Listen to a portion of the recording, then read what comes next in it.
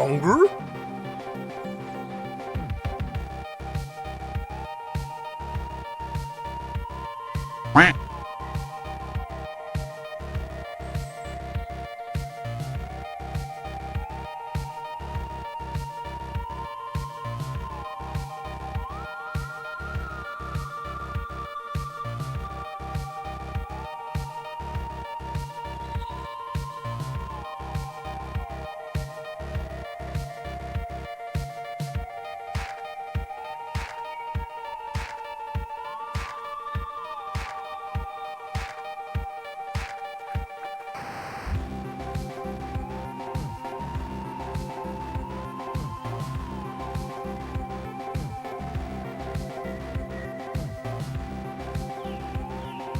Longer?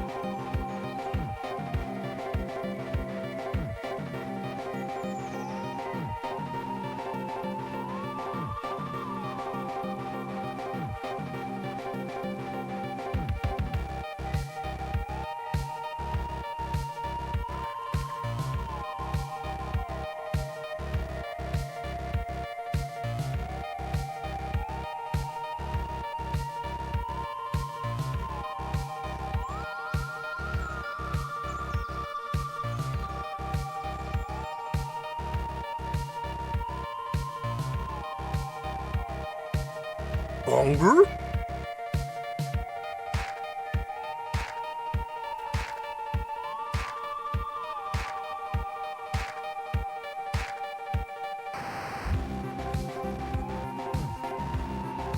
Longer?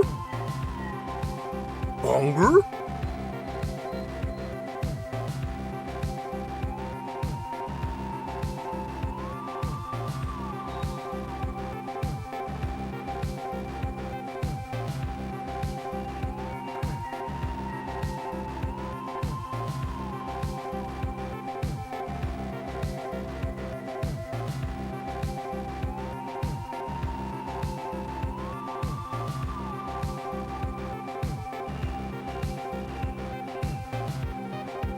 Longer?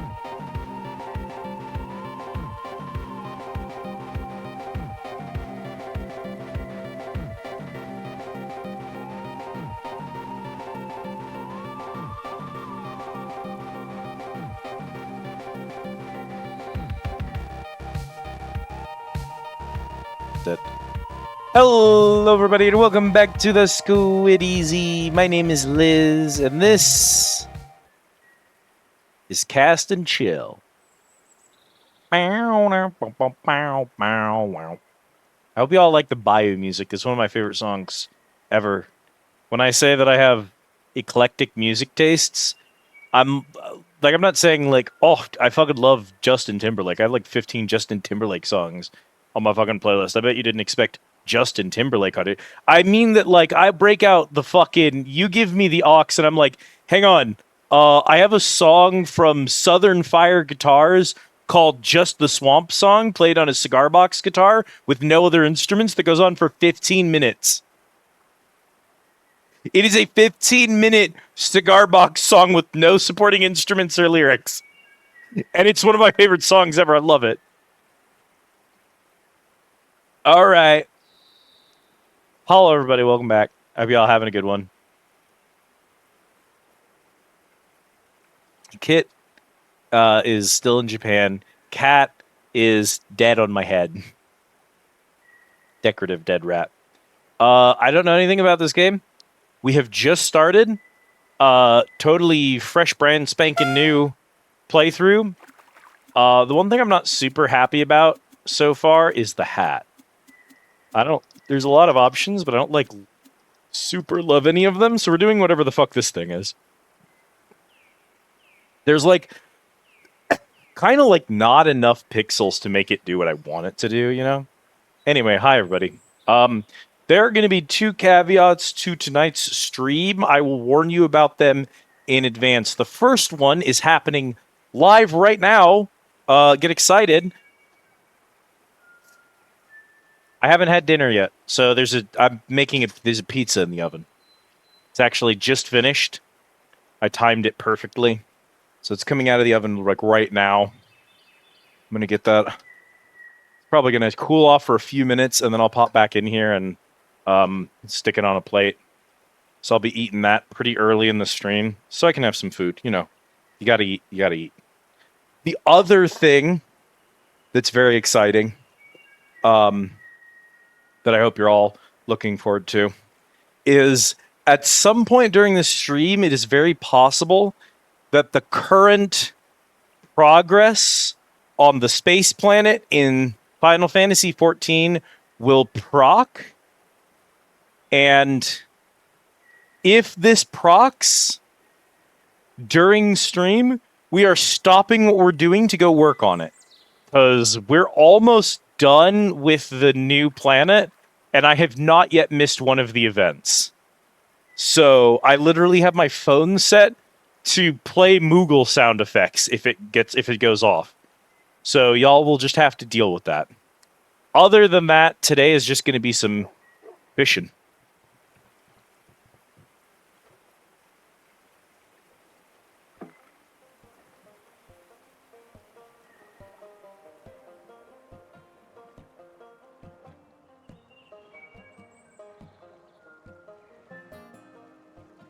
Hello, Katerina.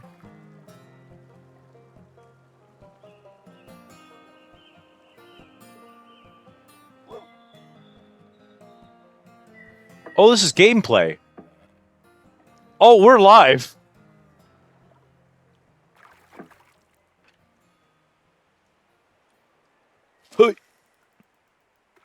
Bonger?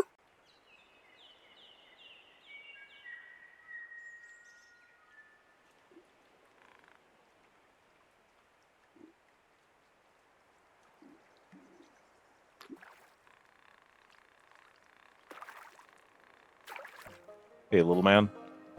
The red fin shad.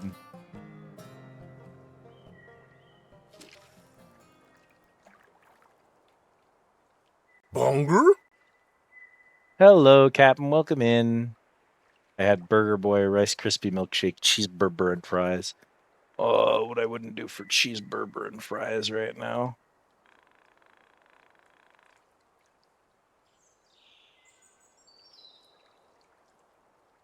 It goes pretty good.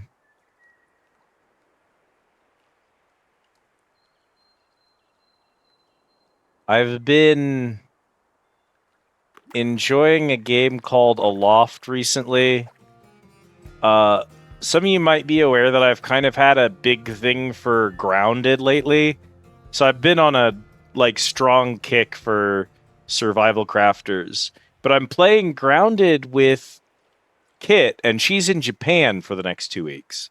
I think she's been there for over a week now, so it should only be like 4 or 5 days before she gets back. But that means I need something else to scratch the itch, and Aloft is fun. It's still fairly early access, but I'm having a good time with it, so.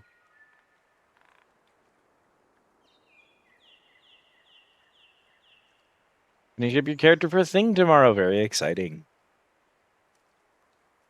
Yeah, Aloft is nice. I've been really enjoying it. It's been nice because I've been, without Grounded to temper me, I have basically just been hopelessly addicted to 14, which is fine because I like 14. But I feel like I can't just burn myself out on it. I need to be taking breaks. I need to not sit down and do nothing but 14 for 6 weeks in a row.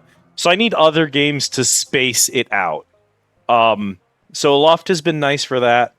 When Kit gets back, I'll go back to doing Grounded, and that will be good for me. All right, pizza retrieved. Do I want to just eat this whole like a fucking animal, or do I want to slice it?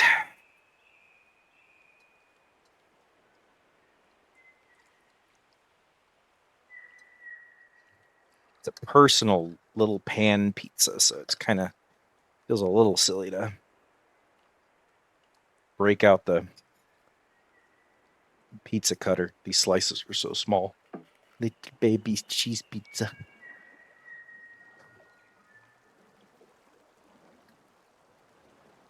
All right. Okay. Pizza obtained. It's like the building with the cute atmosphere. Love my llamas. It is a very cute game. I've been really enjoying the building on it, honestly. Be eat a whole kind of day, especially those tiny personal pizzas. I mean, these are built to be a single serving. The problem is when I get the full size freezer pizzas that are feeds a family of 4, and I'm like, or me, which is fine unless you're currently having stomach problems and trying to avoid upsetting your stomach, in which case I should not eat an entire family of 4 pizza. Well, hey there, bud. I'm Rusty. Come on in. All gear's over on the right there. Lures, rods, boats, and upgrades. Whole shebang. Holler if you need a hand or a good store. I got both in spades. Crankbait? Who up cranking their bait? Big crankbait. You need a bigger rod to big crankbait. Oh. Don't I know it. Girlies, do you ever have the problem where you want to crank your bait bigly, but your rod's not big enough for it? You can quote me on that. I should not eat a family of 4. I should not eat a family of 4. But sometimes you're snacky, and the next door neighbors are being pretty obviously too loud for their own good. No gas, no glory, just guts. The leaky bucket runs like a dream if your dream's full of smoke and lake water. It's a good one. Loon chaser. Sleek, steady, and built to turn heads and haul catch. Look, don't forget what kind of chat this is that y'all are hanging out at. We have a vor command here.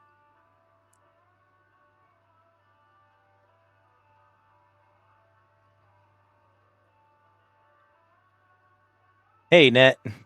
To good food and good company. True. Coastal Rambler. Loaded with every bell and whistle. None of them necessary, all of them nice.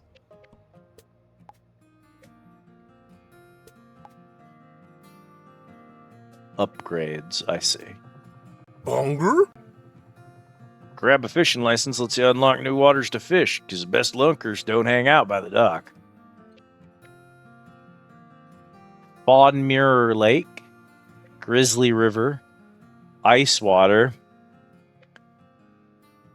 Autumnwood Lake, Old Wreck. A man who never eats pork buns is never a whole man. When you get that long pork craving, I guess, sometimes I'm just in the mood for long pork. Autumnwood Lake, it's just good and bad company. Navigator, nah, I'll pass. I killed orcs after all.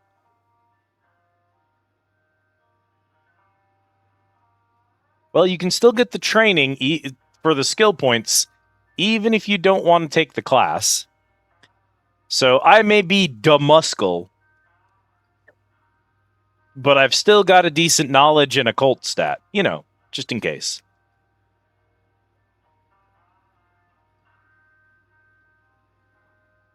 The first number, occult knowledge, guts, and tech, is your stat. Whenever you go up in your stat, you gain 1 token. Esoterica, research, determination, scrap. Tokens are spent, stats are not. That's why, for example, I have 10 guts, but only 4 determination, because I spent 5 determination to make my class the muscle. So my profession is muscle.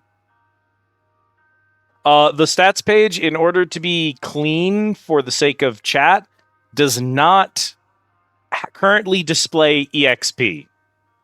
But it's 5 EXP in order to go up in stat.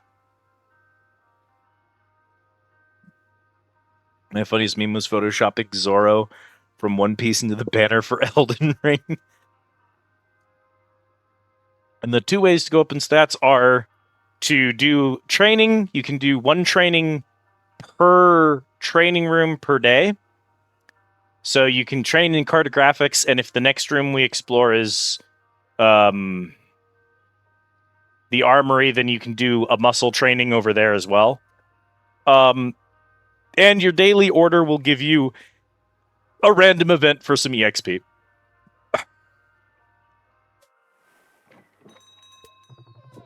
Year for worms are winning, because I'll tell you, this year's monster walleye trophy is still up for grabs. Ain't nobody broke the record yet, 19 pounds. Last year, it was little Evie Jean took the crown. Surprised everyone, too. Tiny gal with a busted boat motor and a cooler full of snacks. Hauled in a beast like it was nothing. Rules are simple. Any rod and lure, no cheats. You land a walleye heavier than Evie Jean's, and that trophy's yours, along with a year's worth of bragging rights. Little tip for you, ain't no point trying to wrangle a beast like that with poor gear. You can throw a coin in the fucking tip jar. Very good. Thanks a heap. Little guppy. Rod strength. So we can reel in up to 4 pounds of fish with this rod.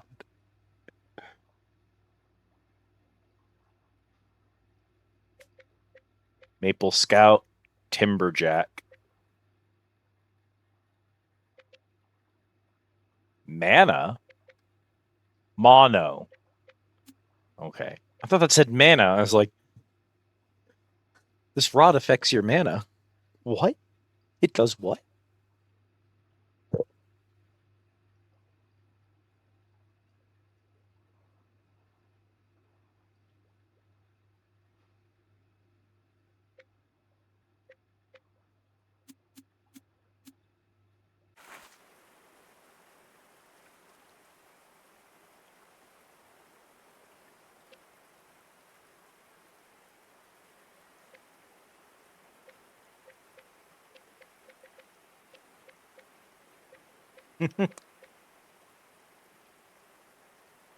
When you don't have a wooden rod for casting, so you gotta use your natural one to cast spells with mana. I understand.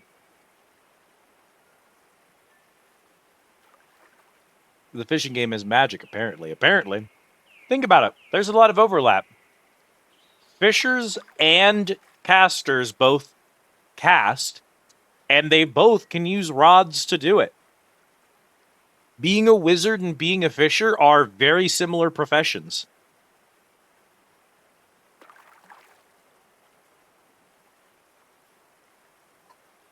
Also, they're both strongly associated with the Eldritch. If you're going to make a horror setting, two of the best places you could put it is in a wizard's tower or on a lake. There's a weird amount of overlap between fishing and wizardry. I'm just saying. And I think it's odd we don't have more games where you play like a witch or a wizard or something that goes out on a boat and catches fish to use as reagents in alchemy. Well, ain't my favorite shop loiterer. How the heck are you?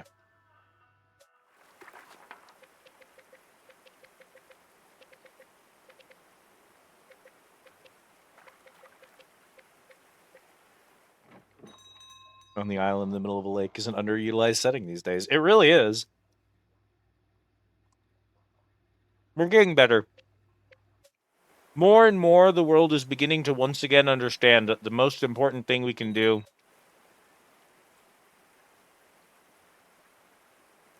I guess we'll get moving.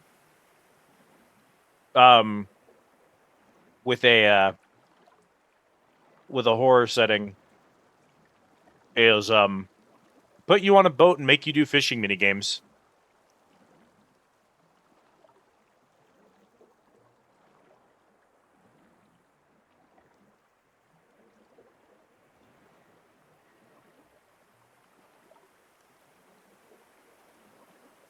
Dredge began an absolute slew of them. I feel like stuff like Subnautica and probably Iron Lung also contributed a lot.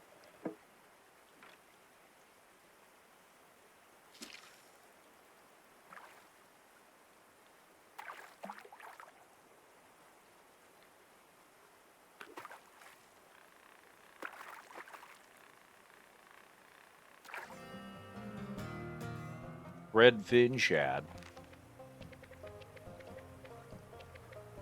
Found a bluegill sunfish, needs a bobber.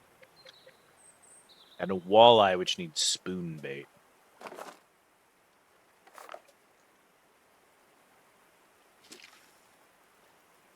I'm all about it. I think fishing is great. I think horror is good. I think the two go hand in hand. I'm often asked, Liz, you have like a crippling fear of deep water. You have like severe thalassophobia. Why did you choose to be an aquatic VTuber? Why did you choose an aquatic theme if you hate the water so much? And the funny thing about that is I love the ocean. I adore the ocean. I do not fear it because I hate it. I fear it because I love it. Because if you love the ocean, you know what's down there. And what's down there is fucked.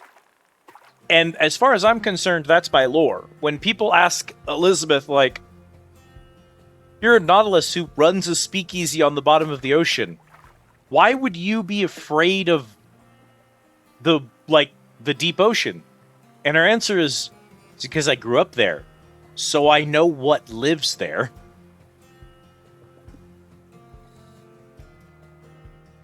Speaking of, as Seth Dickinson once wrote, this is not a squid with which to fuck.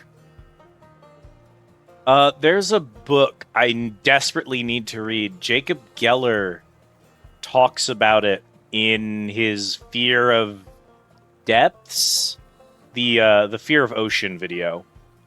And he has a quote from it that lives rent-free in my head, where the character says, "What is squidity?"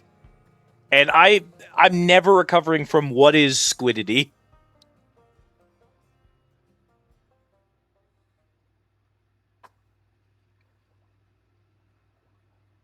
Hey, Brad Guy, how's it doing? We doing some fishing today. All my homies love fishing. Cool black metal encases the dim room.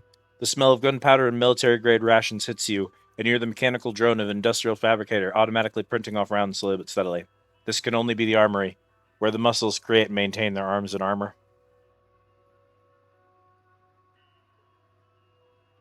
I haven't read the book, but I will recount what I understand about it from Geller's video. There's a dude who works at like a natural history museum, and he's trying to preserve this giant squid that like washed up on a beach, right? Or got caught in a fisherman's the like netting and tangled up and died. And he's trying to work to preserve it, and someone breaks into the museum at night and steals it. And he goes on this wild goose chase trying to hunt down these stolen squid remains, and he finds a cult of giant squid worshippers living in the sewer. And he's like, well, obviously they're the ones who stole it. But when he starts to understand them, when he starts to investigate them, he realizes something interesting about them. It couldn't have been him. It couldn't have been them. They would never have stolen the giant squid because they believe that the giant squid is a god, a deity. The thing that you fished out in your net cannot possibly be a god. It is a tangled up, weak, sick, dying thing that washed ashore. It is not the giant, majestic squid that lives at the bottom of the ocean. It's not the legendary kraken. The act of knowing the thing strips it of its divinity. So they see the remains of the giant squid as a threat to their religion, not a proclamation about it. And so they want those remains gone. They don't want them. They don't care if you put them on display because they consider them to be fake. If it was a real giant squid, it would be a god above man. It wouldn't be something that you could put in a museum. So to them, it must be fake remains anyway. So they wouldn't have ever stolen it. And that's where the line, what is squidity, comes from. And I think about it all the time. I don't know. I haven't read the book. I would love to. It sounds like a bizarrely fascinating book. I have to read it. I will get back to you all when I do. I need to go back and watch that video, figure out what he tells you the name of the book at some point. I want to read it. That's high up on my to-do list right now. Crab sandwiches. Ariel, I'm oddly good at fishing for someone largely just not like seafood. Fascinating.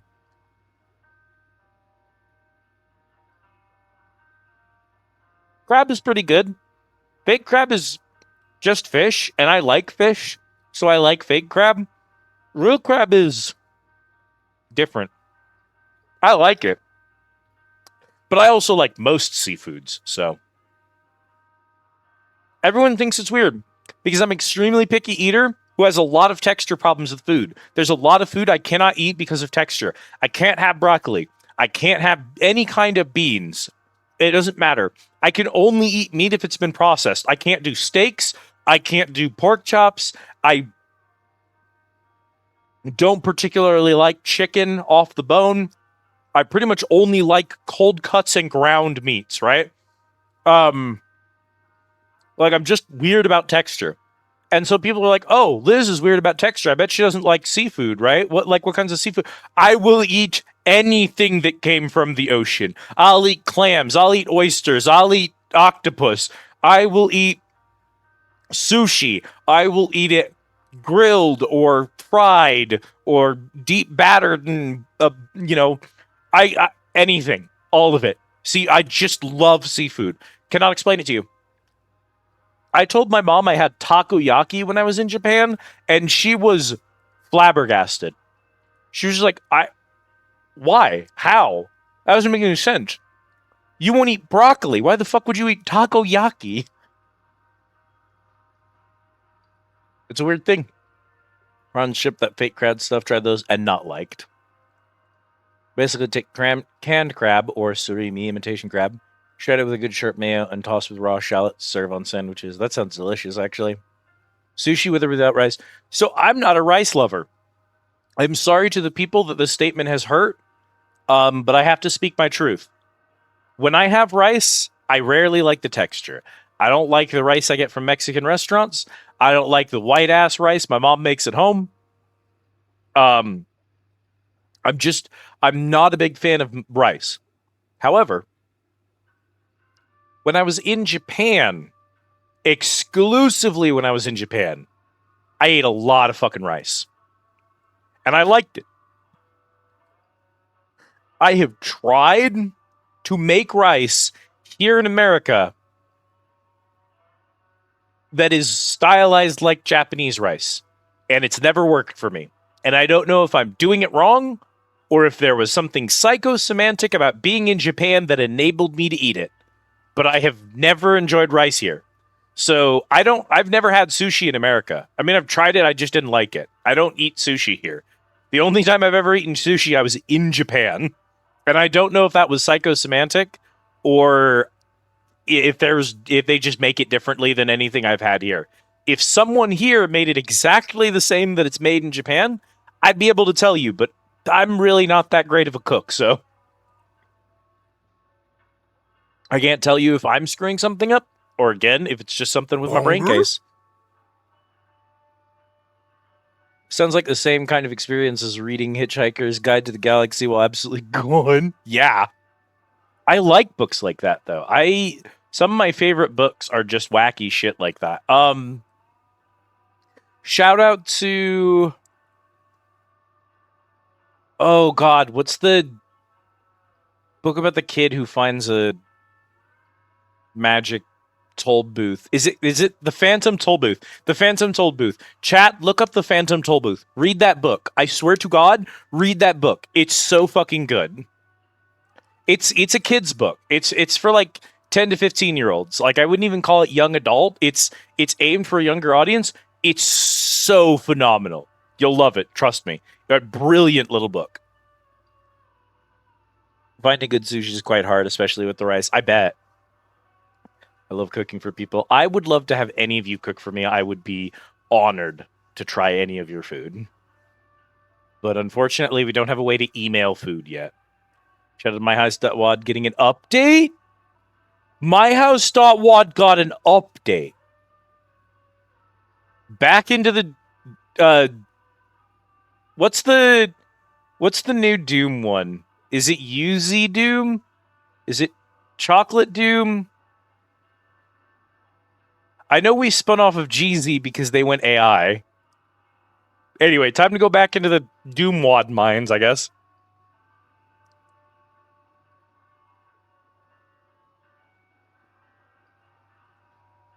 GZ Doom broke it, so they discreetly updated the mod and added a few more secrets. Oh my god. One after the one Captain streamed. Insane. I still haven't gotten around to playing it. I watched a video about it, and I watched the video because I didn't think I would play it myself, and having watched the video, I went, I should have played this myself so that I could experience it myself, and didn't. And I was a little sad about it. But it's been so long since I watched the video that I'm pretty sure I could still surprise myself with it if I played it today. Hello, Malik. Welcome in. Why is memory still broken? I need to recheck why memory is broken. Only book I think I enjoyed reading that had more than 200 pages, a book that was essentially an isekai. No, Bull. Don't worry, Bull. We can fix you. We can find you the good kush. We can teach you to love reading. Anyone can learn to love reading, I promise.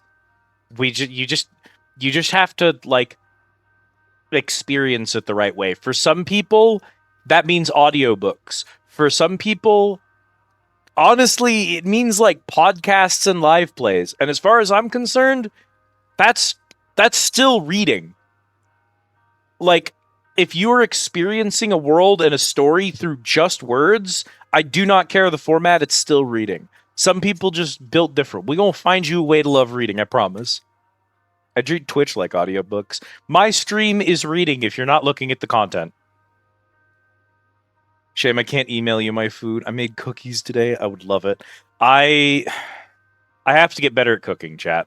That's a conversation for another time, but I got to get better at cooking. I have eaten out too much for too long, and I simply do not possess the skills to make anything interesting at home, which has made it hard to eat out less and to eat in more, that I do not have many options, and I have to put in the work to improve that. I did make the banana bread, and I'm proud of myself. Some books I can read, some I gotta listen to, an audiobook, but that's still reading. Audiobooks is still reading, 100%. Considering the fees for shipping food and stuff, if it's even allowed, yeah, God forbid. A lot of it just wouldn't keep either. Discworld especially, I find audiobooks make them easier to listen to. Yeah. I've never finished chat. I've never finished Dune. I have never been able to finish Dune. I've tried audiobooks. I have tried manually reading it. I've never been able to finish it.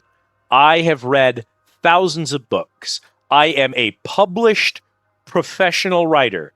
I can't finish Dune. I do not possess the capacity for it. I've tried and I've tried and I've tried. 1,000,000 deaths are not enough for naughty Liz. Uh-oh. Keely is doing cooking stream. Each collateral to cook. Very exciting. Maybe I'll join in. Hence the insulated container. Yeah. I mean, like, you can send someone, like, cookies or, like, the banana bread keeps well enough if I packaged it correctly. I could mail it to someone. But, like, try to mail someone, like, a fresh baked fish. Or, like, a homemade lasagna. You can't mail someone a lasagna. If I could... Soup. Fresh, hot soup. You can't just mail that to someone. We need the tech for it. We're going to get the tech for it. Learned I was good at baking. Made cute stuff, but like it became expected.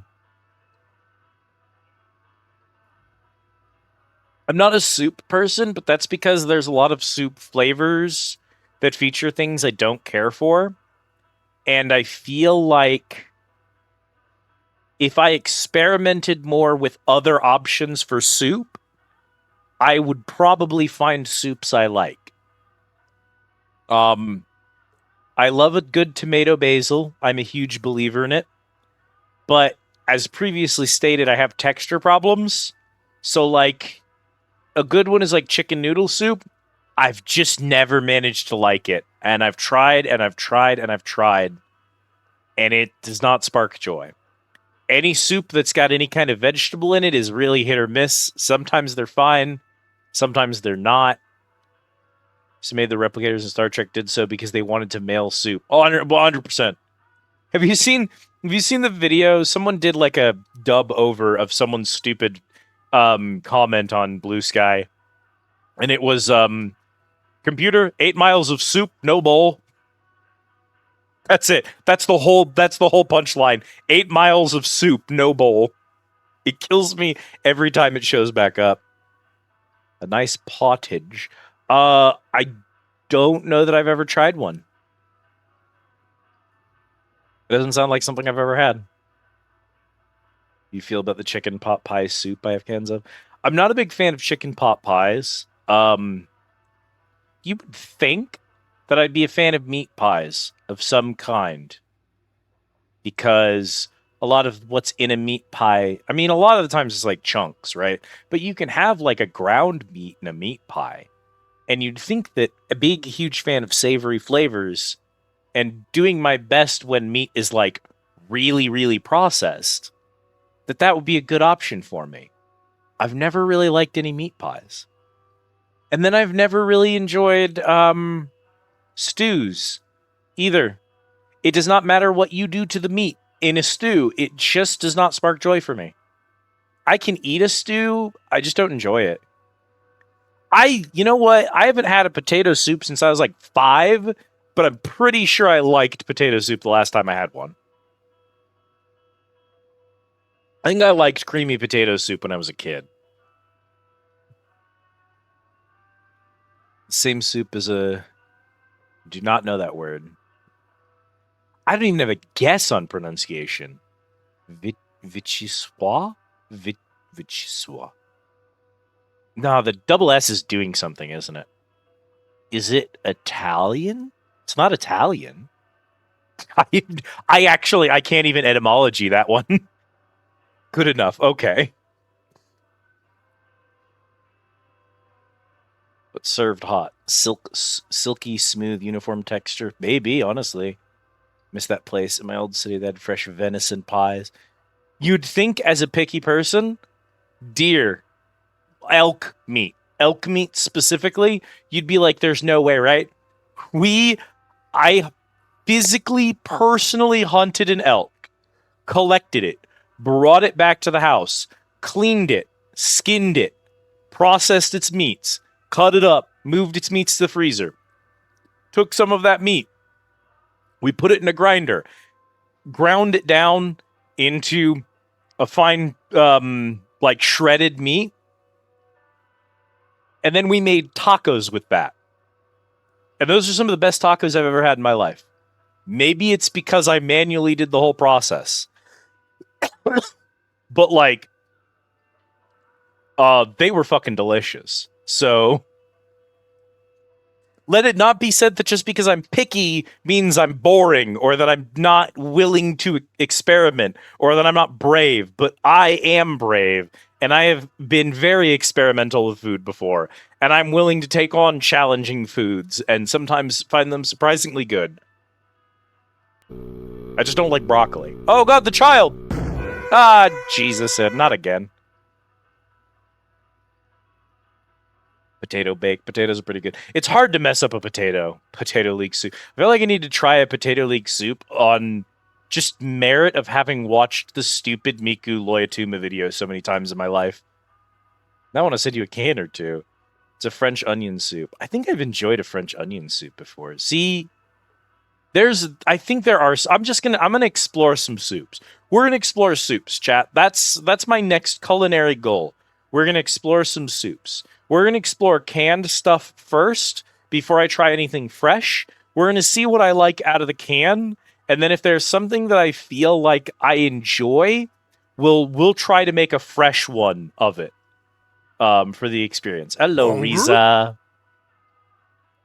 Reminded me that I need to try and pursue the cheeseburger chowder recipe proper again. Very good soup for winter. Modern French leek and potato soup blended uniform. Based on provincial leek soups cooled with milk or cream. Chicken stock and potatoes. You sort of got to keep it. Anytime I go to hit an apostrophe, I hit enter. Almost every time. I'm so bad about it. It was not a problem when I'm writing.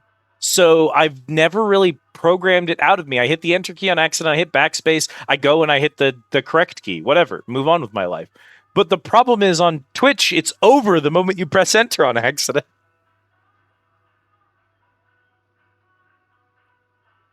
Anyway, hi, Riza.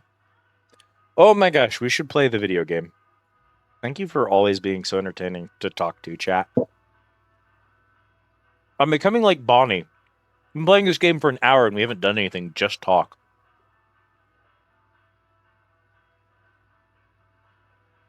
Potato leek soup.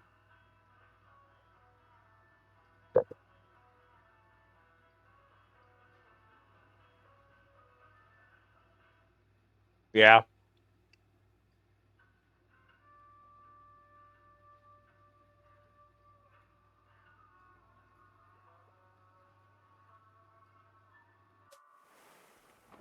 Alright. Well, slap me with a pigtail and call me lucky. Luke has wandered back into the shop. Pull up a stool, coffee's on, and the minnows missed you. Chap. If a plus-sized older gentleman with a nice beard in fucking coveralls told me the minnows missed me, my heart would fucking melt on the spot. That's the good shit. That's how you know everything's gonna be okay.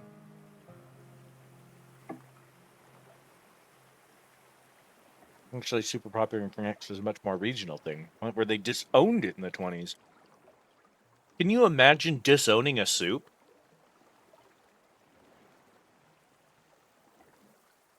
Hello, Jade. Whoa, hold up. Bunger? There's a pet the dog button. Very important.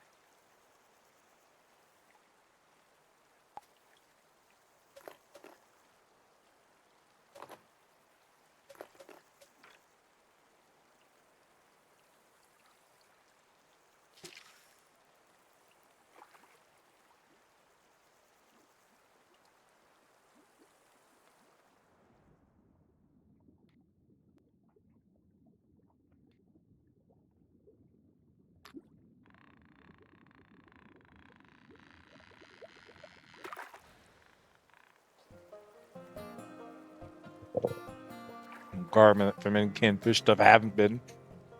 Yeah, if anyone could disown a soup, it's France. We can talk a lot of shit about France, but like, no one but the French could disown a soup. That is such a distinctly French thing.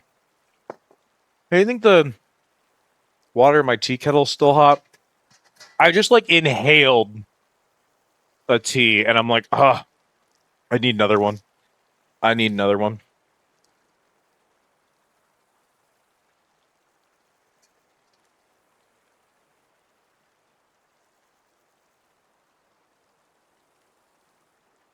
Oh, yeah, there's a little bit of steam coming up. That should be warm enough.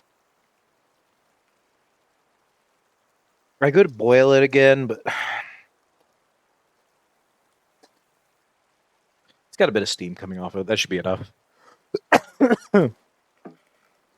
Always microwave it just a couple of seconds. Give it a little bit of heat. Why am I sailing? This game already. Fishing, do the magnificent beard, and a pet the dog button. I'm sold. Snooze.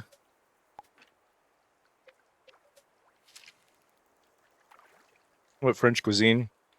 Invented whole cloth by one guy less than a century and a half ago. Based on existing traditions. It's his book and they follow his takes. That's actually insane lore. I did not know that. I do know that, like,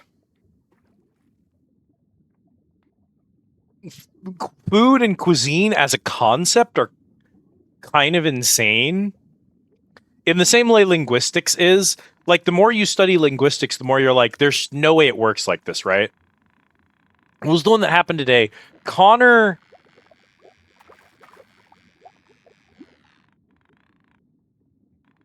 Jesus. Connor was discovering via a mobile game he's playing that, of all things, the word shenanigans can be singular.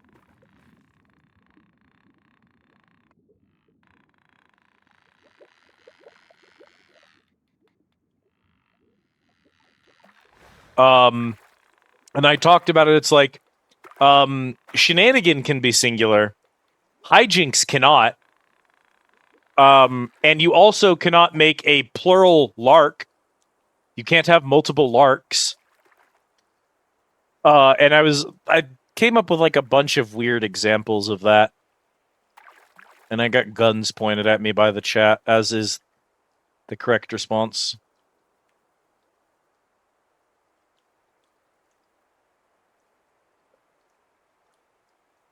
You can play a single prank or many pranks. You can have many shenanigans or just one. You can get up to mischief, but mischiefs, plural, are creatures, not actions. You can engage in hijinks, but never one hijink. And if you do all of the above, you'll have a lark, but only one.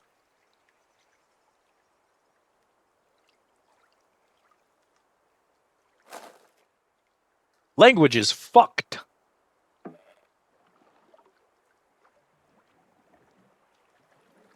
Found a fucked up monkey at work? You found a what? Invented by a French expat in America. Never mind, said guy who invented modern French cuisine gave his personal and specific blessing to the guy who invented the soup anyways. Oh, he's a plushie. Okay. I thought there was a whole ass actual monkey at your job, and I was very confused. Everyone to point out has more words break the I before E rule than follow it, but the ones that follow it are way more common. Yeah! The I before E rule is totally fucked. This is an insane thing to read. Isn't it fun? Hang on. I gotta go see this friend in the barrel. Burritos Supreme. Oh, no! Oh, no! Cat, if you're here, you have to look in the peanut barrel immediately. Cat, if you're here, you have to go look in the peanut barrel.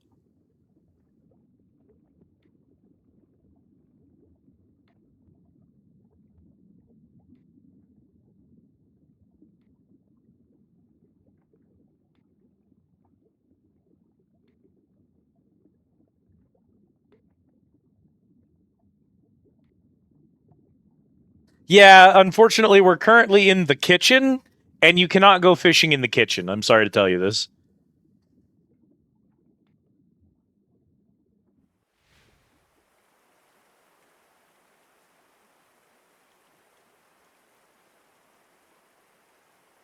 perfect organism. This is the thing they were trying to make when they accidentally made Sonic the Hedgehog or Shadow the Hedgehog. This was supposed to be the perfect organism. They fucked up and they made Shadow instead. Creme Oh my god, I'm sorry. French is not my specialty. I know, my specialty is English, so mathematically French should also be my specialty, but it's not. Just to say, the original mix does not include chicken stock, but Julia Child's version does. Neither is correct and both are delicious. That monkey's seen some shit, clearly.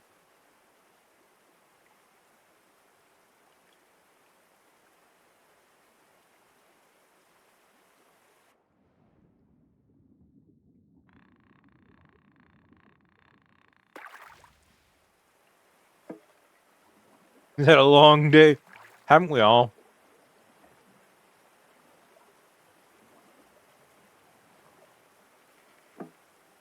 Oh, shame. Where's the bobber here? I have a culinary hobby. It can only ever be a hobby. I'm much too disabled to be a chef. Honestly, I know a couple of people who are professional chefs. It is a miserable profession. What do you call it? The cultural, like, tradition of cooking is such a speed and haste and violent tradition. Oh, I wish I had the words to describe this. Our cultural view on what it is to professionally cook for people is to be a miserable, detestable cunt who works 12-hour shifts in a hot, poorly ventilated kitchen, making absolutely insane amounts of food for an incredible number of people with some of the most strict requirements on what you can and can't get away with for good reason, because, you know, health and all that. Of like any profession there is.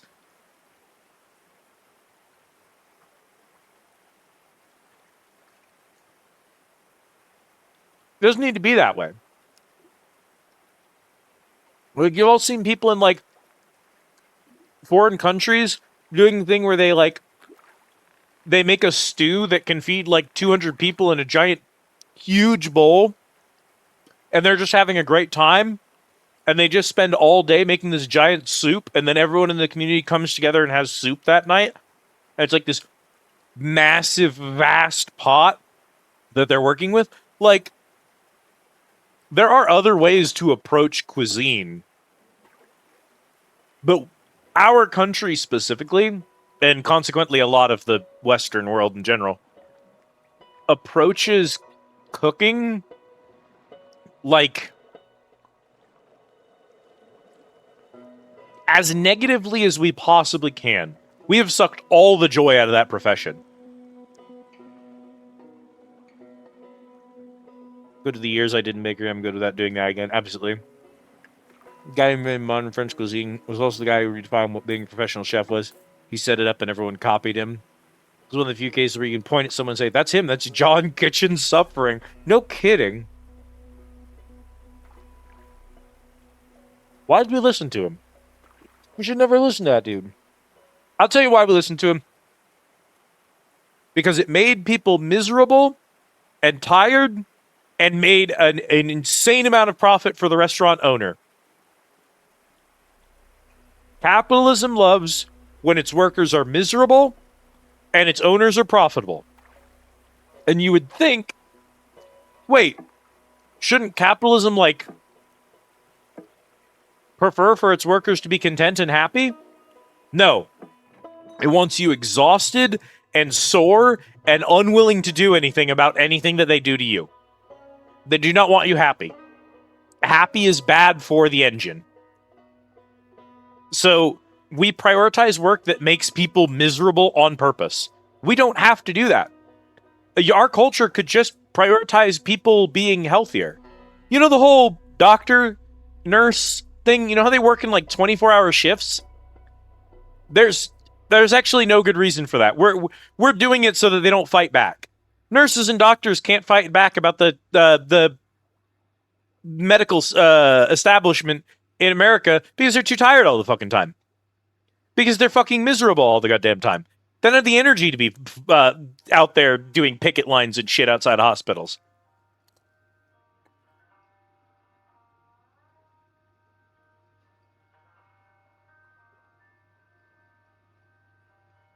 Worked in fast food and restaurants for about 7 years. I could never do it again. No, yeah. I worked at a movie theater, famously, for a single day. And at the end of my shift, my boss says to me, all right, I need to know that you can work faster than that. A test of your reflexes. Oh, goodbye, everybody.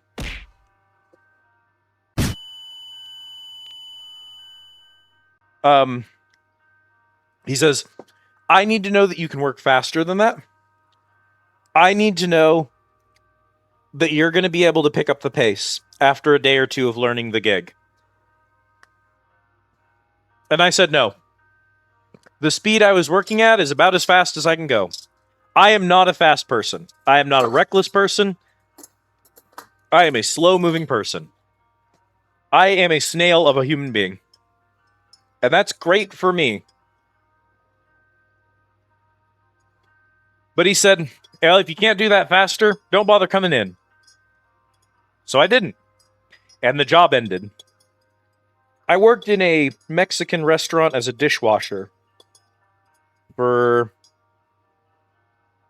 probably about 6 months, 7 months. My boss loved me. My coworkers loved me. But the simple truth was, we were a dead fucking restaurant. Nobody ever came in. And when people did decide to come in, when we did suddenly get busy, my boss was like, oh, I can't have Liz here. I can't have Liz working here.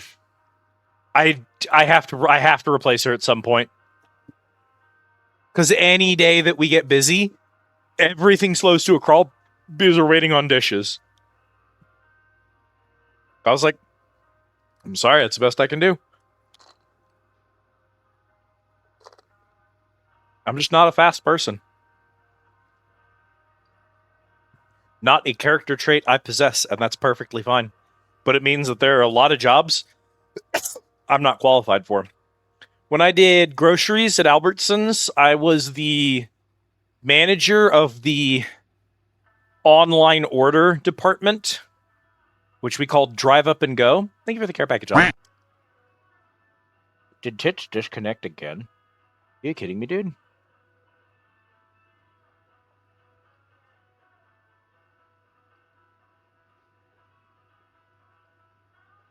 Do I have to manually reconnect Twitch every single fucking time I boot it up? Oh my god. Thank you for the treat, Ellie. But like,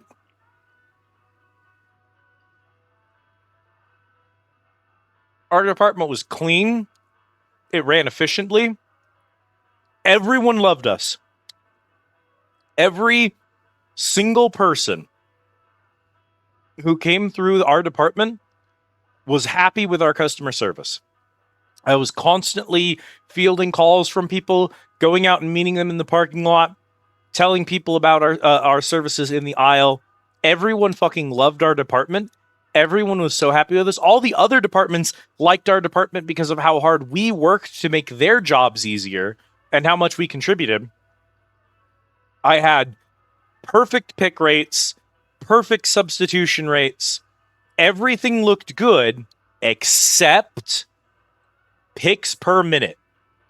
They have a device you had to hang off of your belt by a clip that tracks when you're putting items into the cart and counts the per minute number of items going into your cart when you're shopping for other people. Do you want to know what they considered an optimum picks per minute? It was 110. They wanted you placing 110 items per minute into the shopping cart. I averaged 70, which is quite frankly insane, by the way. Especially when a lot of people would just do small orders. If someone orders a single Snickers bar and it takes me 5 minutes to go and get that Snickers, guess what? That's one item in 5 minutes that does count against my average. I'm not kidding. And I was still doing 70. And they hated me for it. And I was doing everything else flawlessly, but speed was the only thing they valued in that department. They did not value anything else. We ranked the lowest out of the entire district, despite the fact that every metric other than picks per minute was the highest in the fucking country. We had the highest approval rate in the country. We had the highest substitution rate in the country. We had the highest accuracy in the country. We had the lowest complaint numbers in the country. But we had lower picks per minute. And so we were ranking at the bottom of our district. That's a cultural problem, right? Like, that's not a work problem. That's a cultural problem. I am a brilliant, hardworking individual who could do a lot of jobs very well if we did not culturally insist upon specifically speed as being the metric by which we judge literally everything. Volume is the only thing corporations care about. Volume is the only thing they give a shit about. La Brigade de Cuisine, the kitchen brigade, was specifically patterned after his military experience. This is why it's structured this way, and this is why every cook is fucking miserable. Which is wild. Because you know the thing that the military is really bad at doing? Weirdly enough? Feeding people. It's like the one thing no army in human history has ever done a good job at. Starvation is literally, since the dawn of man, a problem in war. Just every time. We've never gotten it right. You'd think with all of our modern technology, it's like, I can order a blouse from Amazon and have it drone shipped to my door in under an hour? That seems like a lot of impressive technology. Guess what? During the blockade of Iran at the, what's that? The Strait of Hormuz. During the blockade, we had soldiers starving, Navy men starving on boats because we couldn't get food to them. We did not have a means to get food out to our blockade. We didn't know how. Troops were going hungry. We have a global logistics network of drones and you can't get food to soldiers in war? In a region you control, it's the ocean, you're blockading it. There aren't a bunch of Iranian ships on the opposite side of you. No, couldn't do it. We did not have the infrastructure for it. It's all logistics. No amount of cooking food faster is going to fix that problem. But culturally, we're obsessed with doing things as quickly as possible with as much volume as possible. That's a capitalism issue. We're going to have to get rid of capitalism. I'm sorry. I know everyone loves capitalism. I know y'all want to keep it. We got to get rid of it. It's not working. It's just not working, gang. Was the French one during the Franco-Prussian War led Napoleon III, just because it's a much smaller concern in that specific instance. Fair enough.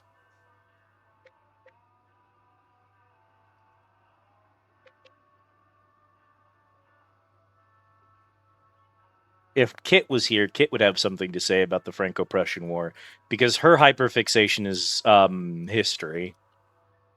Oh, Dr. Placeholder, no! Don't turn me into a marketable plushie. Alas.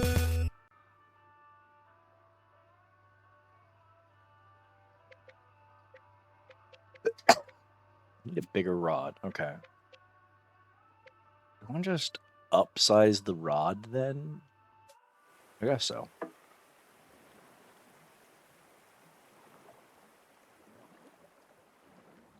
European military culture of the time was absolutely obsessed with like doing small tasks as efficiently as possible.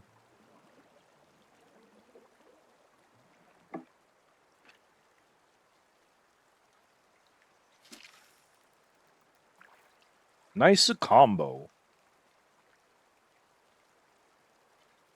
Are those the guys that I'm trying to hook? I think I keep catching these little shits. Yeah, these guys I think are the ones I still need. Come here, little dude. Are you new?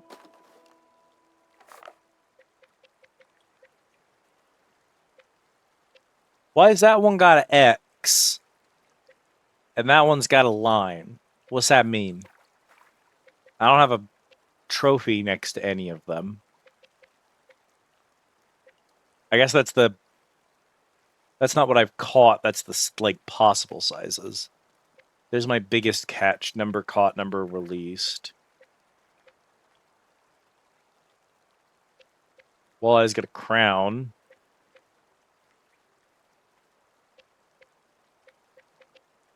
You need the crankbait. You need the bobber. You're supposed to need crankbait, and I just caught you with a bobber. So that's funny. The fork loves the bobber. The fork loves the crankbait. Looking for the squat boy and the brown boy. And then we're not worried about the walleye right now because I don't have spoon bait. Can I...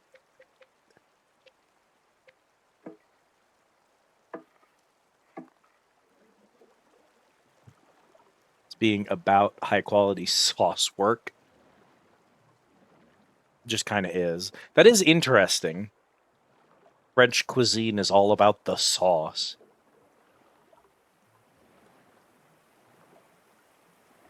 Why do we respect weirdos?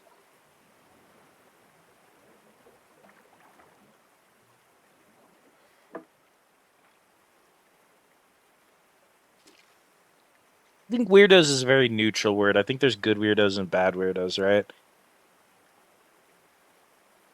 I can look at someone and be like weirdo. And that you don't know if that's a good or a bad thing, you know, intrinsically. But like don't I use freaks? Creeps. Creeps is the word I want to use. Why do we respect creeps culturally? What's our obsession with creeps? You know how many famous dudes in history have been creeps? A lot of famous women, too. Like, famous people are very, very often creeps. And I think a lot of us are like, oh, they're creeps because they're famous. Right? Like, the reason that, what's the actor? Oh, shoot, I should know his name. The Scientology guy. Tom Cruise. Right? Like, a lot of people are like, okay, Tom Cruise is a creep because he got really popular and famous for his movies, and that made him a creep or whatever. But, like, I think maybe Tom Cruise was always a creep. And maybe he just got more comfortable being a creep when he got famous. But I think he got famous in the first place because people knew he was a creep, if that makes sense. You know what I mean? I don't know, dog. I think it's weird. Italians copied his style very rapidly during the rise of fascism, which they invented, then pivoted to being about good food after they got the shit kicked out of them. Fascism worked out, unfortunately, fascism worked out really well in Germany for a few years. They really quickly benefited from the upside parts of fascism in exchange for just ignoring all of the downsides. The downsides being that millions of Germans were killed and had all of their goods and rights stolen from them, and the only reason the German economy recovered is that they just stole money from their own people and turned their own people into a meat grinder, and millions of German citizens died horrible deaths. That's the bad side to fascism. That's why fascism is bad. But if you're a cunt and the only thing you care about is the economy and not people getting fed into a meat grinder, the economy went up for a few years. So Germany, and by extension, a lot of the Western world, especially America, saw the economy part of fascism and went, we should do more of that, actually. And have had a really hard time letting go. You would think after the whole Hitler thing, Germany would really not like fascists. They're kind of doing it again. It's still a problem there. All right? But in Italy, fascism went really poorly, really fast. I think partly because Mussolini was a desperately incompetent person, but also I just think that the Italian people kind of like mentally handled the situation differently than the Germans did. German people are very good at compartmentalizing.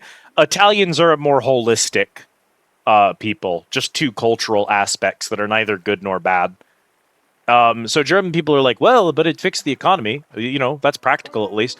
Whereas the Italian people are like, I don't know this is working out for us, dude.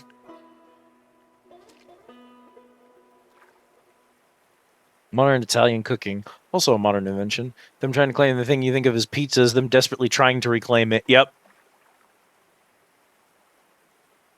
Pizza's got a legacy, lasagna's got a legacy, spaghetti's got a legacy. A lot of Italian food is in a strange place. I think about it a lot with like hamburgers and hot dogs and bratwurst and shit. Where like we have this really weird thing about we have spent centuries finding ways to put meat into a tube or a puck so that it was easier to eat. We've been doing that for hundreds and hundreds of years, but they didn't become cultural items until like 100 or so years ago.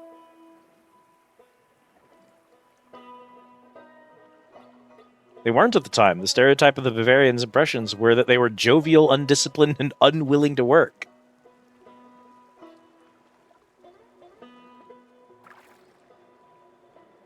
Much has changed. Hey, chat, you want to hear something interesting? About 5 or 10 minutes ago, while we were talking, I hit a button. Did you notice I hit a button? I hit something called idle mode. I'm not playing the game. I haven't actually been playing this whole time.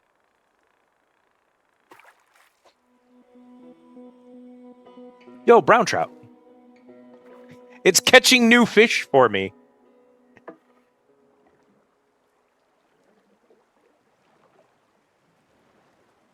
If you stop playing for a few minutes, the game just takes over and starts auto-catching fish to fill your pockets with money.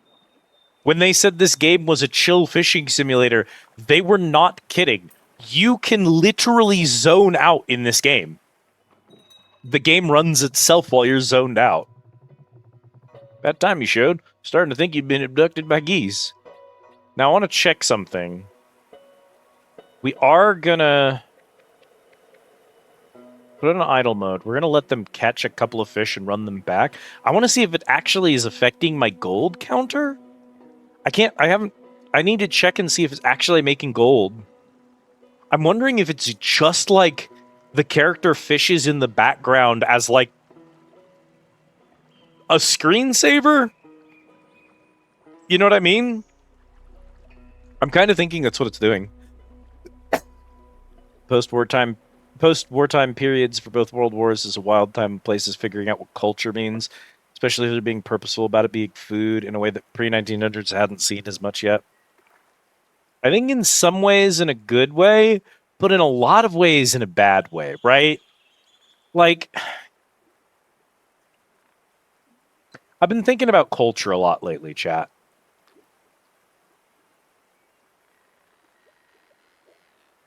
I don't know that I like it. Nationalism is very new and very strange. Nations, conceptually, are fairly new and fairly strange.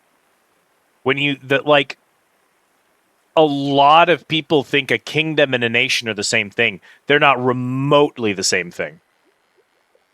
That's like saying that, like, me and my next door neighbor are part of a nation because we both go to the same realtor to pay our landlord. Like, no, you don't have cultural identity with your next door neighbor because you both pay the same landlord. That's not the way that works. But that's what nations are doing. Exceptions is Athens and Sparta, which were Athens and Sparta. They were weirdos. Athens and Sparta were extremely weird with what they were doing. But also, that wasn't so much. Like, you could call it national pride and you wouldn't even be wrong, right? But a lot of it was like primordial racism, too. You know, especially with the Spartans, which were like, well, the reason that we're the best is that when someone is born who's inferior, we weed them out. We don't allow them in our nation. We don't allow them in our kingdom. We don't allow them in our city. They don't get to live with us. We cast out the weak, and this has made us strong, which is, I mean, its own can of worms. It has the same echoes of nationalism. It might even kind of come from the same space in the human soul. But, like,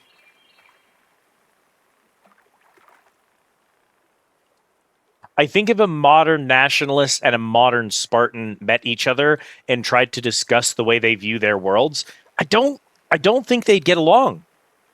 I think that they'd find a lot of weird differences between the two of them.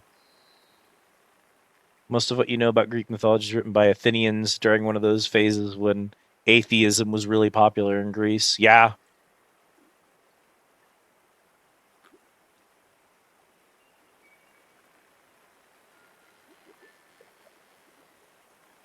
Yeah, it's not quite the same thing. And I mean, were there knights who truly, honestly, sincerely believed that their king was the chosen of God and that they were just in, like, performing raids and looting and pillaging against against neighboring nations on behalf of the king because of his divine right? Sure. And, like, I think that some of that comes from the same space again, to use a stupid phrase for it, comes from the same space in the human soul. It comes from a similar driving point, but it's a very different emotion, I think. I was trying to test something, and for some reason, oh, well.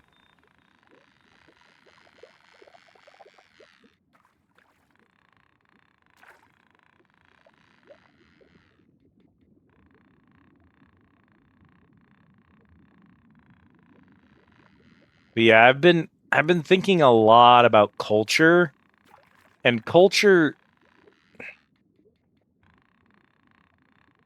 this idea of belonging to a separate identity, possessing a separate component. Oh my goodness gracious! Bunny, hello. Welcome in, Raiders. For those of you who do not know me, my name is Liz, and this is my undersea tea house, the Squid Easy. Hello, how was your stream? What were you getting up to? It's good to see you. Oh my goodness gracious, Bunny Raid, welcome in the Carabit, welcome in Bisky Chama, welcome in Bunny Cartoon.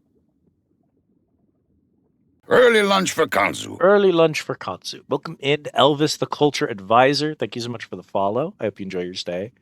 Hello.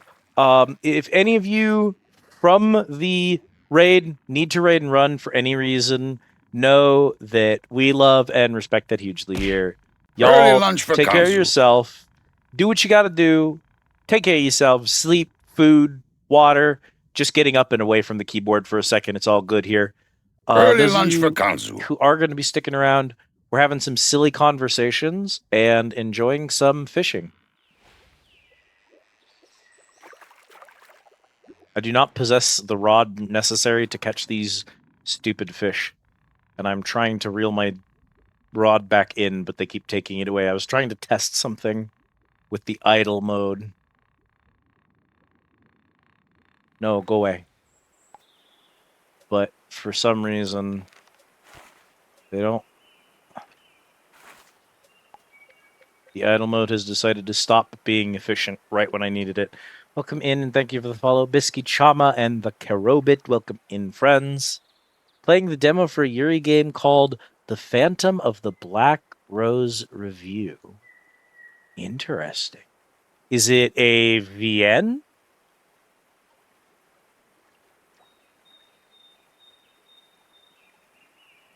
There are many people in my community who would love a Yuri VN.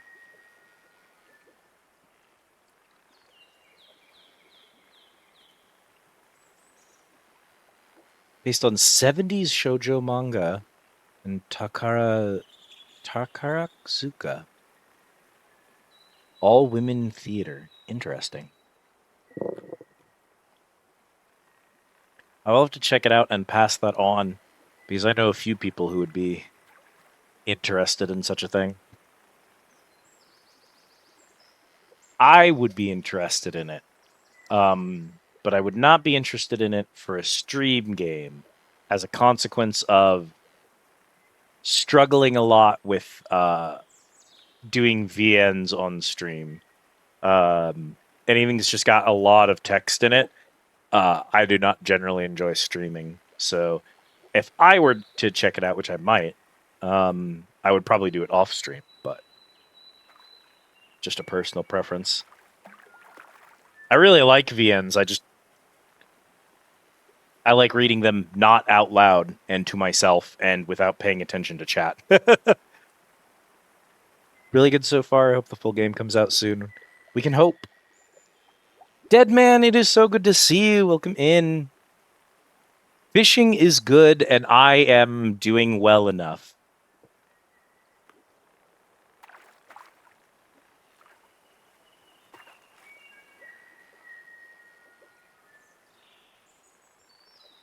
The idle mode is just straight up goofing off at this point.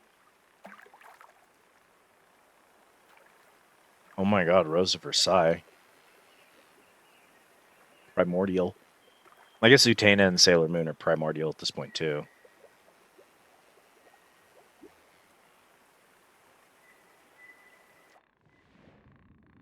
Okay, dog. Well, you gotta, whatever it is that you think you're doing, you have to stop doing it.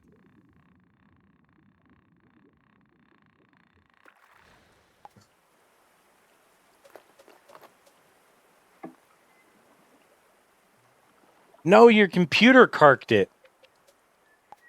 I'm so sorry to hear that.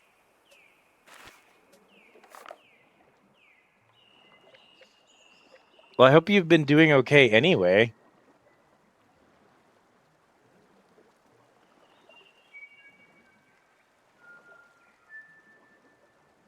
Don't even worry about it, Dead Man. It is perfectly fine. I don't even know what I would do if my computer carked it.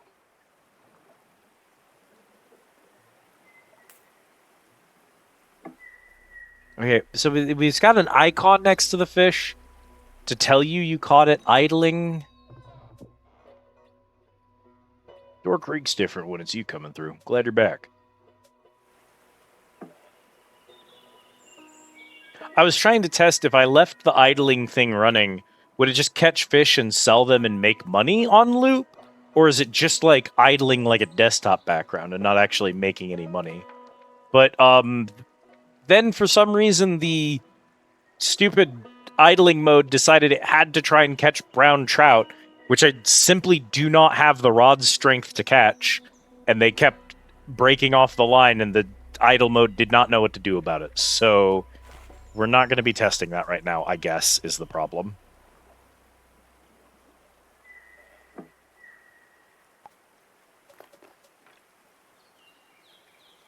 Figuring it out. Debating whether to just get a mini PC and a Switch 2. The exact same as basic gaming PC or a mid-range graphics card. Oy. It ain't a good world to be looking for new PC parts right now, I'll tell you that much. Thank you so much for the raid, Bunny. Sweet dreams. Thank you so much for the lurk. Take care of yourself. It was good to see you. I think we will enjoy the fishing.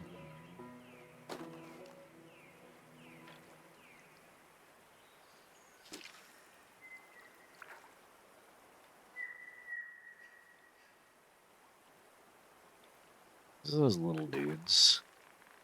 I almost don't even want to be catching these dudes. I guess I could just release them. Catch a fish again after releasing it. That's cute. It tracks which fish you've released so you can catch the same one.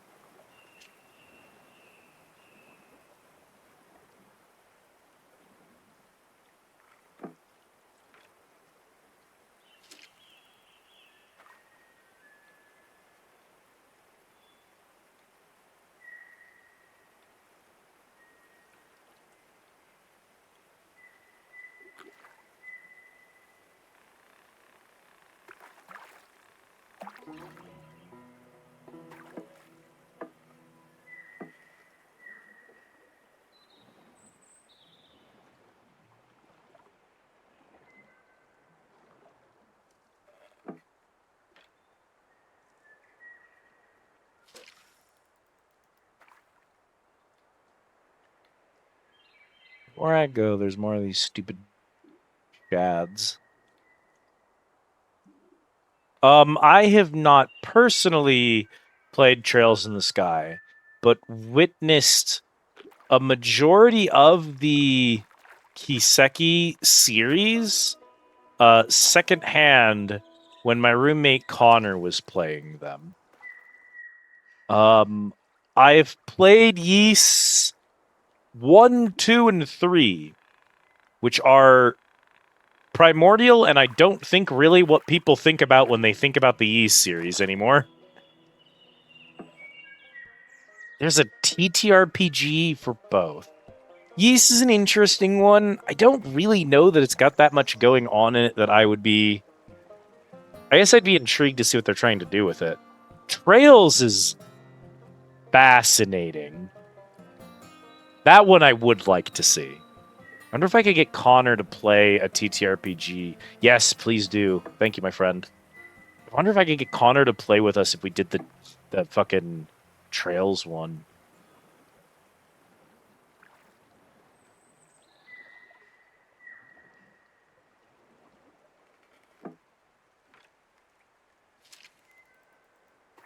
I need to get back on the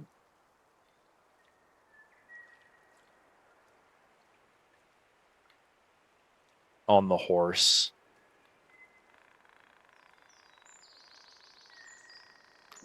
With the everything that happened. Brother, I was reeling that in to pull my rod away.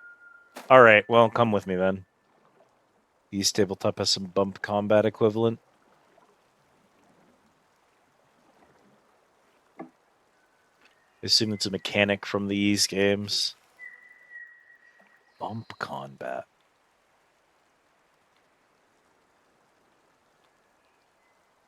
I guess it would depend on which game that it's like focused on, because like there's a lot of Ys games and some of them are very different from each other, so I feel like you'd have to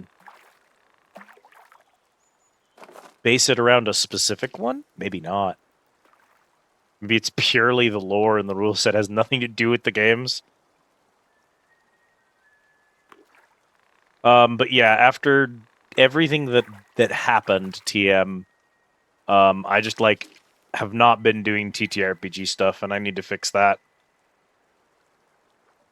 We've got a whole group together, and I should be getting ready for that campaign, or at least setting up some kind of one-shot for us or something, and getting back on the horse, because I miss it terribly. But after the last couple of campaigns that I was involved in, I've just developed a sort of almost a phobia of it.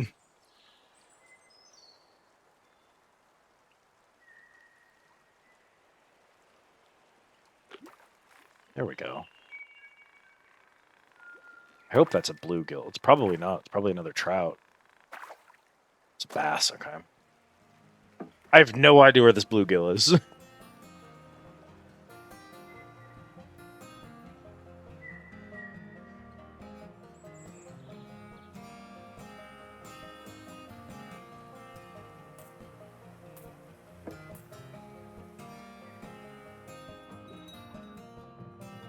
Well, I'll be. Haul like that, you're on fire.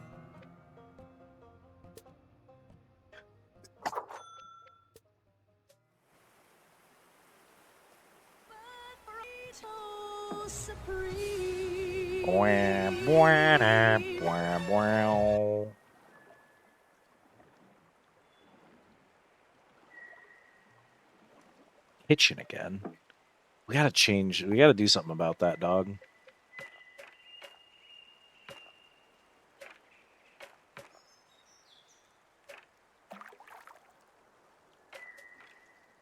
So will this not catch Maple Scout?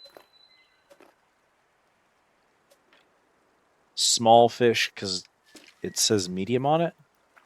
Alternate universe where bluegills are somehow not the most common fish in any... That's kind of what I'm saying, dog. There's one right there.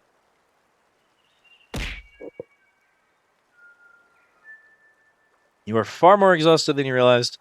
So you're off for the night. May the fish keep nibbling and the chatting keep being lovely. Thank you so much for hanging out with us, Katarina. It was a pleasure to have you. I hope you get some good rest and that you feel, refreshed tomorrow when you wake up. Good night.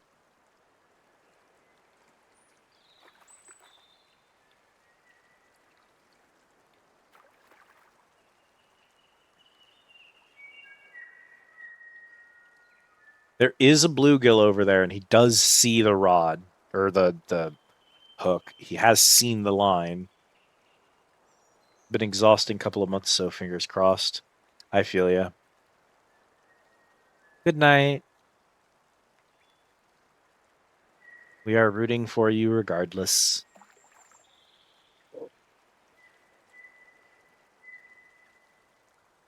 Yeah, it feels like the small fish won't even... Oh, hi. There you are. Try a different lure if the fish aren't interested. That's not the problem. This is the right lure for the fish I'm looking for, but...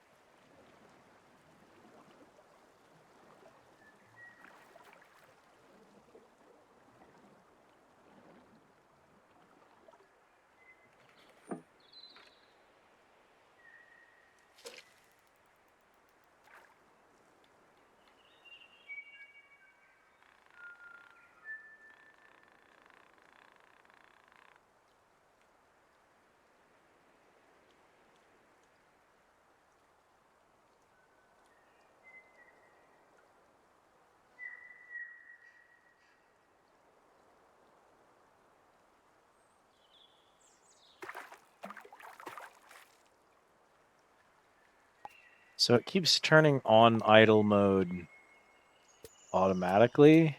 Catch and sell everything. Don't catch legendary fish. Don't catch trophy fish. No selling or achievements. Interesting. So that's what I was curious about. I didn't realize you could slider that. No auto start. Don't catch trophy fish.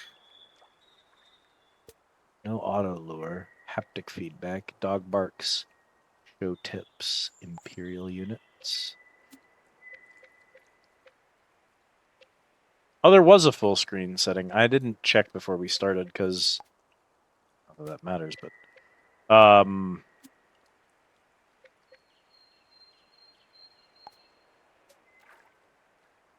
I didn't know if there was going to be any kind of cutscene or tutorial or something when I started, and there isn't a main menu when you first boot up the game. So,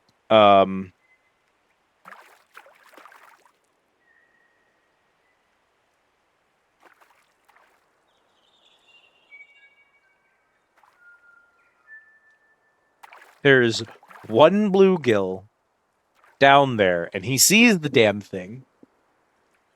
He didn't want to nibble.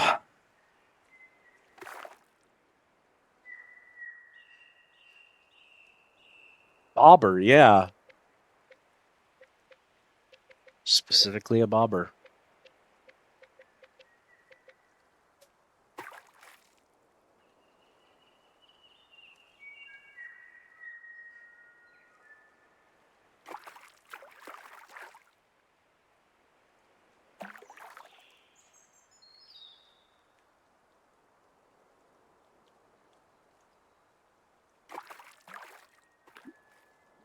Ah, there we go. That must be the bluegill. No! The smallmouth bass just decided he didn't care. It was almost 2 pounds.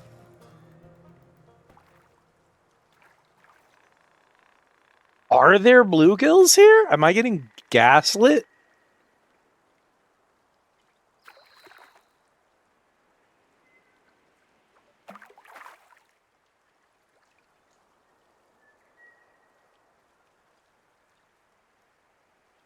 Well, I guess we could just catch a bunch of normal fish and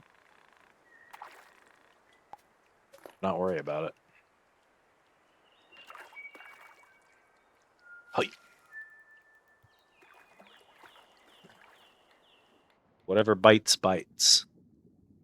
Yeah, see these big lunkers down here that I want to catch. I don't even know if I can. Well, we do have the medium rod now.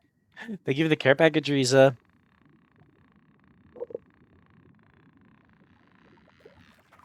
Thank you, Riza. Oh, no. 3-pound brown trout.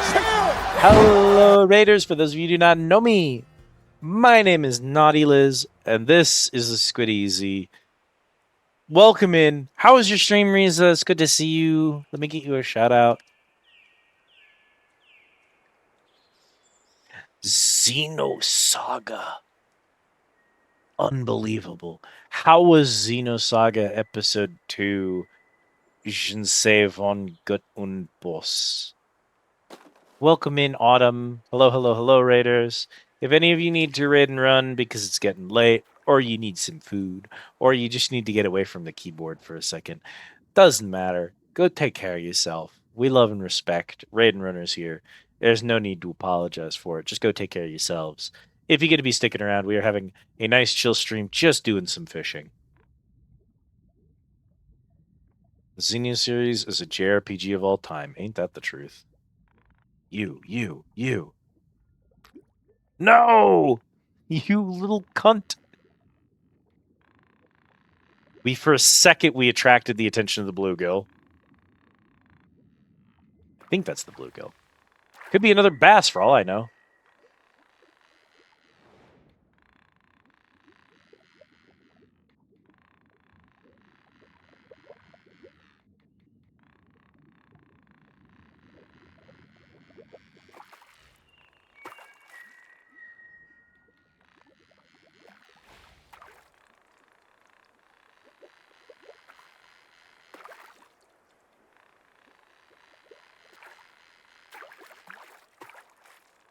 Meh.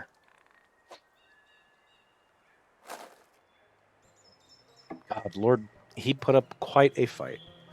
All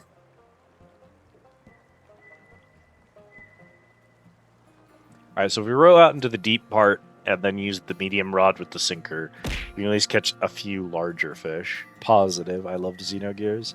I'm glad you had fun with it.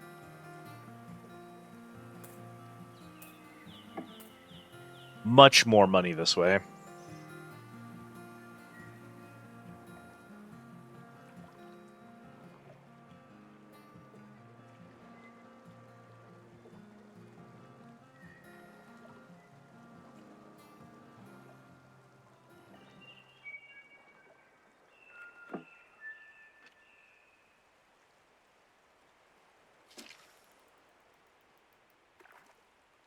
You have to be over here so I can keep an eye on. My dark secret right now, Riza, is that even though this is a cast and chill stream where we're doing cast and chill, secretly my phone is open to the Cosmic Exploration Tracker on the Final Fantasy 14 app. And I'm just waiting for the next tier of Oxessia to open up so I can go do the event for it.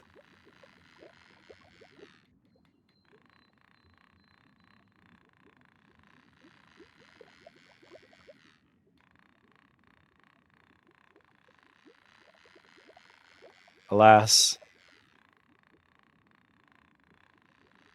Bro, what the heck?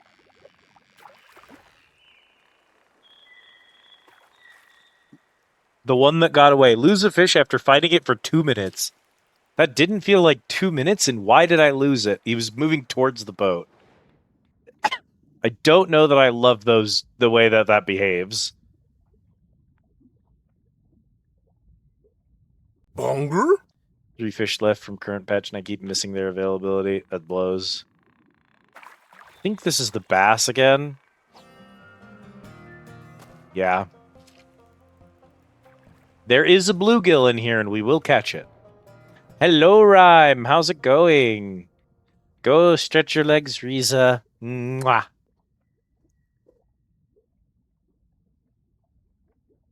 How's it doing, Rhyme? How you been? Those guys might be large. That might be why I can't catch them. Or hook them, rather.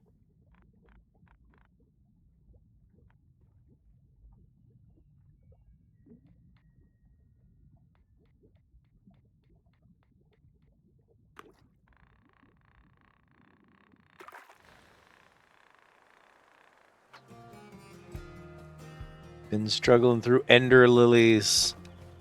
I've heard only good things about it. How are you finding it? Difficult in a satisfying way or difficult in a difficult way?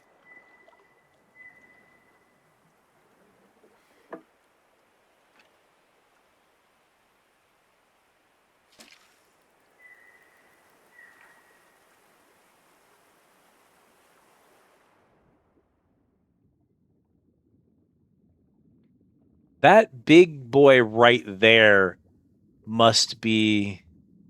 Actually, maybe he's just a really fat bass. Hard to tell. Aesthetically, it's nice. It draws very heavily from the Dark Souls Crumbling Kingdom vibe. It's good.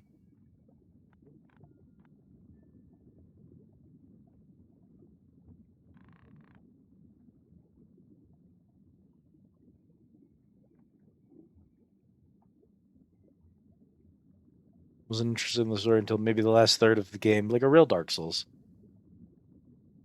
Aren't those guys are bluegills? Hang on. I mean, you know, if you want to. Oh shit, new Liz! Yo, Cave Hill, I do. Oh my goodness, Cave Hill, have you not seen my new design? This is the actual finished design for Elizabeth. We're finally complete.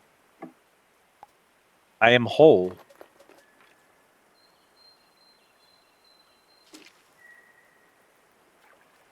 But it doesn't play well, in my opinion. That's fair.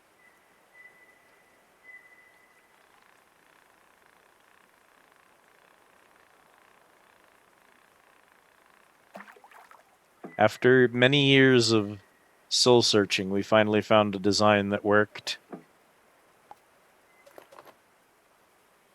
Doing crazy amounts of mid-session grinding for an abiotic factor game you and your friends are playing. Hell yeah.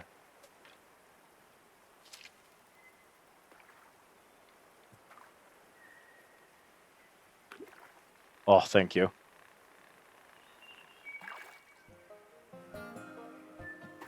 I don't know why these boys gave me so much trouble. I should have caught one of those years ago.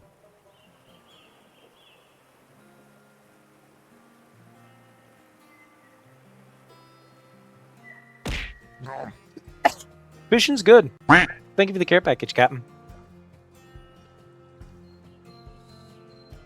It's a nice, simple game. This game is so hands-off. Hi, Kay. Thank you for the treat. Mwah. This game is so hands-off, dude. Bonger? Let me show you how hands-off this game is. This game is literally called Cast and Chill. And if you are wondering how chill we are when we say cast and chill, there is an idle mode. Howdy. You bring supper or just bragging rats? All right. So what we're gonna do, right? Gonna open up. Hunger? This is part of the Reezer raid. Hello, Kay. Cat has passed out, unfortunately. That is her dead body on top of my head. She is unconscious. However, okay. We're gonna set our medium rod and our crankbait, and we're gonna click idle mode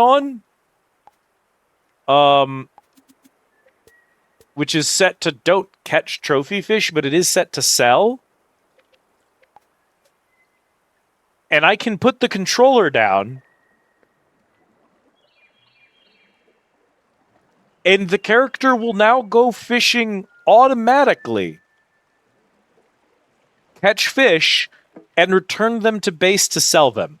That is how chill this game is. It has a screensaver mode where it just plays itself. And you can even tell it, do you want to sell things? Do you want to turn off achievements? Do you want to prevent it from catching legendary fish and making progress?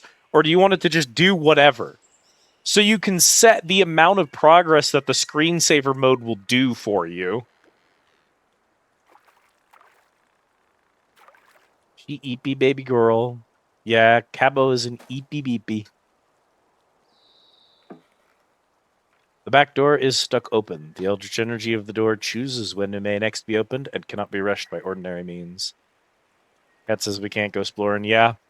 The kitchen popped up a few minutes ago. We should get a new door in probably about 15 minutes, maybe 10 minutes.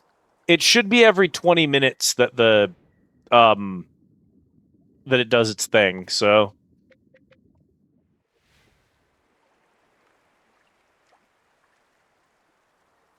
honk shoe. Is Liz cute? I don't know about that one, Kay.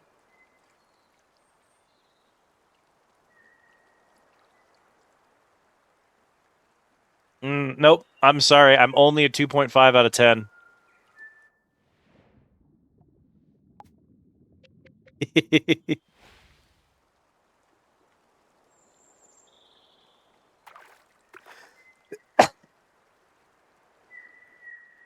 Cal's never wrong.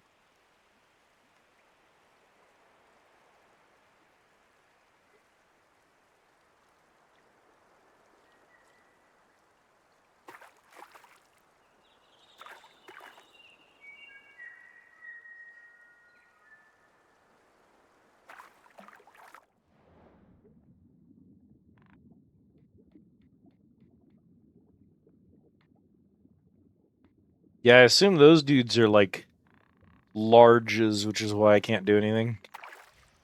It's a rounding error.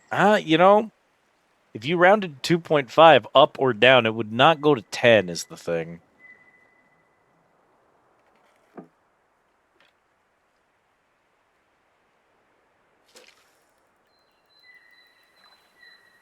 It could be an overflow.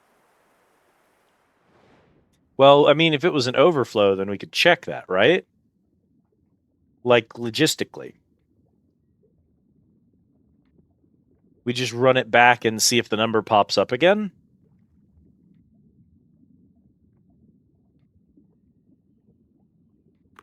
Oh, yeah, nope, the math checks out. It was just an overflow error.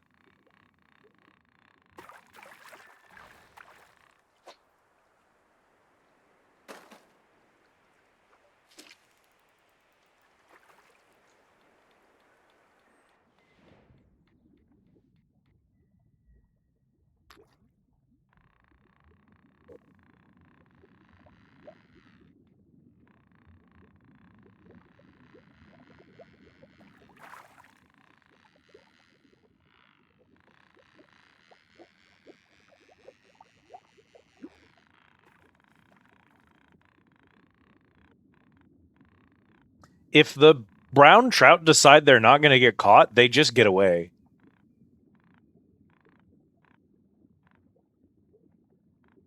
We don't have any rod upgrades.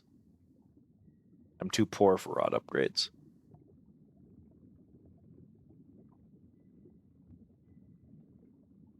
Yeah, I'm doing okay.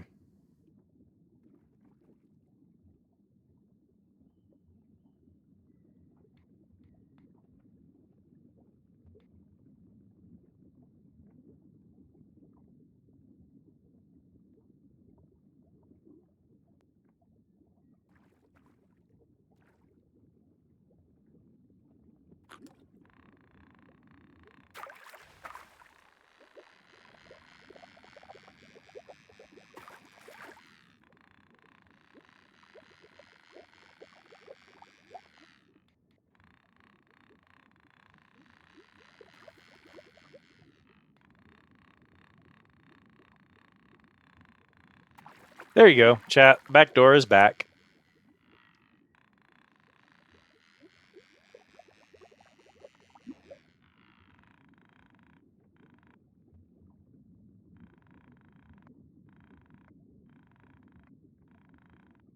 The moment the back door opens, the whirring and buzzing of automated systems and conveyor belts assaults your ears. The haphazard arrangement of production lines, tinkering benches, and raw resources and processors tells you this is the workshop, home to the engineers and their gadgets. From behind a large glass pane in the back room, the reactor that powers the Squid Easy is visible.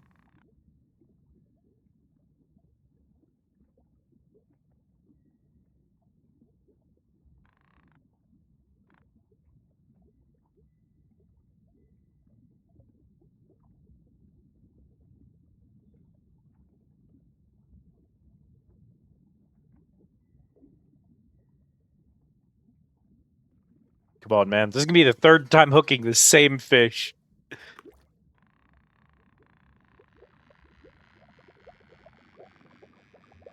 He's got to be tired by now, right?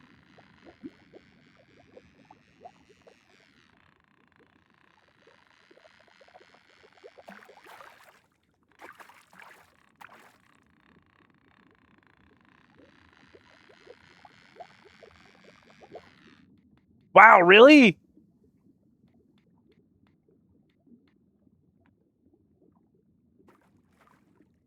There's no way, dude. Who is this godfish? Come here!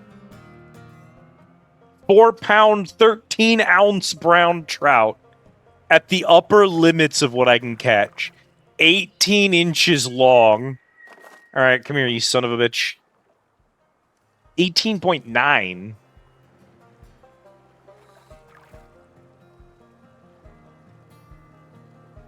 Almost 2 feet.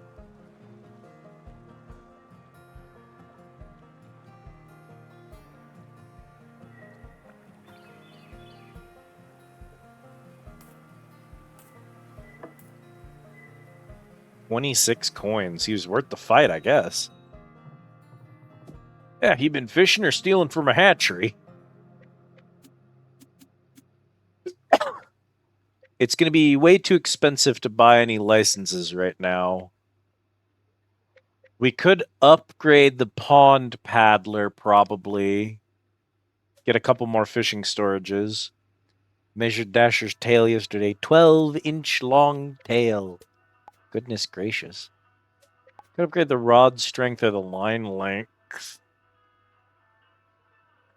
The little guppy can also catch mediums. The problem with using the little guppy is that it keeps catching smalls instead. Spoon bait for a walleye. Best for brown trout. The big crankbait. Oh, because it can catch a large. We could get that and try and catch large ones.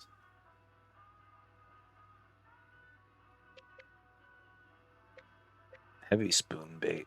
Just bigger spoon bait. Let's do a big crankin' bait, and then let's upgrade the maple scout. Let's go up. Rod strength once, and let's do line length once. Coco's tail is small. It is only 5 inches. Tiny baby. Let me get in there and get that engineer training. There we go.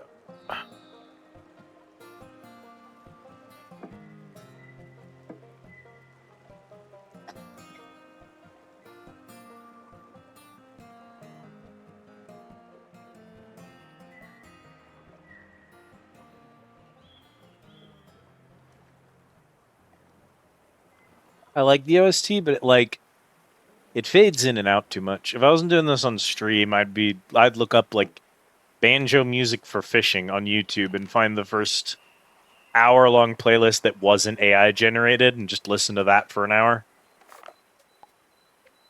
All right, we're gonna go to the Maple Scout.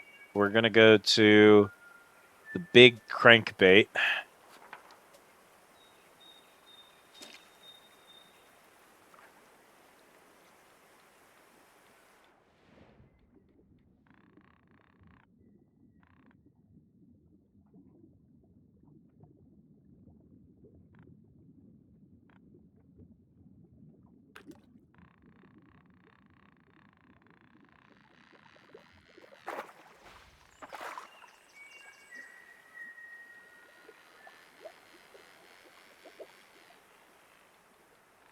Oh, he's a fighter.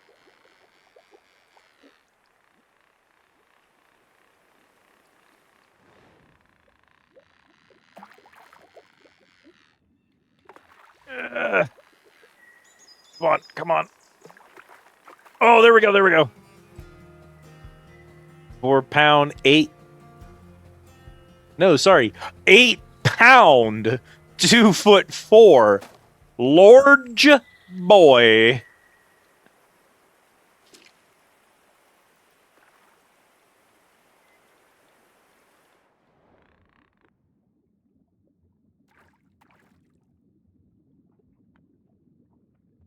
You see that big guy right there? I want him. Come here, buddy. Come on. Come on.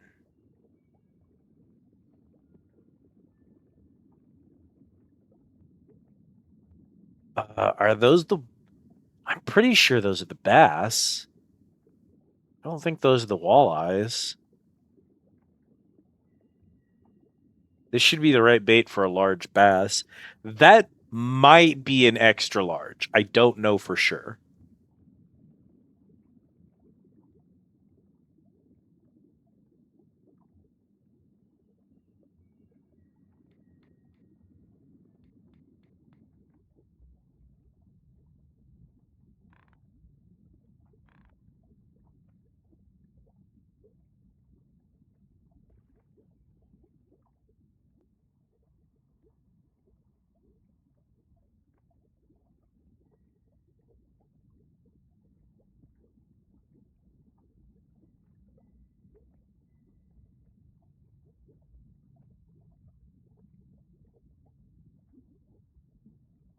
Ooh.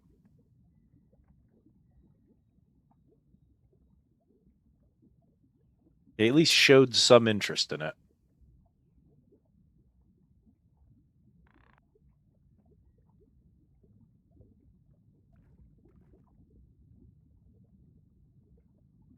There we go.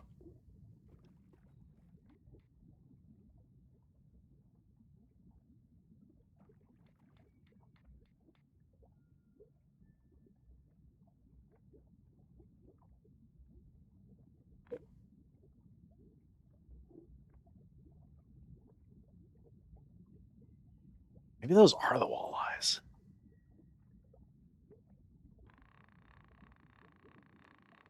Let me check what I've got. Best for brown trout. Oh, because those are the bass.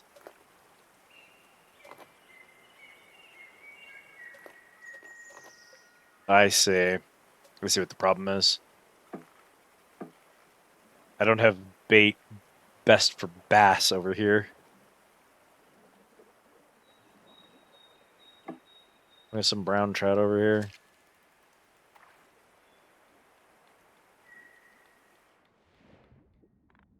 There's a couple of little ones. See if I can go get that big one.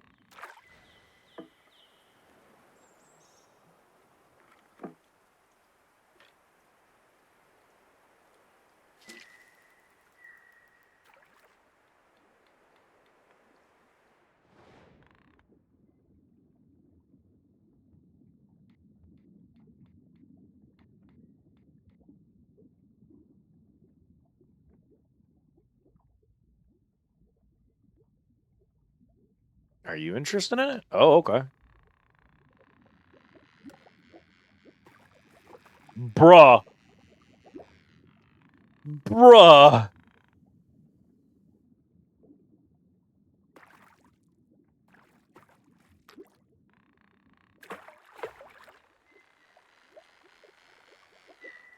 Who's this fucking champion of fish?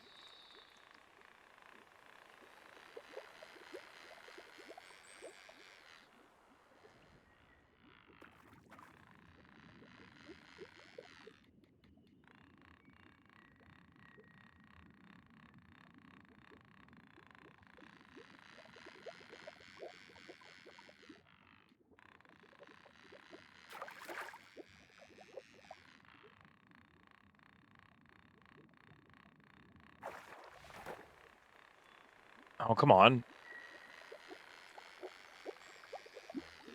Oh, no. I was fighting him too much. I don't have the strength for that. These guys are nasty.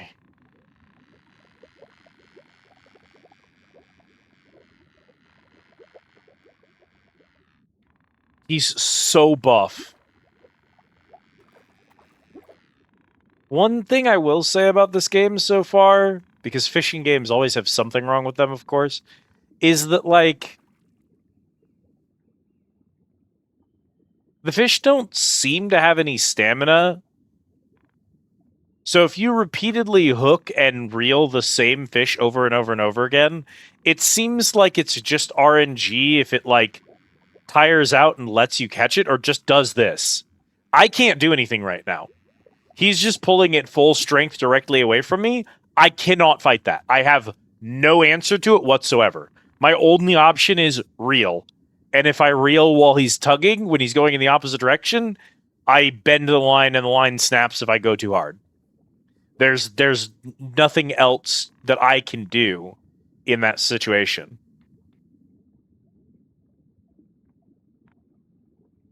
Which would be fine if you could repeatedly hook the same fish and just tire it out each time. That would be different. But the problem is you can't do that. They don't seem to tire out at all. A fish at this time of year, at this time of day, of month, located entirely inside the Liz stream. Indeed.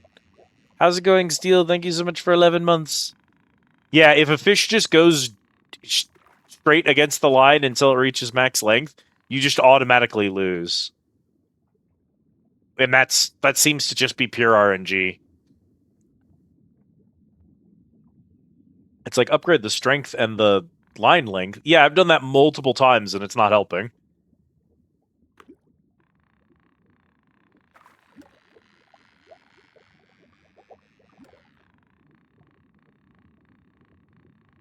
Can I see it?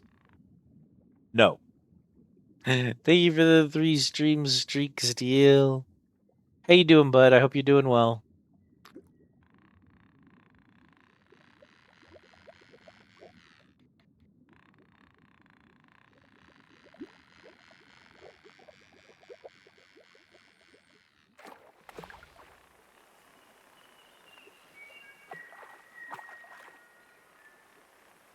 I've just woken up. It is 1:40 p.m. That sounds like a good day to me, dog. There we go. Oh, trophy weight catch, smallmouth bass. 10 pound, 11 ounces. That is at the limits of what weight I can handle here. I fell asleep approximately 8 a.m. Yeah, it's a good day.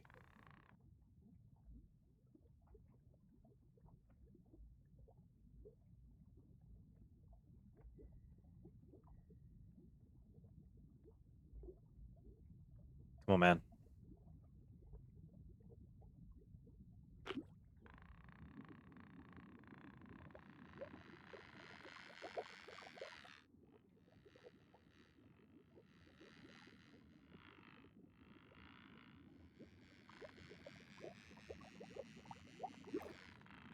Bruh, there's nothing you can do about that. That really sucks, actually. Don't love that mechanically.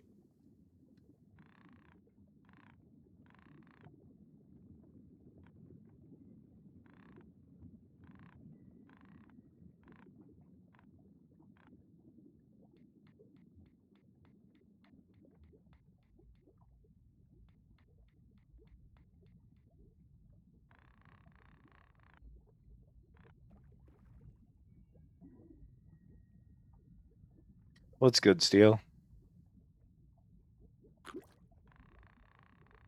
No, Cat's dead.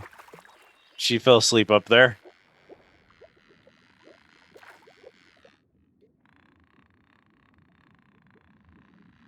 Epepi.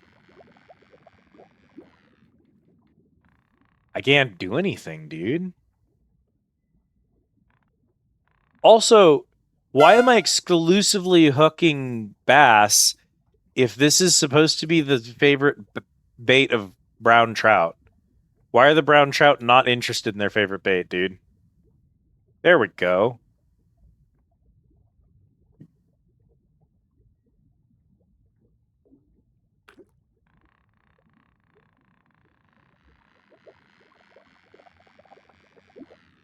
Wow, really? I didn't put any tension on that line.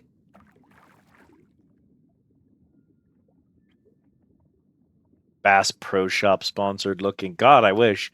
Hey, Bass Pro Shop, sponsor me. I'm sure they're out there using AI to build another pyramid or something instead, when they could just be sponsoring me.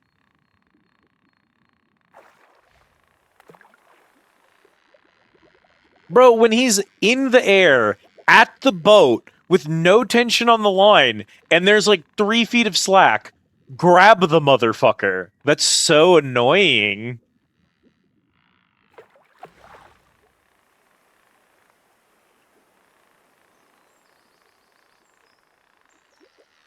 I don't know how he gets away when he does that. Like, there's no... You have nothing on the line to pull, dude. All right. Wow. I didn't mean to make that noise.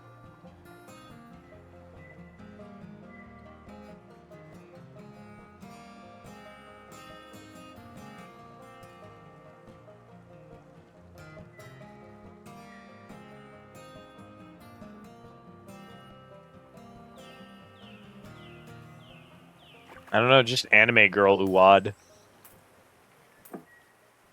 Oh, 53 for the bass. It was all worth it. It was so worth it. Look who's back with a stringer full of beauty, bud.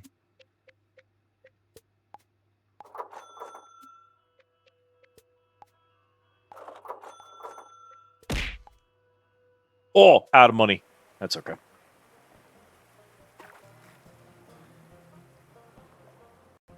Thank you for the treat, Lancels. Ooh, clicker.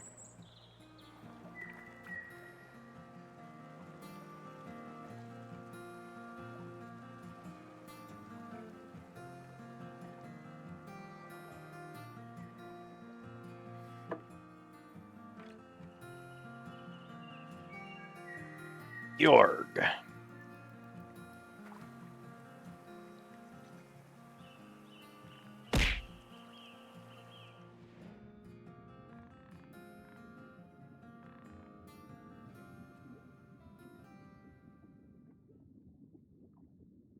It's involuntary. This is bullying. Good. We enable bullying in this community.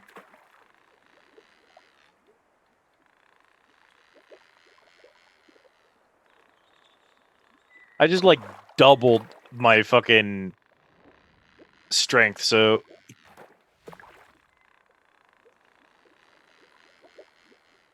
There's still nothing I can do when he does that.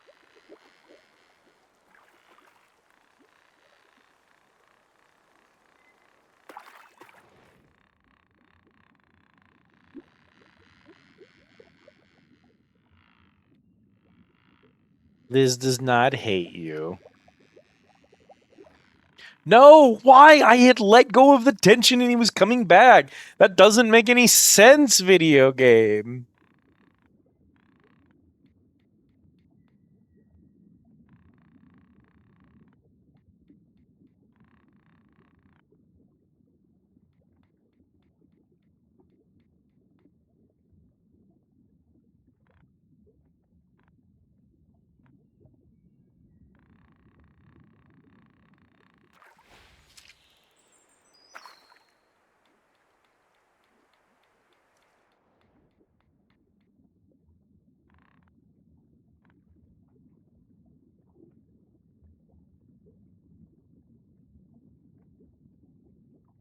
Oh, one of those is gonna bite. There we go. Okay.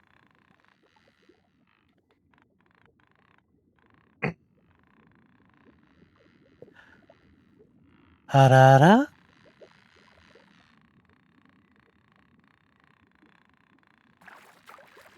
It's not a super popular redeem these days, if you can believe it.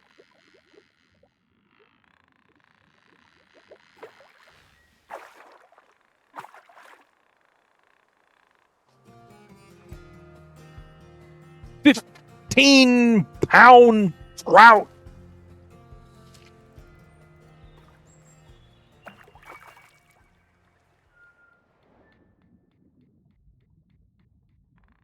It's too strong. Most people can't survive a pure concentrated ara from Liz.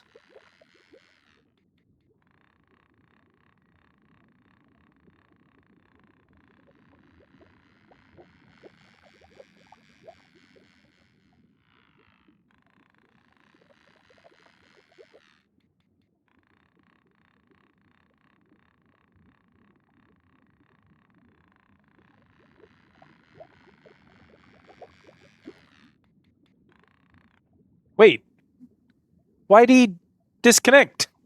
There wasn't that much tension on the rod. What the hell? Can they just decide to let go if they want? He's like, no, I'm done.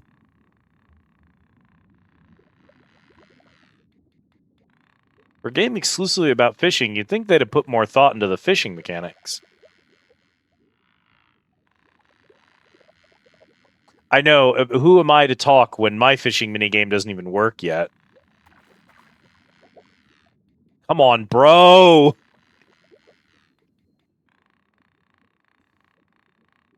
No, don't turn around again. Get over here. Come here. No, he jumped into the boat and you let him get away. Goodness. 10-pound, 6 ounce.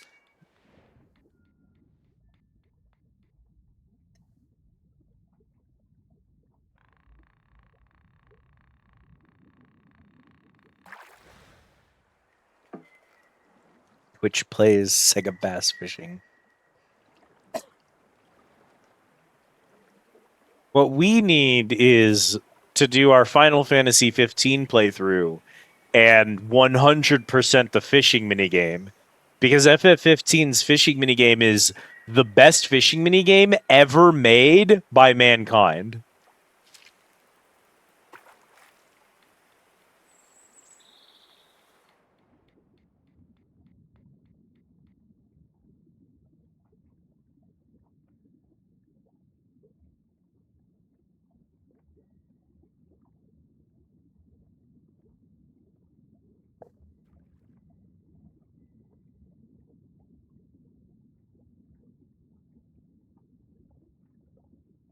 They did, and supposedly it's not very good, weirdly enough.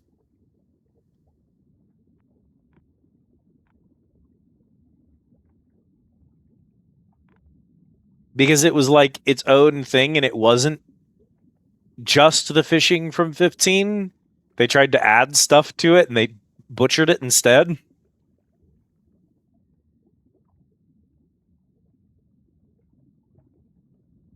Those might be the walleyes. That might be why they don't have any interest in this bait. It's that, or they're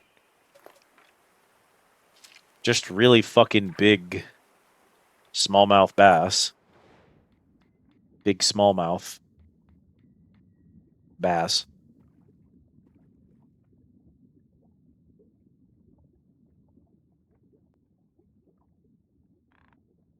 Yeah, I never played it, so I can't really say what happened.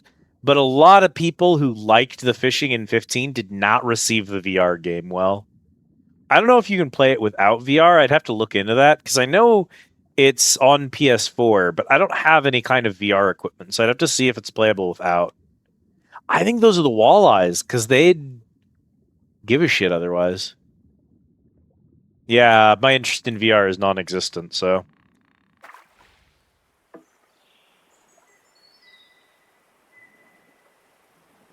You're always near the cat, Steel.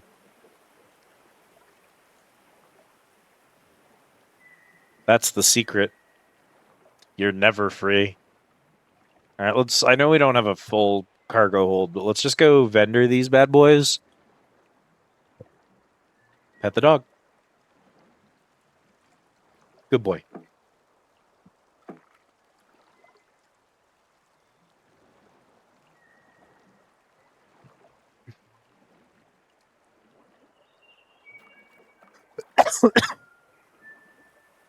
I have space to set it up in my room, and I bet you if I played a little bit of Beat Saber, it'd be good for me. but it's way too expensive right now, especially right now. Clearly not, otherwise I'd be hearing her little screams for treats. There you are. Place ain't the same without your boots on the floor. Bro is immediately gay for me.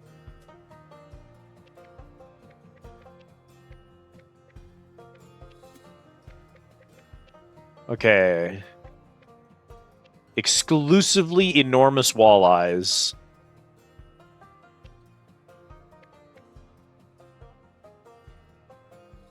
But a 4 terabyte hard HDD this weekend. I need to get at least a single terabyte SSD because my main drive where my Windows is installed has 0 bytes free, which is bad because that's where things like Google and Discord save their fucking data to. So like my YouTube will crash, and my Final Fantasy 14 can't save my hotbar edits, and my fucking Discord can't remember any of my settings because I don't have space to save those things on the Windows drive. So I really need to get one in there. And the reason I'm avoiding it is not the price. I could get a 1 terabyte fairly affordably to go in there. They're actually fairly cheap. The problem is I'm scared to transfer Windows off of its current drive. I don't want to fuck around with that shit. I hate moving Windows installs. But because of the 11 problem, because I'm still hiding on 10 right now, I can't just do like a clean install on it and then move files over because they don't do clean installs of 10 anymore. So I need to figure out, there's supposedly an easy way to transfer. My friend Yeti sent me a tutorial on it not that long ago. I could fish it out of there. I've just been too scared to try. Play like Half-Life Alyx, then never use it again. 3 months later, I'd play one song in Beat Saber, get too tired, and then never use it again. I would play Beat Saber. There are games I'd probably enjoy in VR, like Subnautica and shit like that. But like, it's not worth the cost. For like a couple of gimmick games, the simple reality of VR, the basic honest truth to it is that it is a $1,000 controller that is used for 3 okay games and nothing else. That is just logistically never going to work. And a lot of people said, oh, if you buy VR right now, if you get a VR headset right now and play a bunch of VR games, then it will increase the amount of money that the VR people have, and it'll result in a VR boom, and we'll get better VR. It didn't happen. People spent a bunch of money on VR. The VR people pocketed all of that money, and then they did not improve VR. They didn't make it cheaper. They didn't make it more accessible. They did not develop more games for it because it was a fad. And I could have told you that years ago. If VR was good, if the technology was ready to do what it needs to do, then VR headsets would be cheap. They would be packaged with PCs. You'd buy a PC and they'd just be like, here's a VR headset. It's like an extra $100 because you're already buying the PC pre-made. And there would be dozens and dozens of games coming out with ways to at least connect and use the VR, even if they weren't built from the ground up for it. That would be if the technology was ready. Until you see that, it's a gimmick. Right now, as far as I'm concerned, RAM is a gimmick. Graphics cards are a gimmick.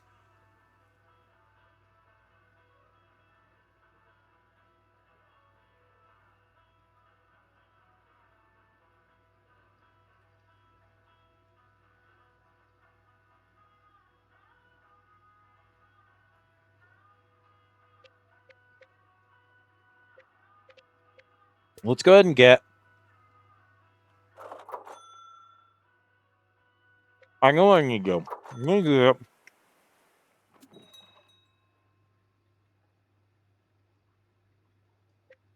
Rabbit cards are a gimmick designed to cheat you out of your money.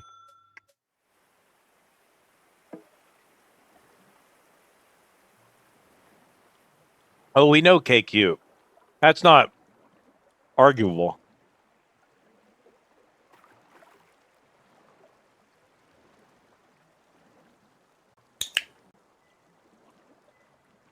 Yay.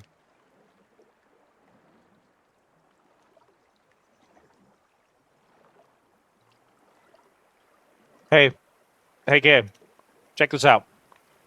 Listen real close.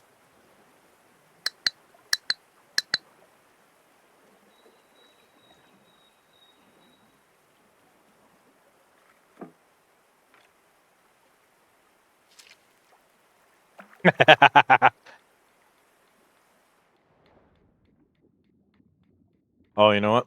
I didn't even change my fucking bait over. I bought the new bait, but I didn't switch it over.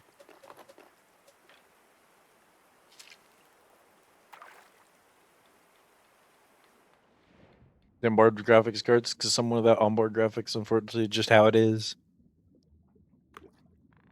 Yeah, these are the walleyes over here. Big, angry man. I need to sleep and you're overstimulating me. I hope you can get some sleep soon, Kay. My stream is a bad place to go to wind down for bed, though, I gotta say.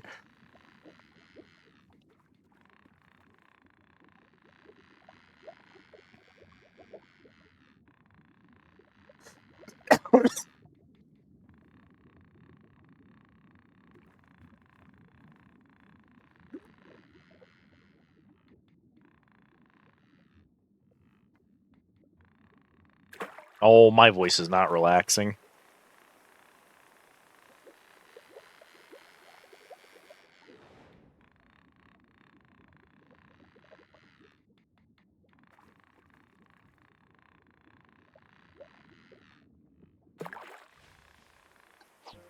Come here. 9-pound walleye.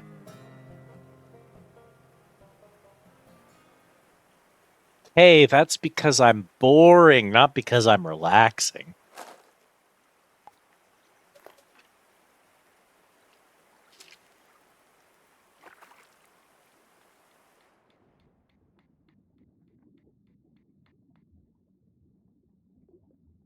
There's no way. There's no way I have this rod strength to catch big chungus. Look at him go! Yes, I do not have the rod strength to catch him. He's straight up too large for the rod.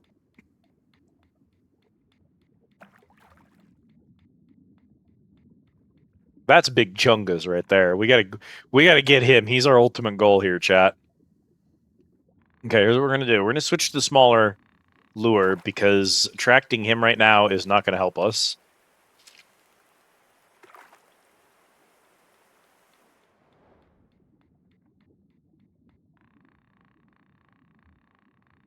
Too large for the rod, eh? Indeed.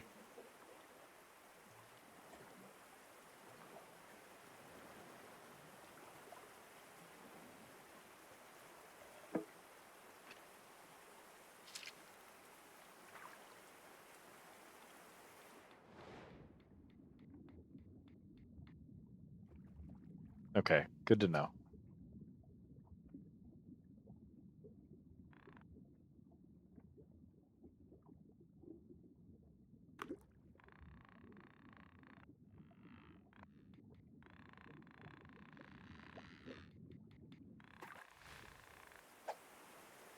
Two-pound walleye.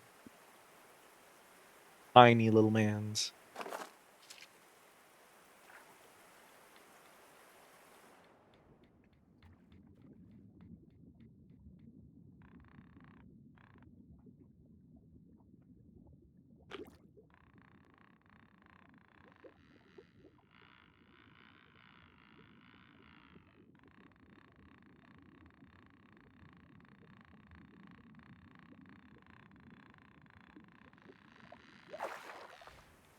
Ooh, come here, come here.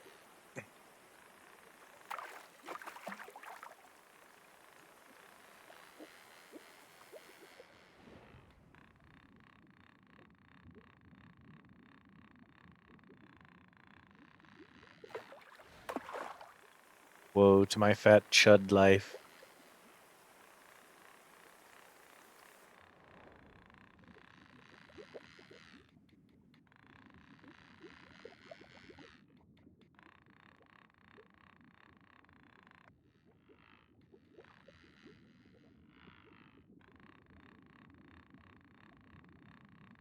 Come here then, man.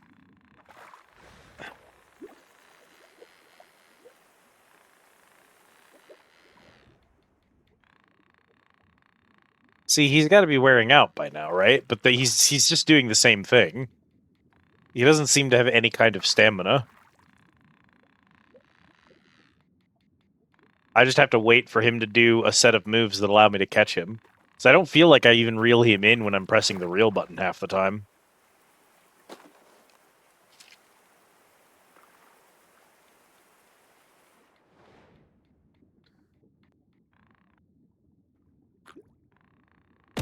No.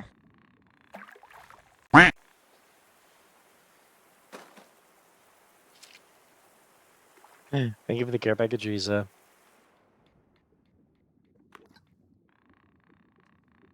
You're a little shithead.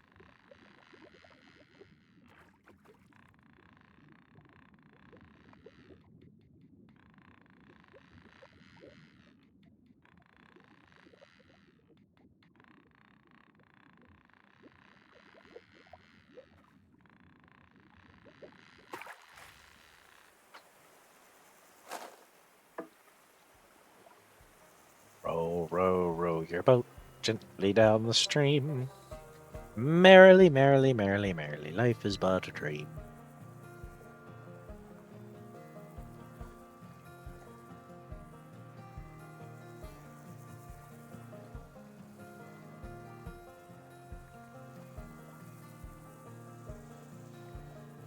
Yo, drop cards.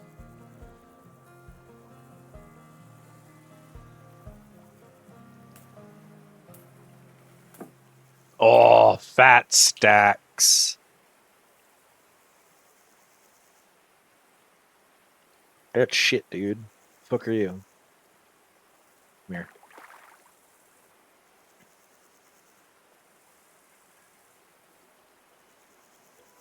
You got shit, dude.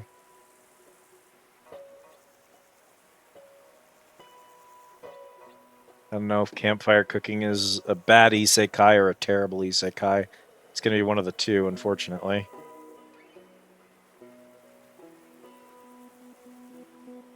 Nah, we re-roll that. Re-roll. You got Kirk from Shirk from Berserk. Shirk from Berserk. You also got Tits.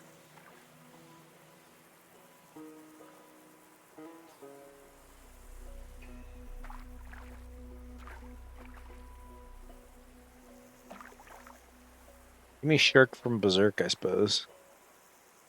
No wait, no use wasting a Berserk character. You get a Fantasy Star character as a Beelzebub's at least a name, technically. All right.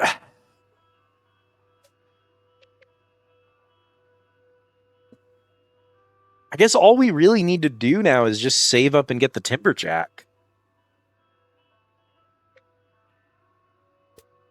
I mean, we could upgrade this thing, but I don't think it's even like big enough. What else do you have? Why are you?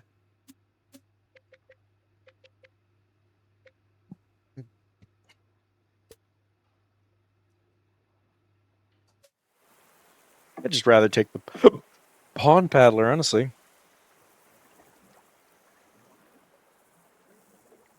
Bro, why is there a dragon in Beyblade? Is that a Beyblade? Is the dragon a Beyblade? Also, that guy's name is Potemkin Higashi. Was Megalo popular? People liked Megalo, I think. Or Potemkin. I don't know, we're dropping cards in the Discord, K.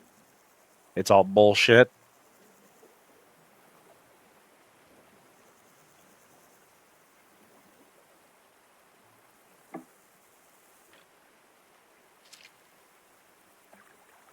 They're the bit beasts.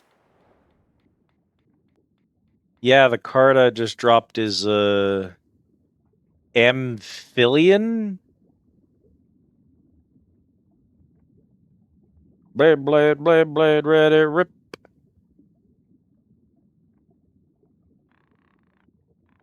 But I gotta spawn more fish or something. I'm out.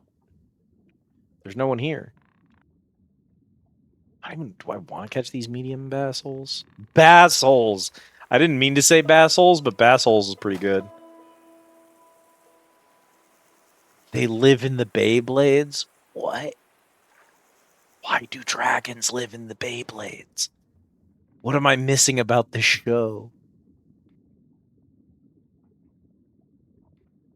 I thought they were discs that kids spun in little boxes. They were banned in several states because they kept taking fingers off. To reset PMD Explorers of Darkness to get Boy Skitty. Boy Skitty. Loncells, listen. Brother, I am so with you. I reset Sun and Moon, which has one of the slowest, most boring opening segments of all time. Like 40 times. Just so that I could have a female Poplio. Because I wanted to name her Honoka. The Russian child trafficking Beyblade cult? I mean, adding in the anime, I don't know that makes it better, but sure. No, I do not know about the Russian child trafficking Beyblade cult. I believe in you, Loncells. You got this. Okay, let's do... Was that like which sizes I've caught? Oh god, I have to catch a medium sungill if that's the case. And a small eye. Small eye. Let's see. So then let's switch to the small rod. See if we can find a small walleye around here. Are those little walleyes? Is that what you are? Because those are little bluegills. Yeah, they must be, because he's immediately interested. Come here, you little shithead.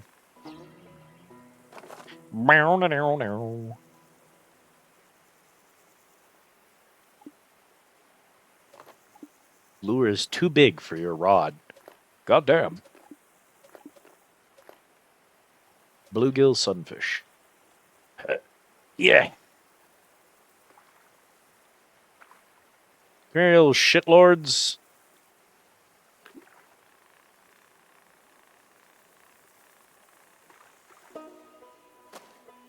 Whore. Yeah.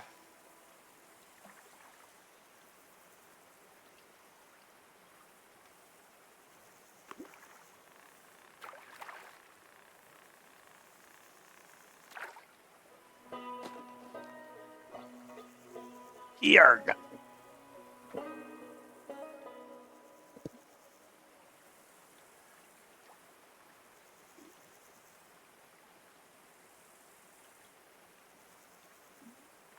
I'm gonna hook another one of these stupid shads. Go away. Huh. Come on, bluegills. They're way in the back there, and these stupid ass shads. Go away. Go away. Go away. Hang on. If we get further over, maybe we can avoid the shads. Right over here. Hort.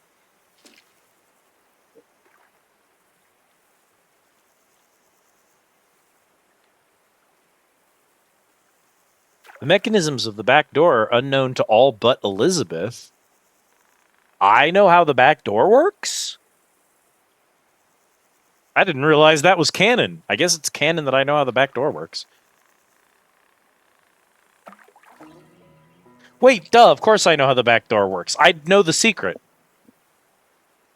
In order for there to be a secret for the back door, I have to program it in. So I would have to know how the damn thing works. I have to program it.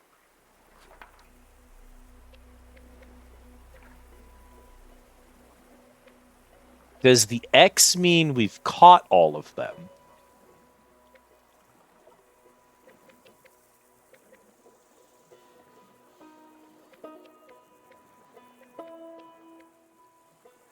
I don't think that's correct either. And why is there fucking... How is there a trophy Shad? Shadrach, Meshach, and Abednego.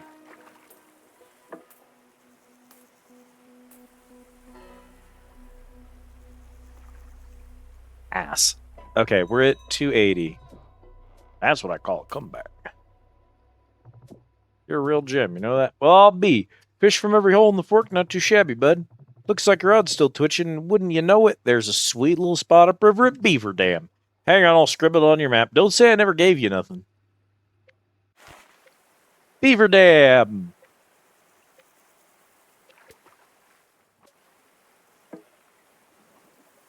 All I know is build Tower of Babel and lie. Thank you, metaphorical cat. Metaphorical cat, like she's not real. Is cat real? Can you prove it? Look like your rod's still twitching. Yeah. He's into me. You look at that man's design, you tell me he wouldn't be a chaser. Affirmative. Affectionate. Chaser affectionate.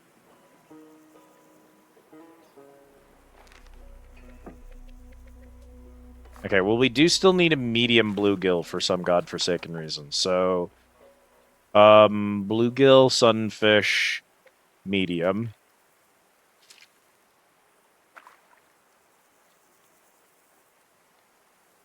They have to exist, right?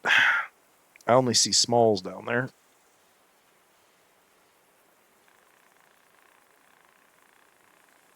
There's a little crowd of small ones.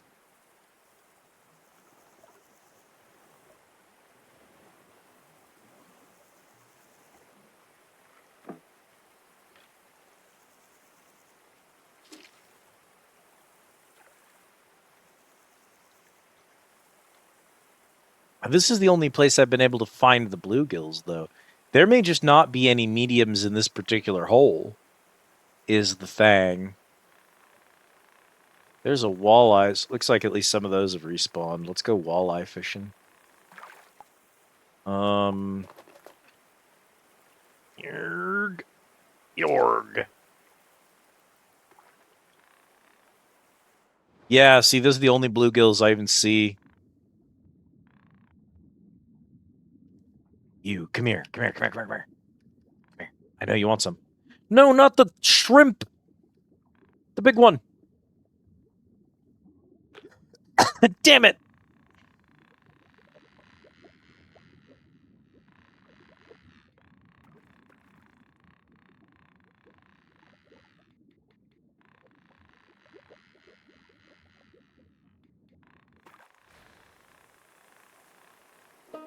Little shithead.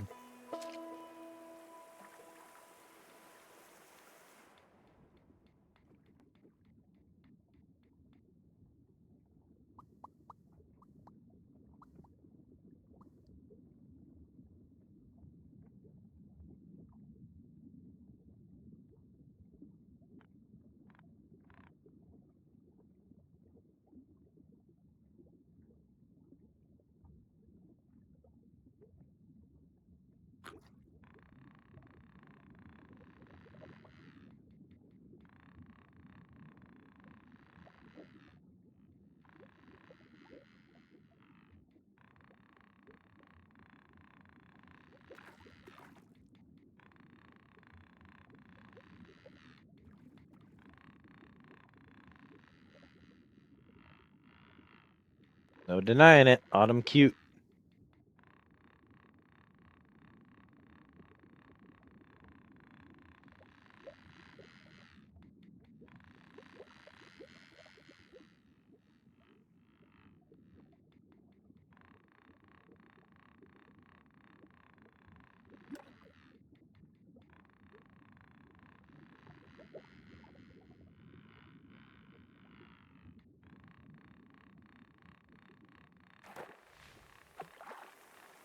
Fucking jumped into my boat again. Come here, you little shitlord.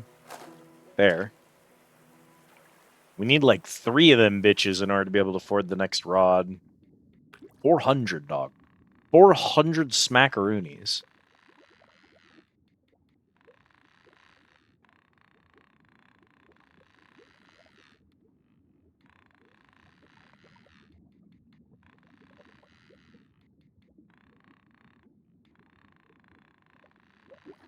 Bro, why are you putting up more fight than a fish literally the size category above you?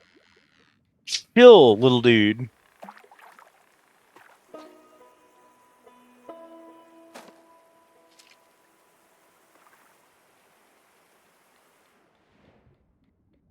Straight up Chihuahua energy from that fish.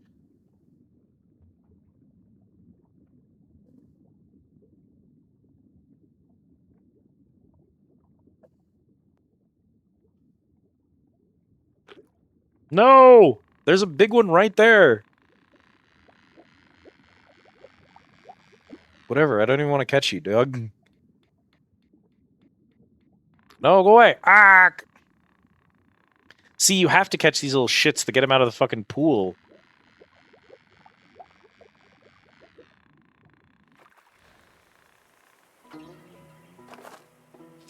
Because otherwise you'll never get the big ones.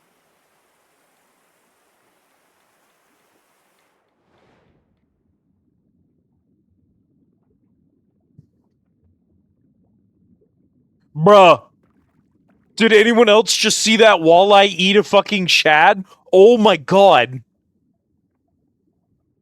No, hang on. The game, we wrapped back around to being good. The fish will eat smaller fish. He ate the shad.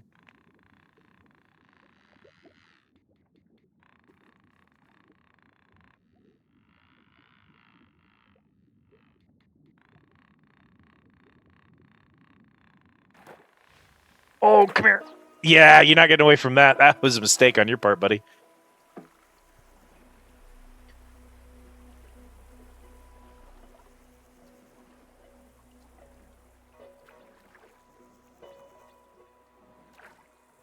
Soft banjo music echoes through the bayou.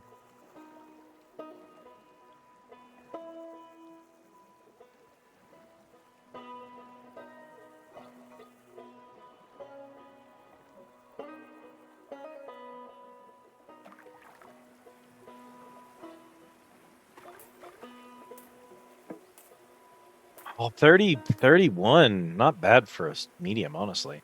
That large is only 49, that last one. That cooler better be heavier. We're fighting. What are you, my mom? All right.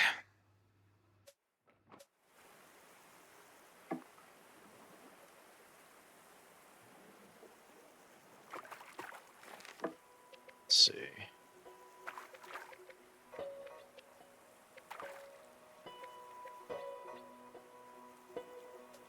I can't read that for shit, dude. That's night, so this is evening. So that must be morning and day. Jesus.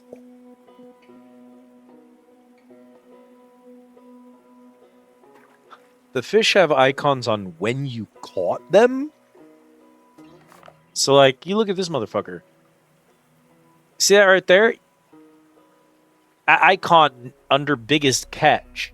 Tells you when I caught my biggest catch. But that's not an indication of when this motherfucker's available. I do know that the extra large is a 25-pounder.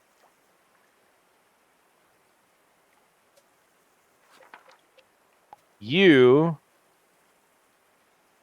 only a trophy if you're 10 ounces or up. Got 22 of them and I haven't found a trophy. 1 to 5 pounds. You can also see the different sprite art for each of them. So you get an idea of what they look like. And that's just text logs. Ain't nothing like hauling in a fat old largemouth bass after giving your workout.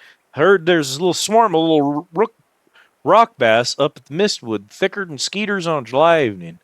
Well, I'll be. You went toe-to-toe with a Grizzly Ridge river monster and came out on top. Damn fine work. Did I?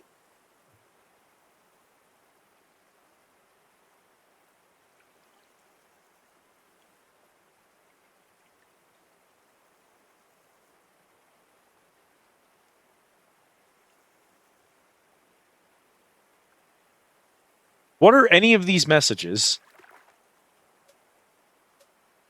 That is completely bugged. Most of those are things we have not heard before.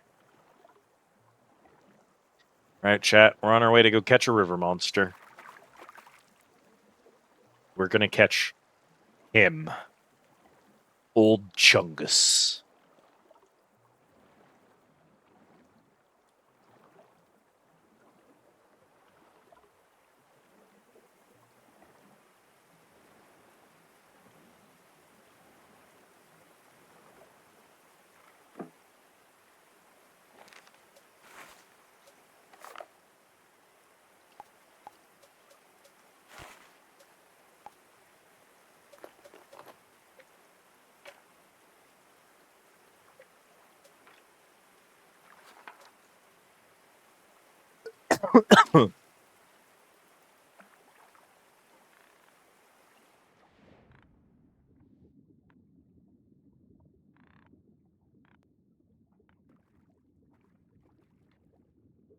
There he is.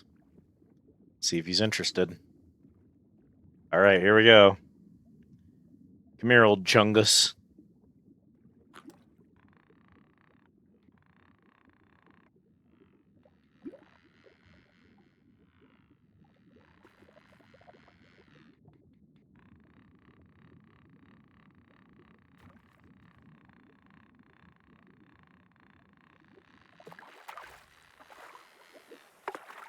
Oh, come here. Oh. All right, take it easy, take it easy. No need to rush. He's a big unit.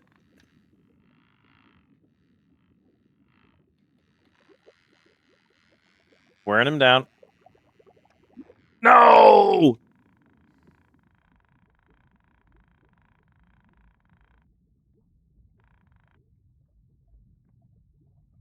Fish thirst traps? Maybe.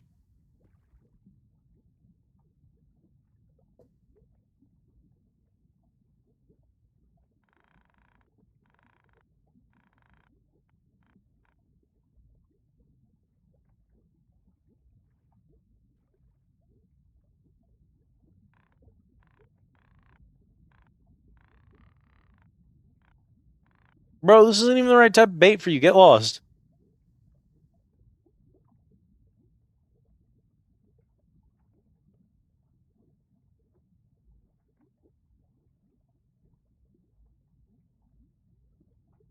All right, Chungus, let's go again. I ain't done with you yet.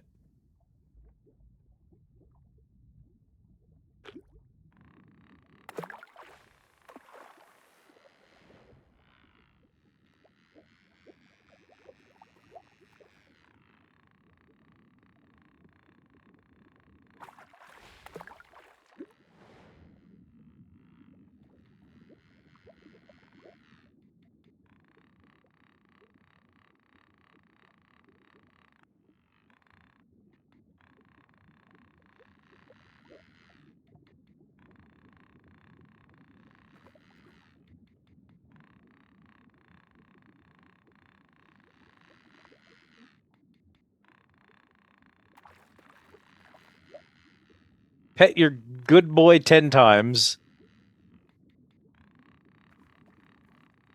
Got an achievement because I pet my dog while the fish was sliding past. Come on, he's got to be tiring out, right? That's why he's slowing down so much. We're wearing him out. We're wearing him out, chat.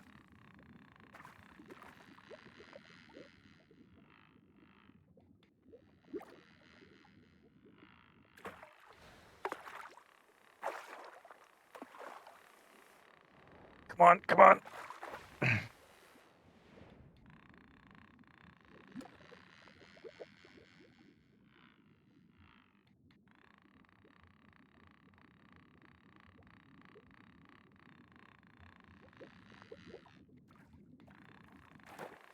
Come on. Yes! Big Chungus! 25-pound legendary catch. Legendary white tip. Land a big enough walleye to get on the wall in Rusty's tackle shop. Let's head on back.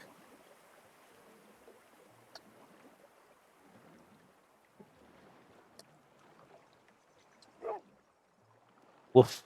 Good boy. Boof, boof. Dogs that go boof. You get to pick your dog at the start of the game, chat, and I couldn't possibly have picked a dog that wasn't a Bernard. If you've ever met a Bernard, they have the most pleasant personality of any animal on the planet, literally bar none. I honestly think that every other pet on the planet would stop being adopted, and every person alive would own a Bernard if it wasn't for the fact that they are one of the hardest animals ever to take care of. They drool so much that you require specialized drool cleaning equipment to keep one. You have to have specially designed equipment to clean up their spit. Well, I'll be. You went and did it. The fish on the wall, over 20 pounds of pure muscle. Real beauty. Folks have been stopping by just to see it. Even Evie Jean swore she's coming back swinging. You've earned your bragging rights. Name's on the board, trophy's yours, and there's a new legend over the counter. Just don't let it go to your head, while I have a way of humbling folks. Thanks, bud.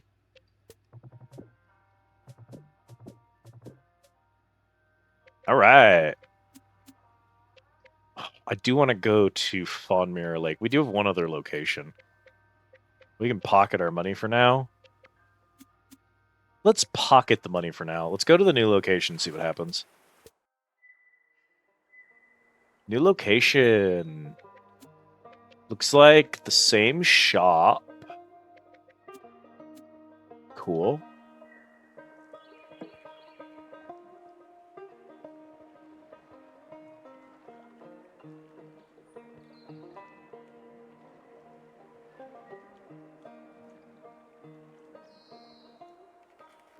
All right, let's see what we got out here.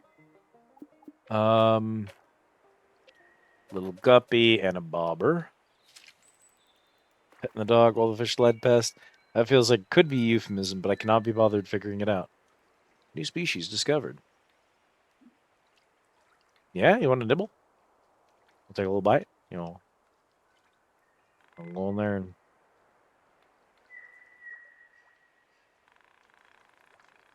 a little gentle nibble on it. No, okay. Let's move to the. Let's stay on the little guppy, and then let's do the cranking bait. Who up cranking their bait?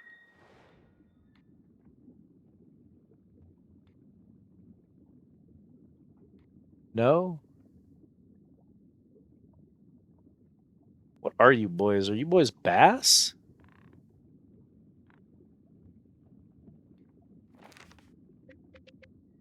Largemouth bass. They like jig heads. There are brown trout here. Oh god, catfish. Oh Lord have mercy, my old nemesis.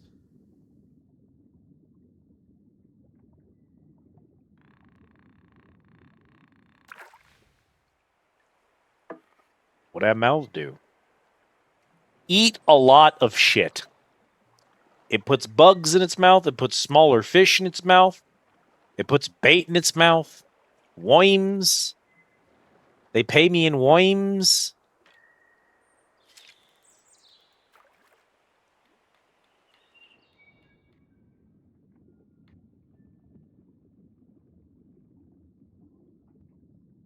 They'll ram it, but they won't buy it. Bah! Chat, once again, we need to have a talk with the people who name fish. What the fuck do you mean you named it Crappy? That the name of this fish is the Crappy. It's the Crappy fish? You named it the Crappy. Are you serious with me? You just called him Crappy? You saw this fish, you said, yeah, it's Crappy fish. Yeah, fuck that guy. What is wrong with you? Or why? Some people will just pronounce it crappie. Out of a desperate desire to not call them crappy.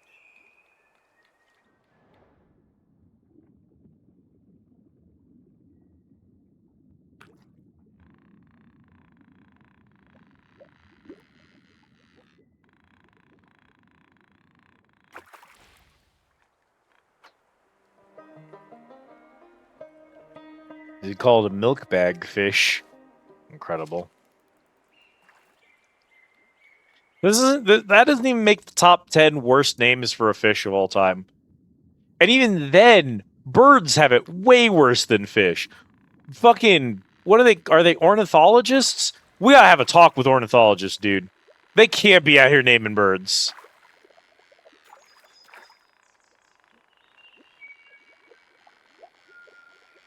We gotta have new bird naming specialists, because, like, ornithologists aren't allowed to do it anymore. The reason crappie is called a crappie is something to do with obliterating the native name for the fish. Honestly, many such cases. I'm not even remotely surprised about that.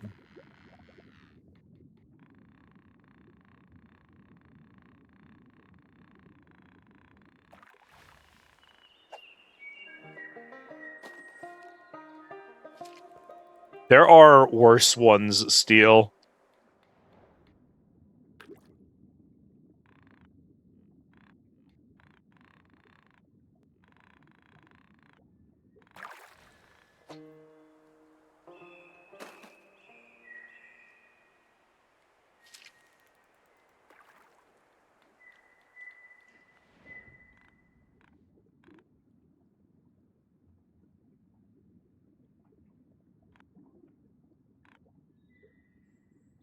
We blame the French in Canada. That's fair.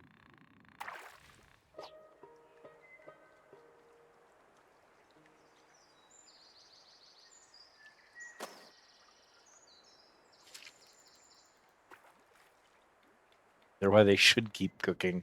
No.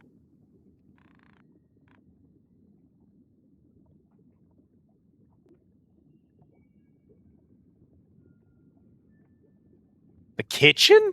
That's our third kitchen today. Goodness gracious.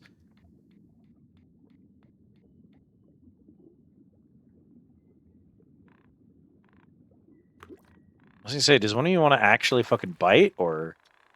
Come here. Yeah. We've rolled the kitchen 3 times.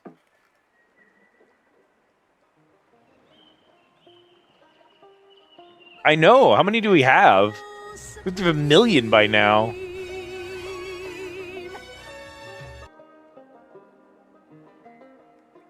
There's 17. No, that's how many you've eaten. There's only 16.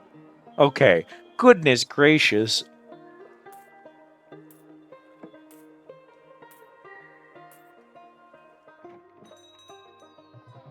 Back already? Fish must be jumping in the boat. Jighead. That's that villain from the Saw movies. What do you call a bee in a ghost costume? A booby.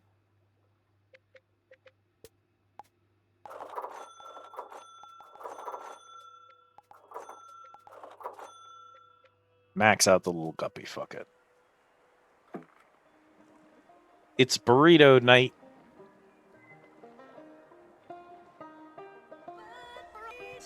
Burrito Supreme. Alright, hang on. We're gonna get this boy.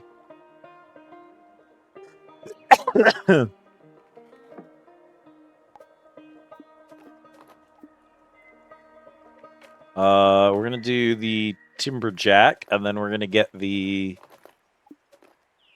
crankbait. Big crankin'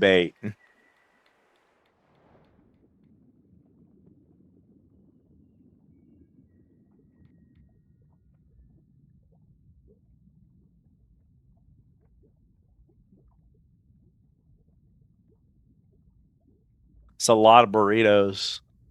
It's okay. I got you, chat. Let me get in there. Supreme. Bro was like right under my boat and then just decided he was going to go somewhere the fuck else. Because fishermen have nothing to do all day but make dick jokes while they wait for something to bite. That's like actually literally the reason.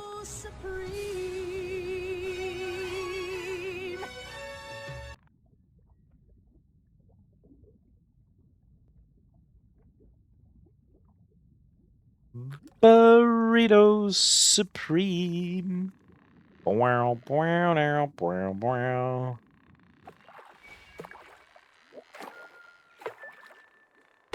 wow. Not me. When you're this delicious, you don't need to wait for someone to bite.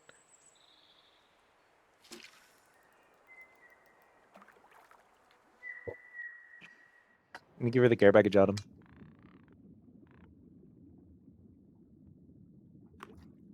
I say, I know you saw that, motherfucker.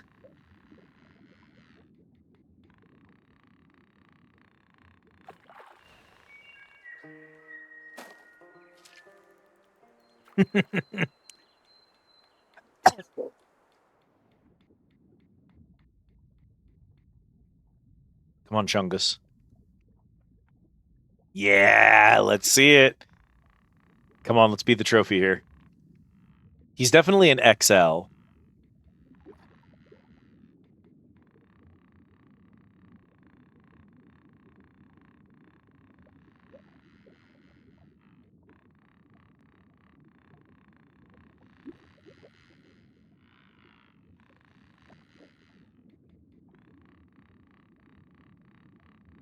Come here.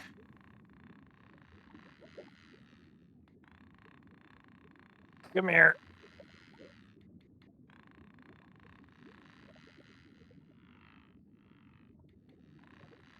Oh, he's fighting.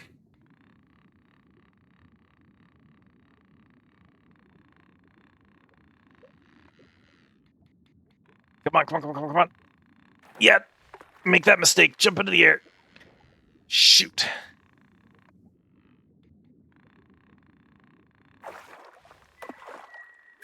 Yep.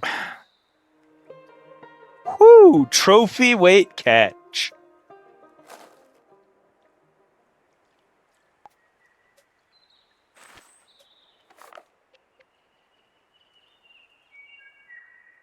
Timberjack big crankbait at Beaver Dam.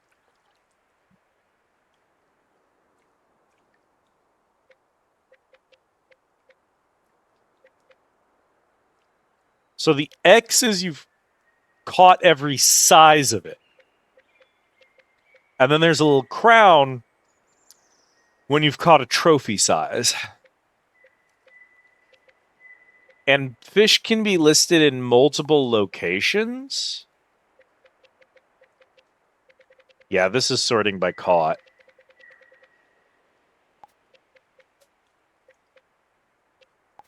By size, by rarity, by name.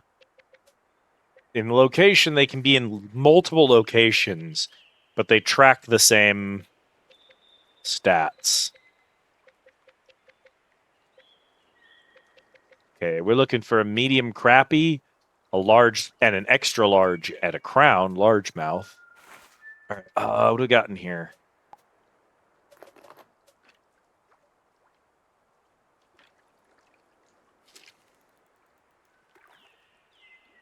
Even if there are any larges around here, there's smalls and mediums. Should maybe start with those, huh?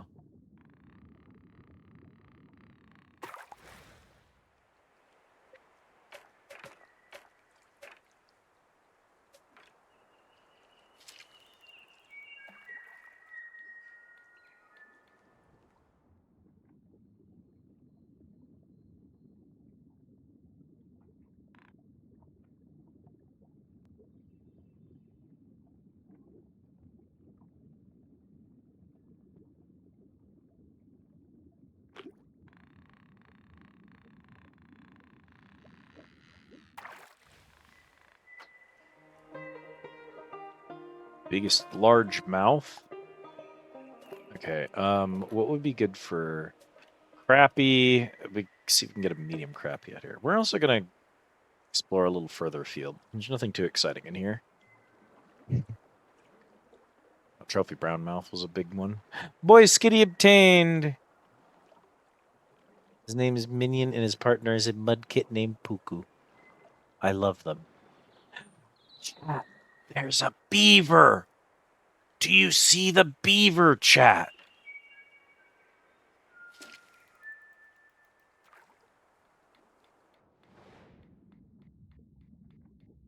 There it is.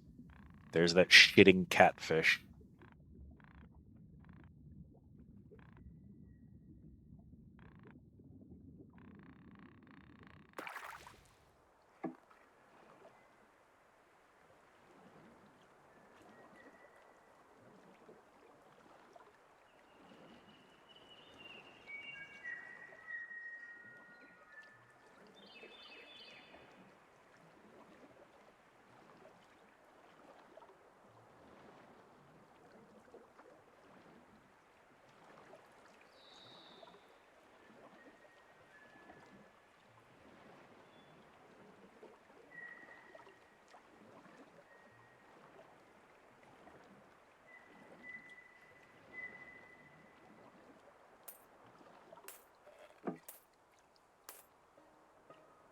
$183.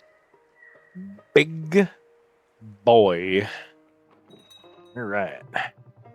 Back with the Benny, eh? Your odds are in its keep. Drop shot. Bullhead catfish. Give me that. All right.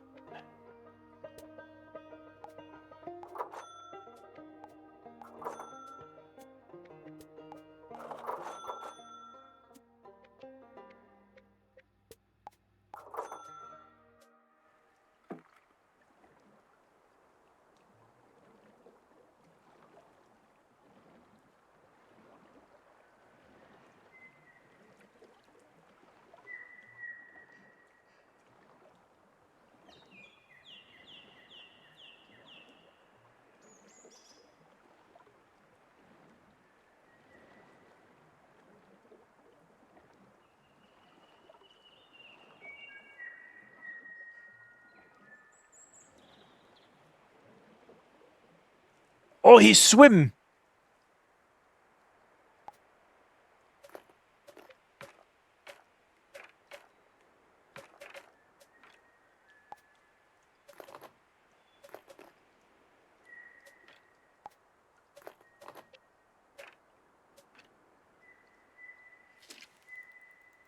Hoppers with my sister a few months ago. I still think about them seeing a phone and going crazy over a wood emoji.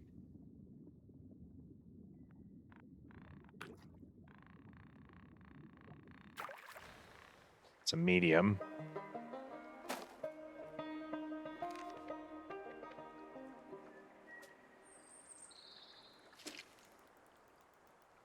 I see beaver. I think wood. Yeah, there are smalls down there.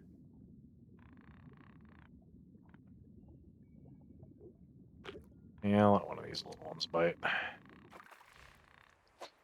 Alright, so step one.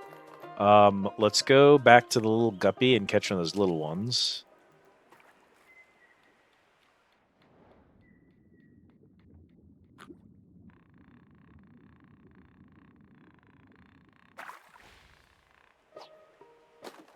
They don't stand a prayer for me now.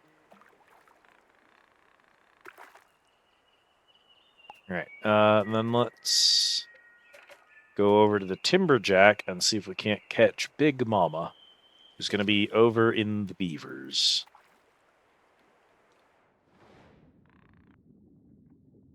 Yeah, one of those two is going to be our large.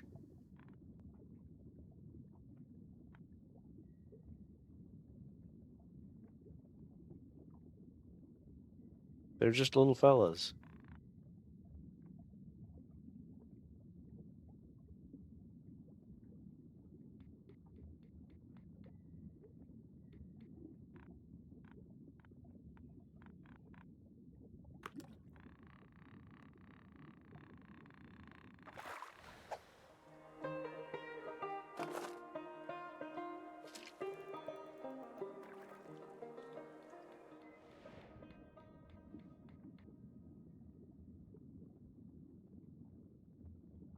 Beavers are also a critical plot device in Final Fantasy II, and consequently make an appearance in Final Fantasy XIV.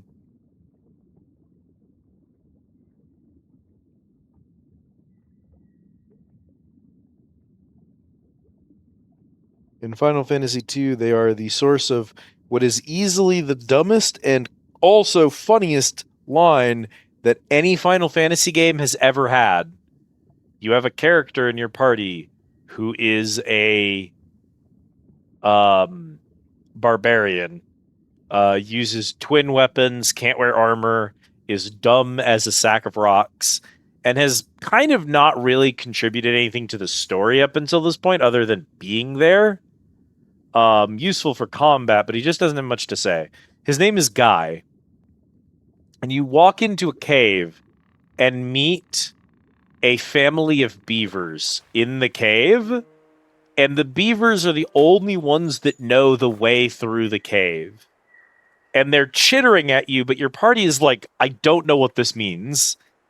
And then the fucking berserker, the barbarian, walks up to the party, says, Guy speak beaver, and then starts chittering back at them.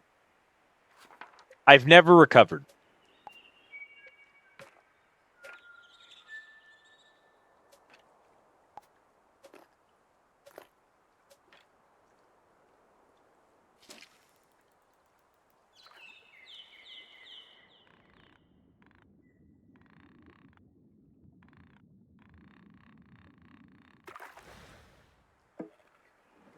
Of note, Kat chose to make that character her for our playthrough. So we got the line, Cat speak beaver.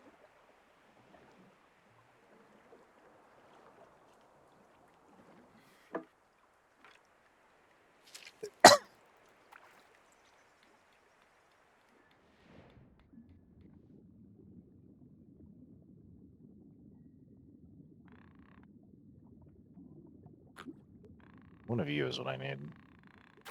Come here, then. You have a medium crappy. Okay. Good and crappy. We do still need a... They can go up to 4 pounds as a medium, and we need a 3-3. So I guess we can just keep catching them and hoping. Those must be the bass. The deeper green, that's the crappies.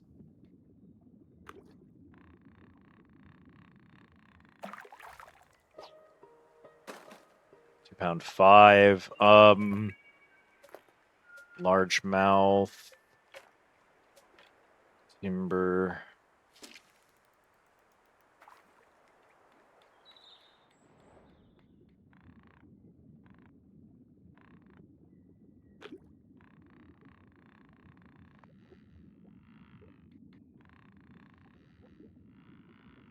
Putting up an awful lot of struggle for a large fish versus the timberjack.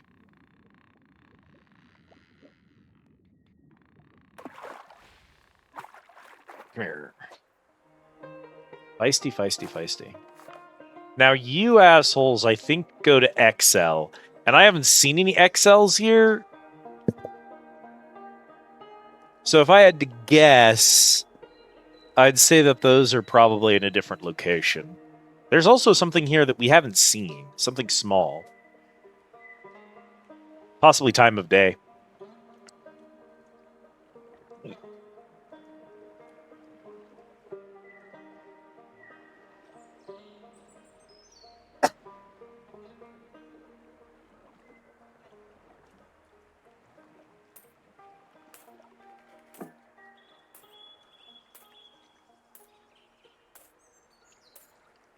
Okay, nothing big, but... We'll slap a bass and call it Tuesday. Look at that grin. Well, you know me. I love coming home loaded with fish. Okay, so we have all of our current hooks and lures. We have 2 of our rods fully upgraded. We just have to fully upgrade the timberjack. We've upgraded our boat. We haven't purchased any of the new boats, and we haven't yet bought any new licenses. We still have a few fish that we can catch in this river. At least one new motherfucker. A fish we just straight up have not seen.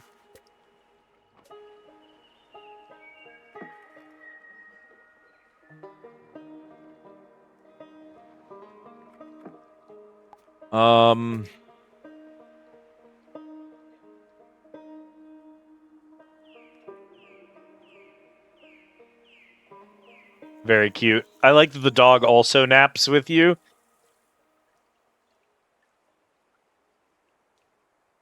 Change time of day.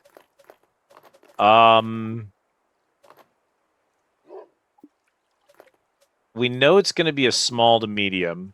So let's take the little guppy and then attach a crankenbait just because that goes all the way to the bottom. It's those little shitlords. What are you? Long nose sucker! They say there's one born every minute, chat. All right, and they like the drop shot. Okay.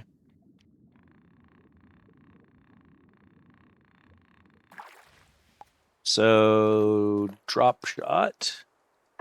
And we're going to just go out a little bit further.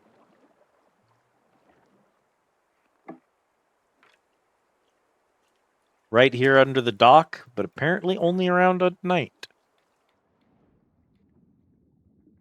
Either that or they've been here the whole time and I just didn't bother checking this close to the dock. Also possible.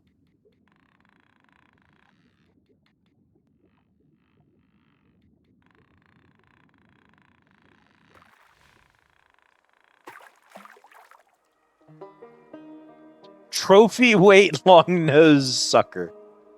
All right, buddy. How about one of those smalls, then? Come here, buddy.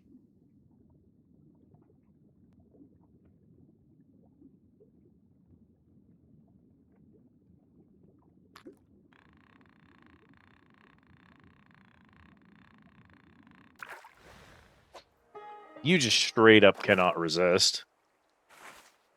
Back door is open. Okay, done with long nose sucker. I don't think we're going to find an XL largemouth here. I haven't seen Big Chungus. I can go looking for him. The crappie, we could go looking for a medium crappie, and we could go looking for a 5-pound, 10-ounce bullhead. Because those at least are likely to be here. Let's go looking for a medium crappie. So we don't want to catch a bunch of small ones. So let's do the crappie bait, and then let's do the maple scout so we don't get any small dudes. What do we got down here? Those are the bass. Large bass. Medium crappie. There's small crappies over there.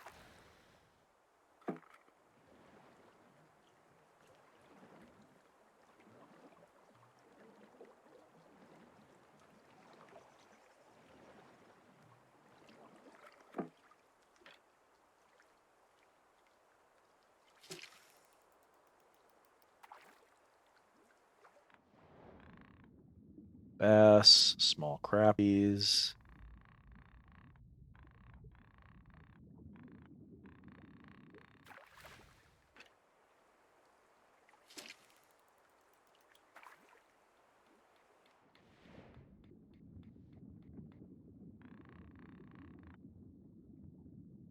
Large bass, medium crappies.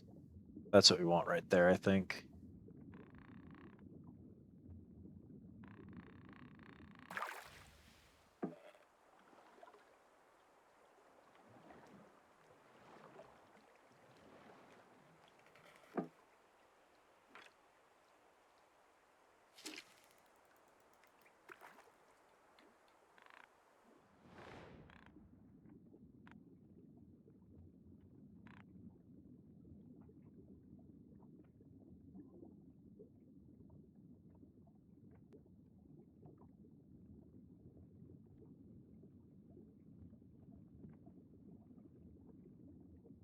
Are those the... No, those might just be more bass.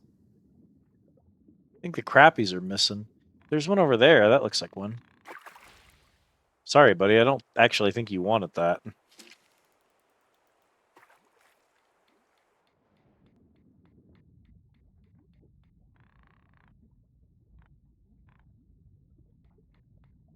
That's the brown trout, right?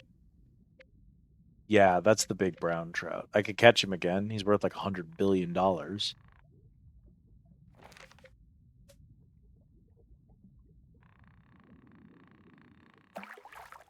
So that would be the timberjack and the crankin bait.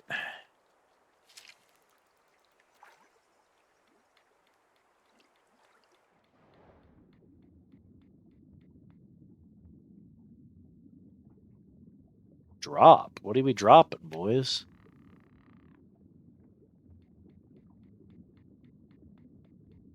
Dr. Placeholder's dropping. Oh no! Beady, beady, beady, beady, beady. With the power of your punches.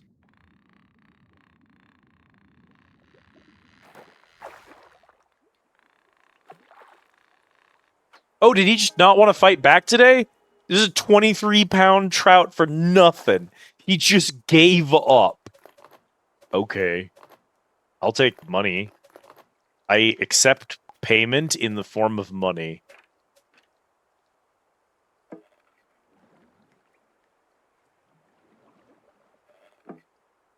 I am going to hit the wait button as soon as I remember where it is. There. And I'm going to pass time until morning. I'm going to see if there's more crappies, because I'm not finding any right now. Punch. Nice punch. No, no, no, no. Where are you going? Come here.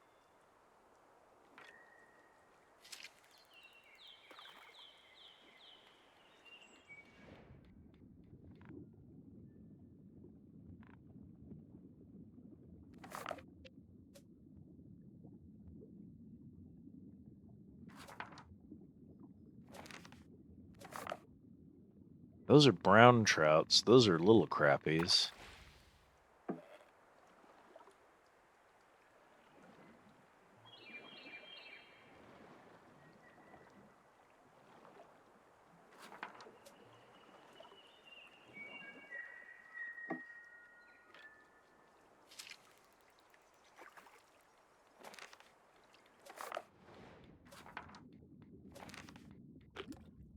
There's one.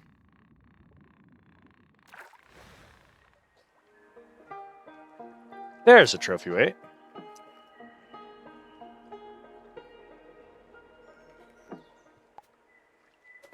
All right, drop shot and the timberjack. Let's go see if we can't get us a trophy weight catfish. I think finishes this fishing zone.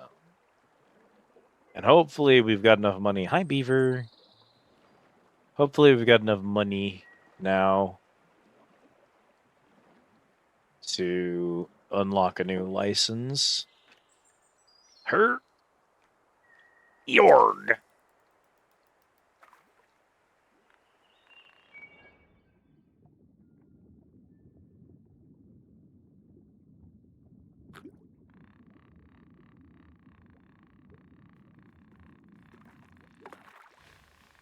Sorry, pal. Trophy weight catch. We are good. Only thing we're missing is extra large largemouth, and I don't think they're here. And I don't think we can find mediums bluegills at Golden Fork. Those spawn somewhere else. You don't say you spawn somewhere else. So actually, you might be a problem. He says his thing, because this guy says the fork and one other location. Question mark, question mark, question mark. He doesn't have that. So he may only be at the dam. In which case, I have to see if I can find the big boy.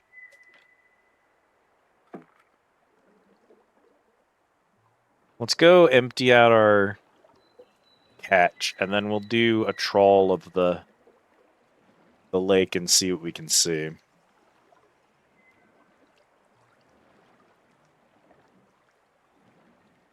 Mr. Beaver, build me a dam. Make it the damnedest, the damnedest dam.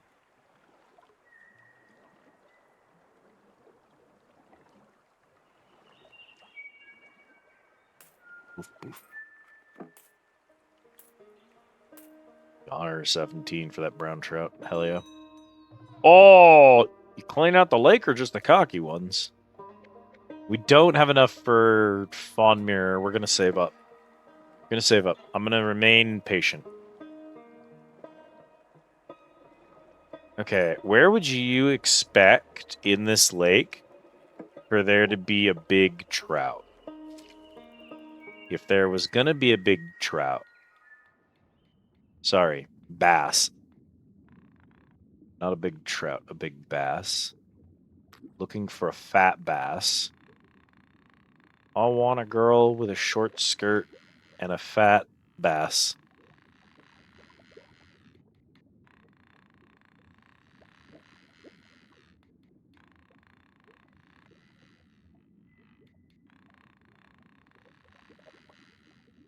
It's a fairly uniform depth.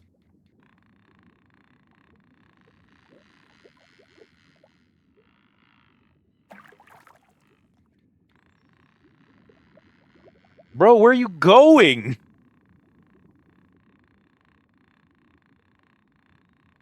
Bro forgot he was a normal large fish and not a fucking crown for a second there. He thought he was the big MVP.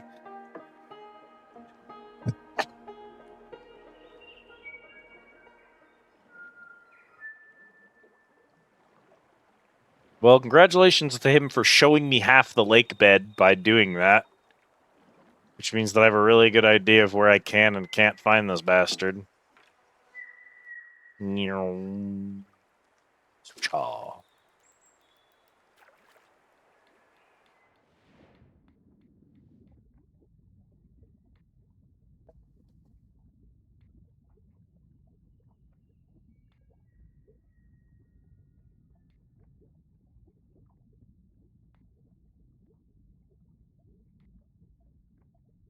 Seems like right in the middle there's a bunch of large bass. None of them are humongoid. And I don't think he's going to be over by the catfish.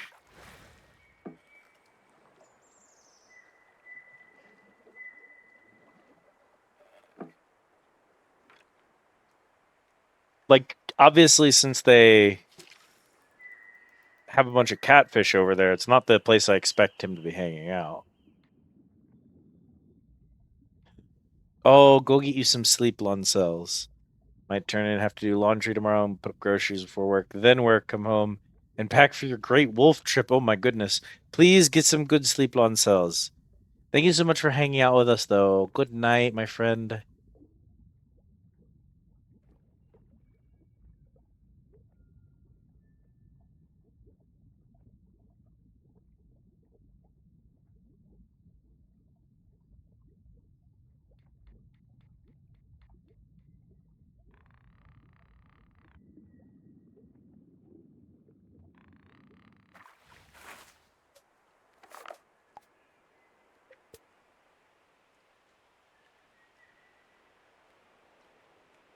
A little nap.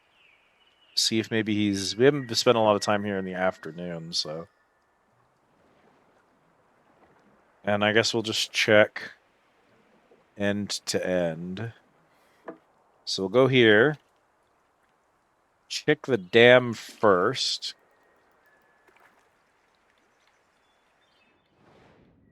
Yeah, that's pretty much just where the catfish hang out.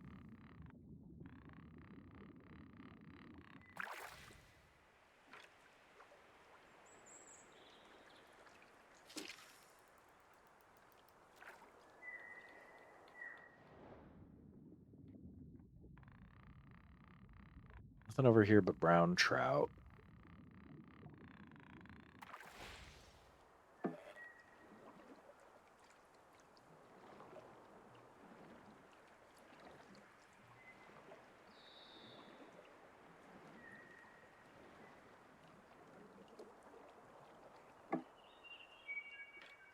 Who was there?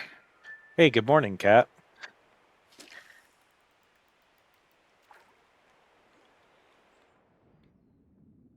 How's this fish? We met my arch nemesis, Oh, yeah? the bullhead catfish. Ah.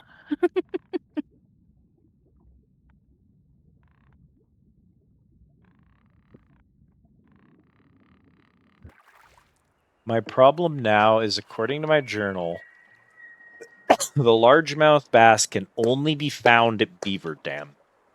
However, I can't for the life of me find an XL largemouth bass here in Beaver Dam.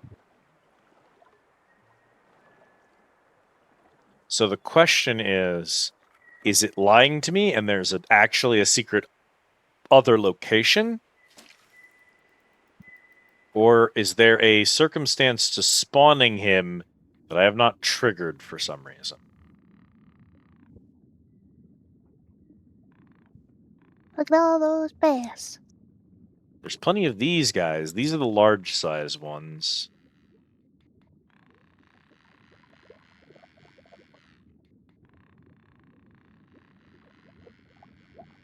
And even though these dudes aren't the XLs, they put up more fight than most XLs have been putting up, honestly.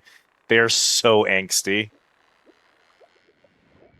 I guess that's a bass for you.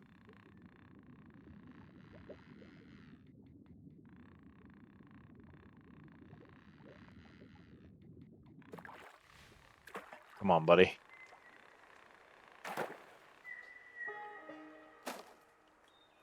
He was a 7-pound fish, and he fought that fucking hard. With a good 60 gold, though. Ain't nice when the good ones come back. Welcome, pal. Appreciate it, bud.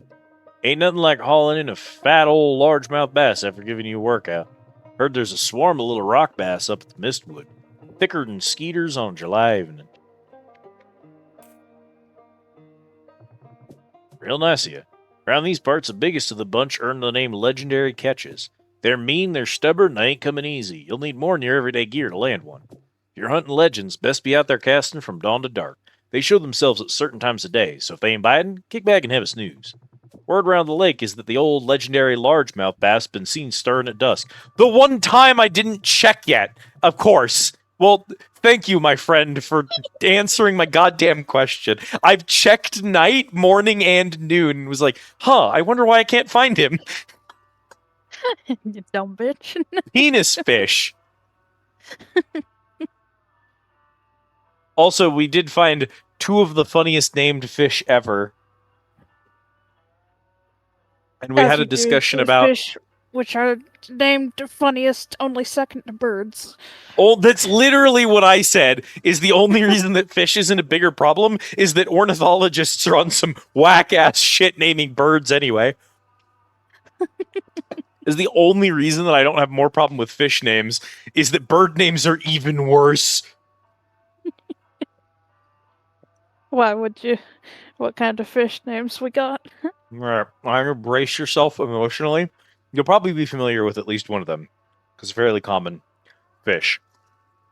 First one, the crappie. Well, it's pronounced crappie, first of all. The crappie. I know it's spelled crappy, but it is pronounced crappie. Yeah, source. I was telling my dad that I caught one, and he started laughing at me real hard. It is like, yeah. Yeah, and then he was like, "It's crappie," because I said I caught a crappie. He's just nope. Listen. It is like saying that the planet is pronounced Uranus. It's Uranus. That's the correct pronunciation. We just made up a new pronunciation so people would stop making anus jokes. But it is correctly pronounced Uranus. Just realized I never took my meds. No, let's go take meds. Made a sandwich, Thank you. ate the sandwich, yay. Many people attempted to greet you and call you cute while you were unconscious. People were like, You hi, started cat. stream and 4 minutes You in, were I gone. calmed down. I don't think I made it through the tutorial. You did not. I remember seeing this man, and that's about when I stopped having a memory of this. I keep You were in this store. I keep mistaking his hat as saying cake. Like he's just a plus-sized dude with a hat that says cake on it, but it says lake. Also, that fish on the trophy board back there, that is my gold crown supersized walleye. Oh, nice. Nice pick, bud. Fawn Mirror is a real gem, peaceful as can be, with fat trout hiding in the lilies. Soak it in and keep that line tight. Fawn Mirror Lake. All right. Step 1. Sleep until dusk. By the way, the dog sleeps with you. Huh. Good.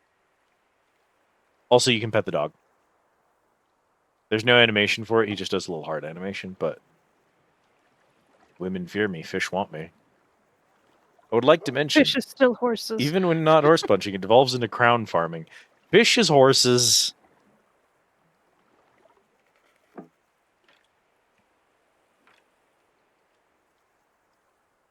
All right, you son of a bitch.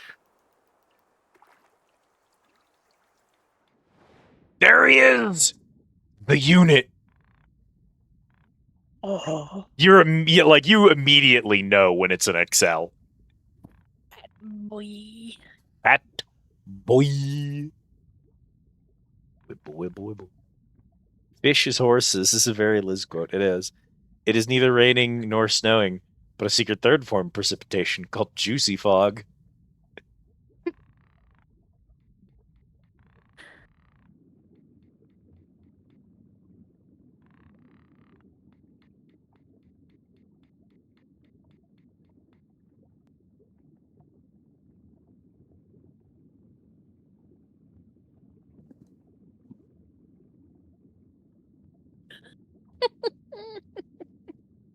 I despise juicy fog.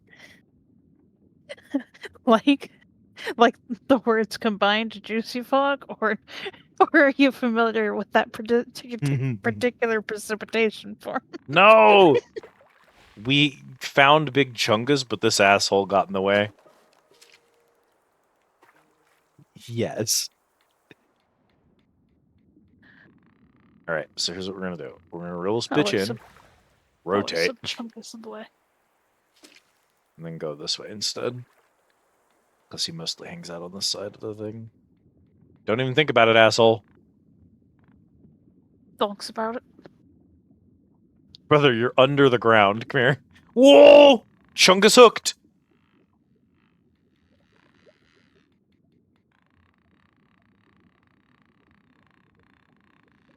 I still think it needs boss fight music.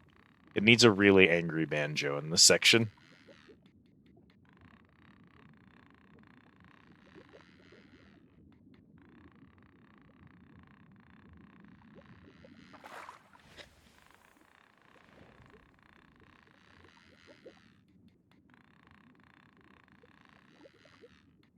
Come on, jump into our boat, fucker. He thought about it. He's thinking about it.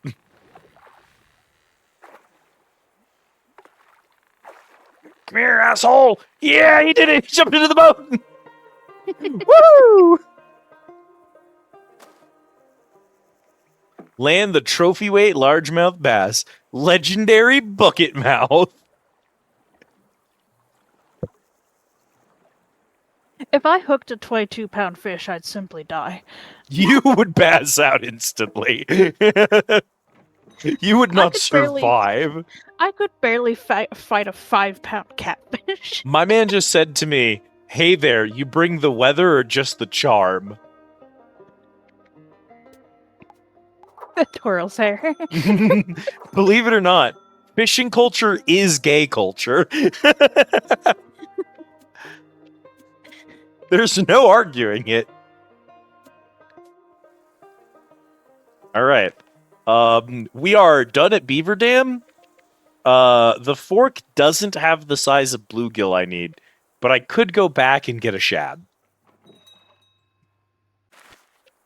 Hey, We also unlocked Golden Fork and Fawn Mirror. Land a lake trout. Any size will do. Hook a rainbow trout. Good prep for what's ahead. Brave the chill at Craggy Reef or Seal's Rest to toughen up for colder waters. What the fuck?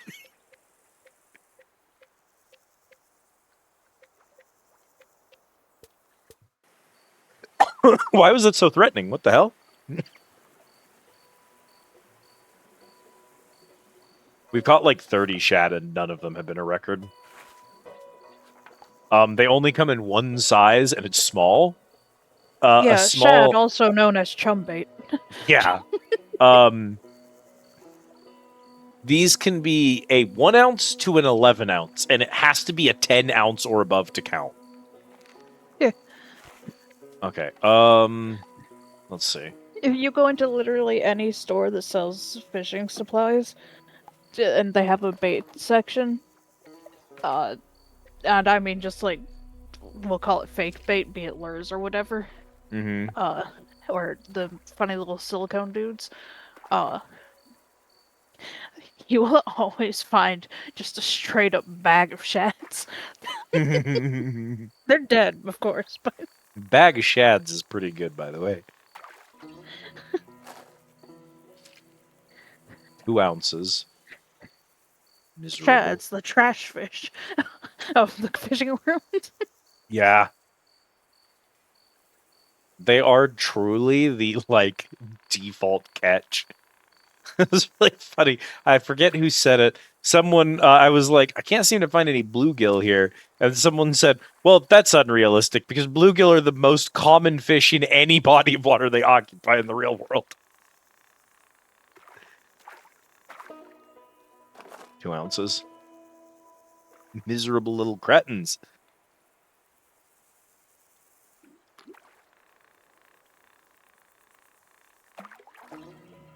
Three ounces.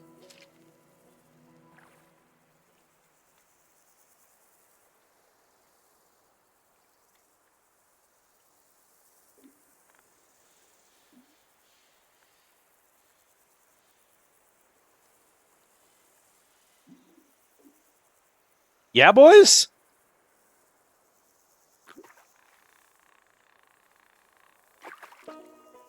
Three ounces.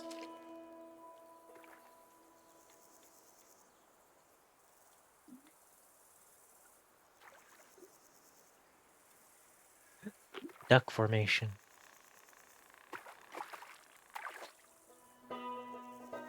New biggest catch, 9 ounces. He's an ounce short. Hooker.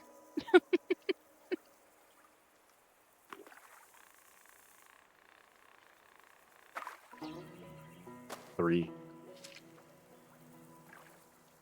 Unfortunately, since they're... One of you sons of bitches got it.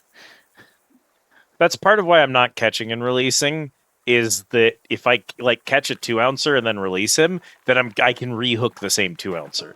So, 1 ounce? For why do you even exist? You aren't real. Also, 4 inches and 1 ounce? Brother, what are you made of? Paper? Yes.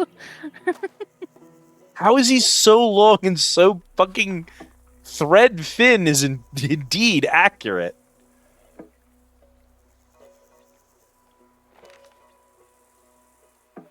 Oh, tip, return to dock when your storage is full. Tip, blow my nuts.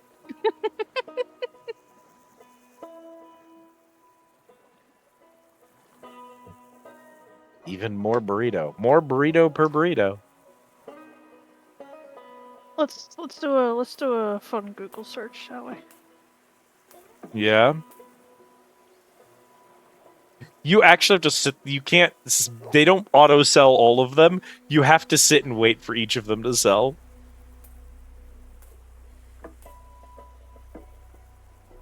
That's so funny. And I think the shads hang out like literally everywhere, so I don't even need to go anywhere. I can just fish right here. Yup. Shads. Literally at the fucking dock.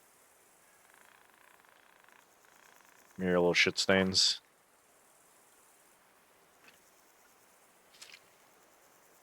Cal being head mod is peak. We have 3 mods, and all of them have the head mod status. Cal, Cat, and Kit all have head mod.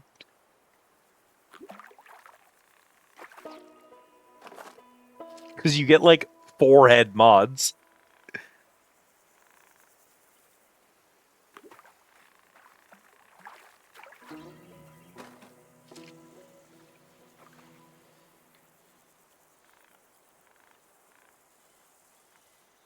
Yep. The world record largest shad is, first of all, an American shad, and was caught in 1986 from the Connecticut River in Massachusetts by Bob Thibodeau, and it weighed 11 pounds 4 ounces.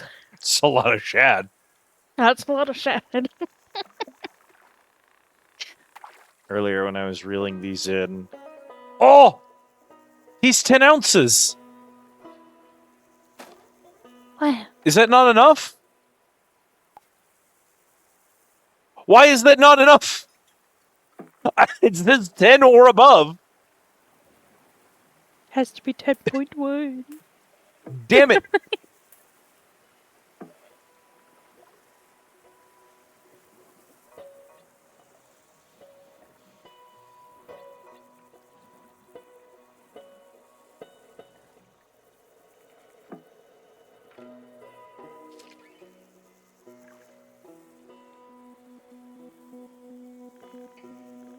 There ain't no one over here. There's 1 shad. Largest gizzard shad caught was 4 pounds and 15 ounces. Mind you, that one was spearfished. The largest rod and reel one was 4 pounds 6 ounces. And the largest hickory shad was 3 pounds 1 ounce. These are threadfin shads.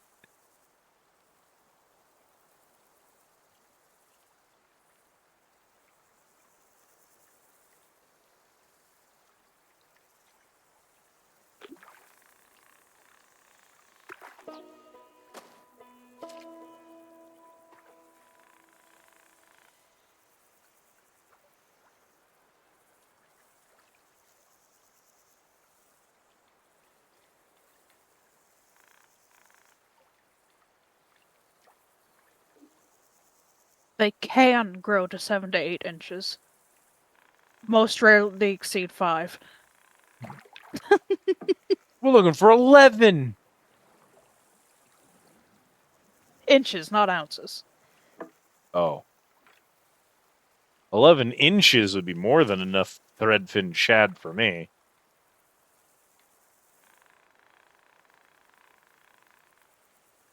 That 10-ounce one was only 8 inches, so... Also, most specimens are actually only about an inch long. Yeah, checks out. Small ass fucking bait fish. 11 inches of chad.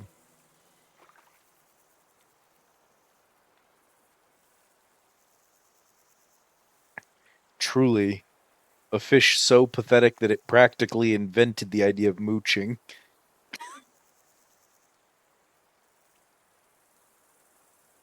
Scrolls down the Wikipedia page.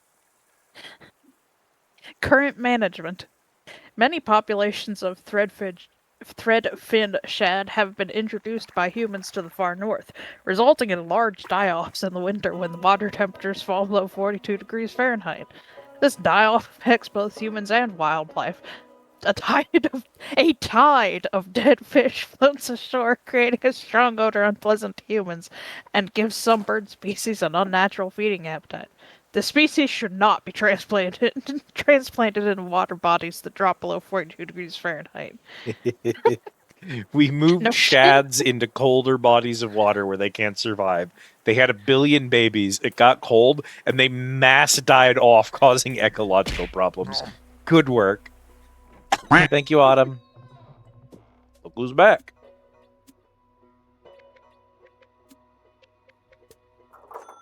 The leaky bucket. Motor speed and fish storage. Press up to change boat. I'm good for now. Take me to Fawn Mirror Lake. Peak fish design, truly. Alright. Good night, ass. Good night, Az. Thank you for hanging out with us tonight.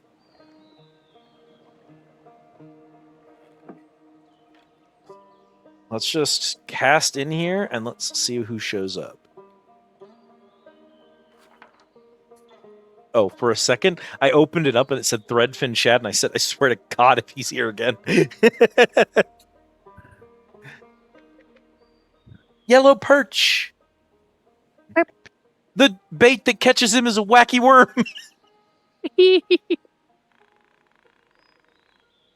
What are you? Cisco. The captain, presumably.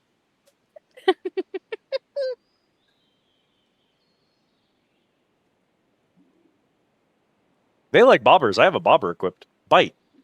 Bite, asshole. Come here. Give me your little shithead. What do you mean trophy weight catch? Well, we're done with Cisco's. That's him. That's him. The fucking largest one in the lake bit the bait when I was checking to see who was down here. One and done, baby. Easiest game of my life. All right. We catch the small and then we're done with them. Done. By the way, completing a fish, if you caught one of them, if you've caught none of them, it's a circle. If you've caught one of them, there's a slash. If you've caught every possible size, it's an X. And then when you get a trophy catch, there's a trophy in the top corner. So we're looking for a trophy and an X on all of them. The largest fish in a zone is like a legendary fish. They get a special status. So they have a trophy too. They just have like a special trophy to show you caught the boss. The big boy. The big boy.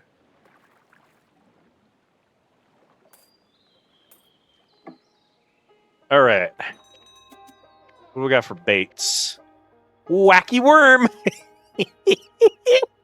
Why does it look like a fucking bicycle harness on a worm? You can't do this to me. I have exactly enough monies. Ah, lads. Yeah. Curious George has lost himself again. I've got to beat his ass. Ah. Well. Such is the life of Curious George. No, Gorge. Yeah, that's what I said.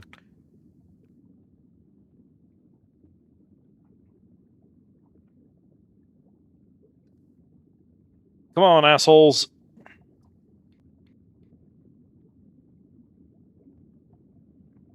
Don't play with your food. Eat it. Woo!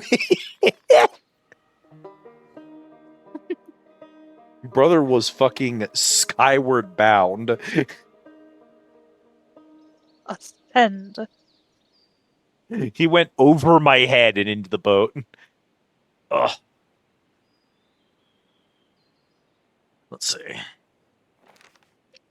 All right, Clunt. Wait, what? Caught 0. But I'm holding one. I had to pick him up off the hook before he counted. Okay. The immortal words of the Emperor. Psychers are food, not friends.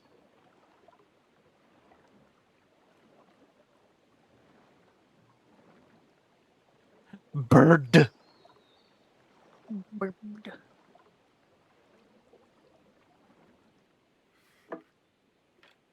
It's a gray-billed tit fuck. That is how birds are named. That is how this is back how birds are named, unfortunately. The tiger trout, which likes spinnerbait.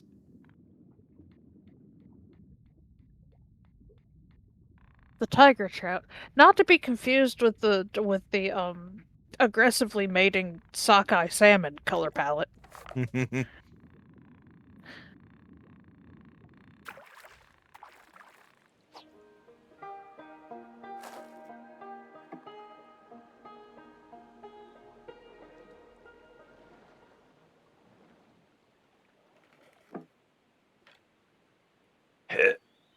Yerg.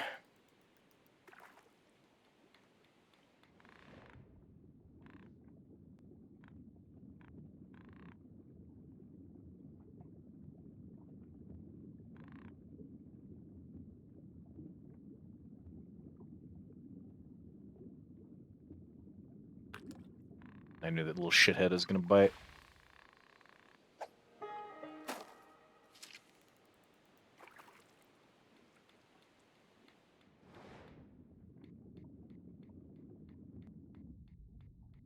Oh, this lake is deep. Oh, goddamn. You Oh, you do go butt down. muncher. You bit on the first one because there's already a medium trying to catch.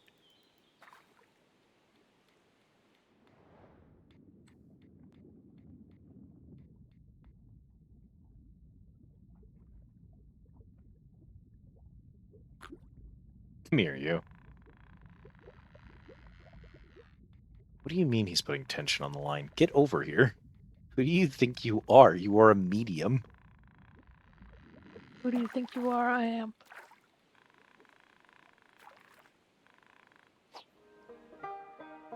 Trophy weight, yellow birch. Hell yeah. Before we head back, because I don't think we have the bait for these other cunts. Oh, who else did we find? We found, though he's a northern pike.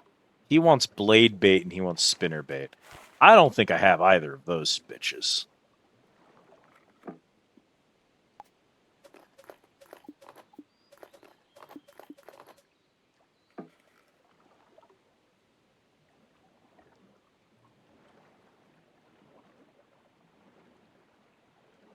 Bird.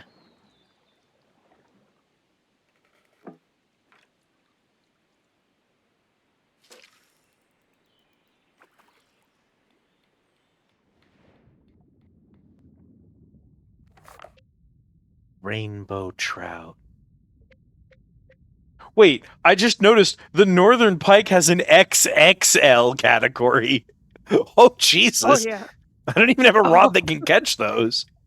Oh yeah. You aren't ready for the XXL I'm not, pike. I'm not ready for pike. Cat. What? This lake has 2 Star Trek captains in it. It is Pike and Cisco.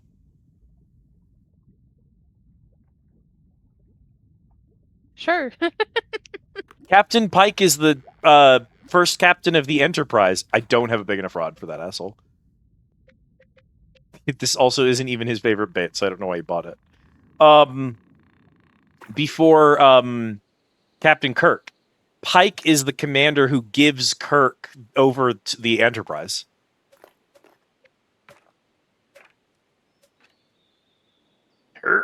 Lord.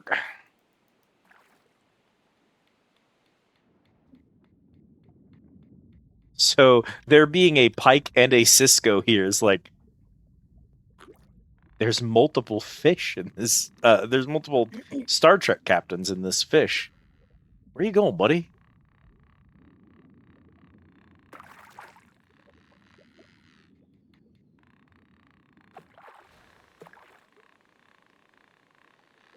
Brother, are you serious?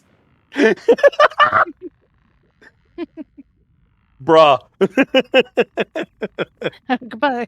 He jumped over the boat and then swam back to the bottom of the lake. Come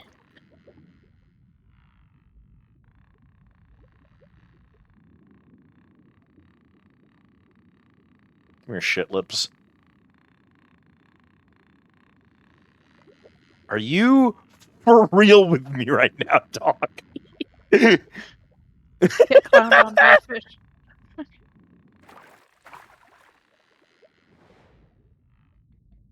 Bro, you have to get tired. Me? Bro, you have to get tired. Him gives up entirely. Oh my god, he straight gave up. He just quit. I yelled at him, he just quit. You scolded him. my Okay, god. I'm done. All right, man, I'm out. No, I don't want none of that smoke. Do you think I could hook the fucking XL without having the right bait? The XL does not even seem enticed by this. This is the wrong bait, so... Okay, let's go buy our new baits. You're a little shitlord. You stop that. And he's like, oh, okay.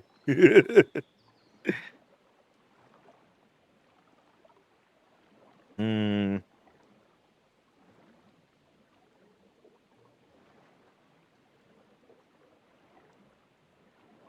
Baby Mamurja.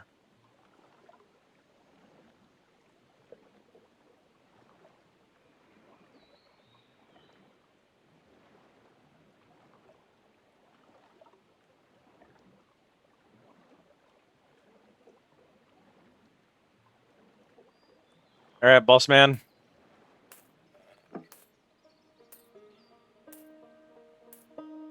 $138 for that asshole trout, though. Back already? Fish must be jumping in the boat. They sure are. Yeah. Let's get the spinner bait. It's cheap. Oh, Jesus.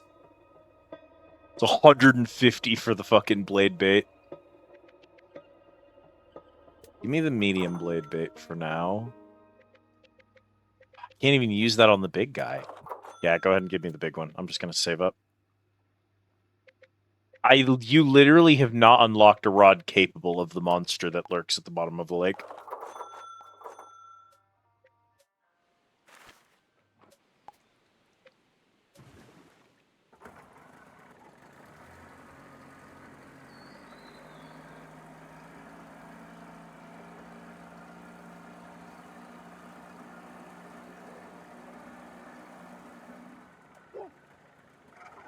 You see a fish, boy? Alright, let's see. Rainbow trout. Yellow perch. Tiger trout. There is tiger trout down here. Rainbow monkeys, so clear around the super chunky.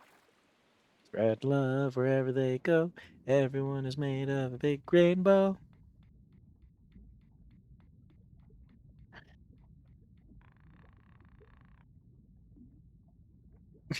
Yeah, little shitlord. He's gonna fucking get you. Bro, He's this gonna bait get is not for you, and you're the wrong size for this rod. What are you doing? Hey, little man. Nice backflip into the boat, but good try. Style on him. He sure did. He styled on me.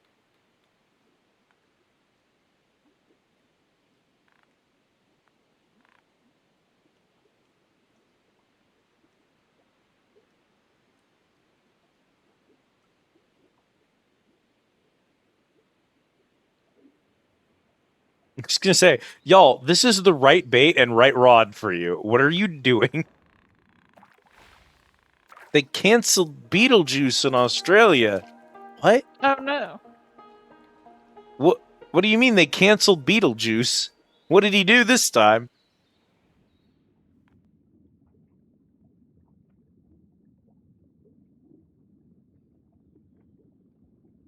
There were shows that were going to happen. I thought we'd be casting from a couch. Nice try, Alexi. Thank you for the 40 stream streak. Oh my goodness.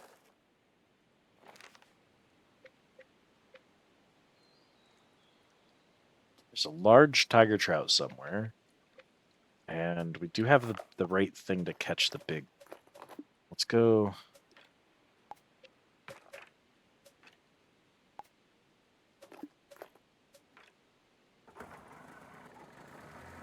That sucks, Bull. Anyway, hi, Alexi. How are you doing?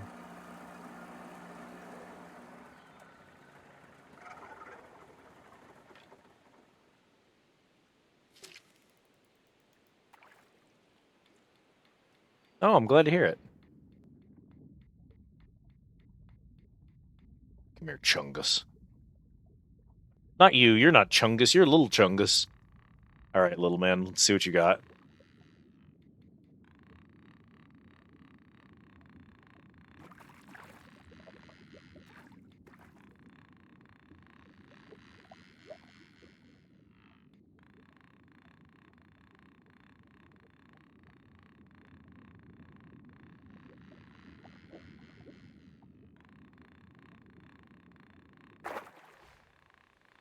All right, buddy.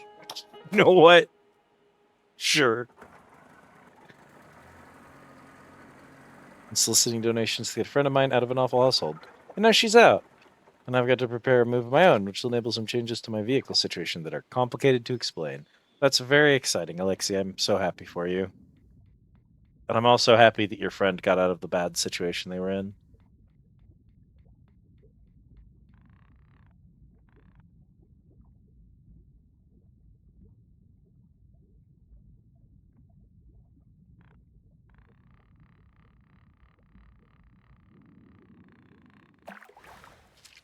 No, brother, that's not what I wanted you to do. Come here.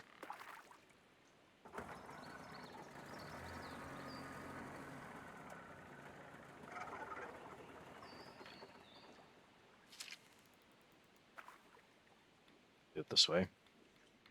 Where's Chungus? There you are. Come here, you lard.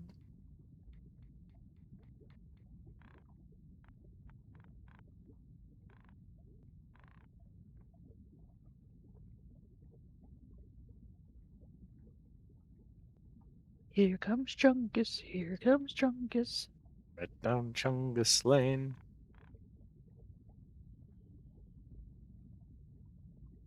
All right, here we go. Moment of truth now.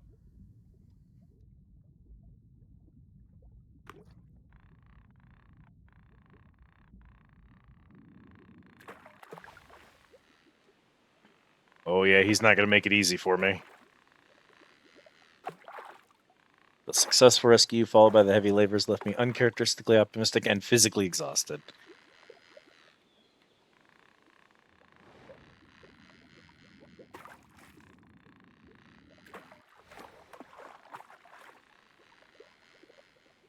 Look at Red watching that one of Bruh. these days.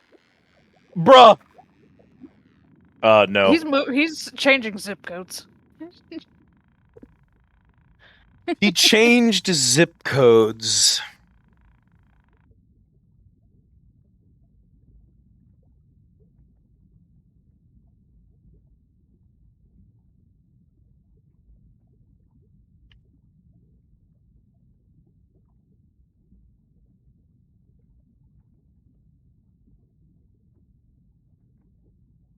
You cunt.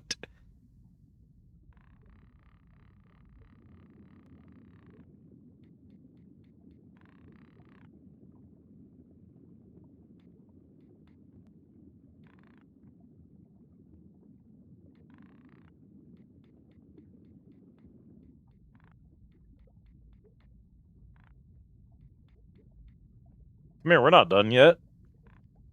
You think we're done? We're not done.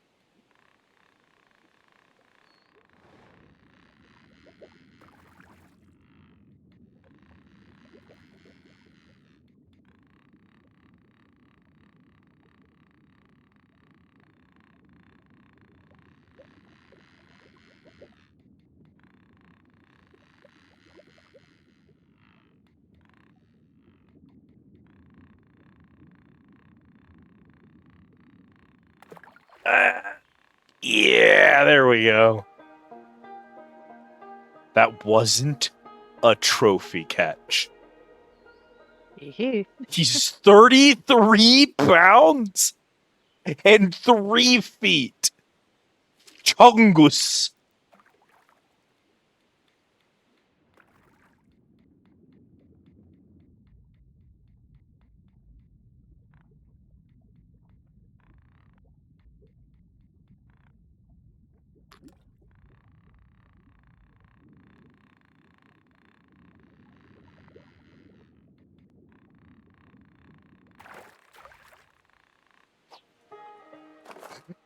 He tried to fight.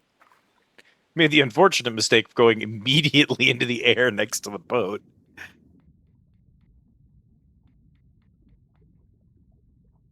Unfortunately, it does not matter how much stamina you have left.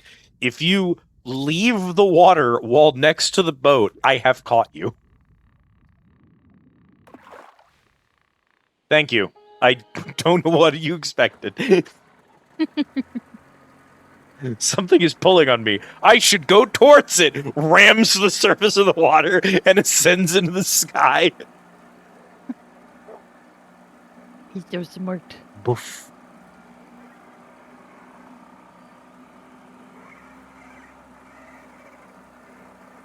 Is that the engine of my boat? Jesus Christ. 261. That's what I call a comeback. Gold. Balloon Chaser and the Coastal Rambler. Lord, you born a ramble man. Oh, man, Rambler, man. Doing the best and doing the best and doing the best he can. Oh, paint job. Yes.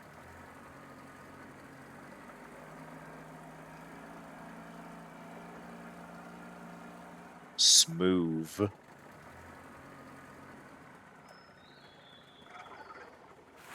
All right. Heavy blade bait. Me biggest rod.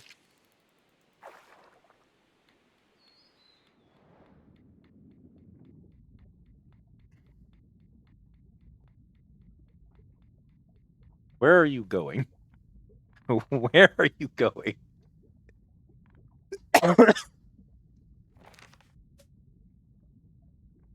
Those are pikes. Those aren't extra larges. What do you like? You just like the blade bait. Oh, wait. There's one. Chungus! I'm coming for you! Look like an extra large? I think he's an extra large. He has to be an extra large. His bait is only extra and X extra. I know he's not an XXL. If he is, he'd immediately break the hook. I can't catch XXLs.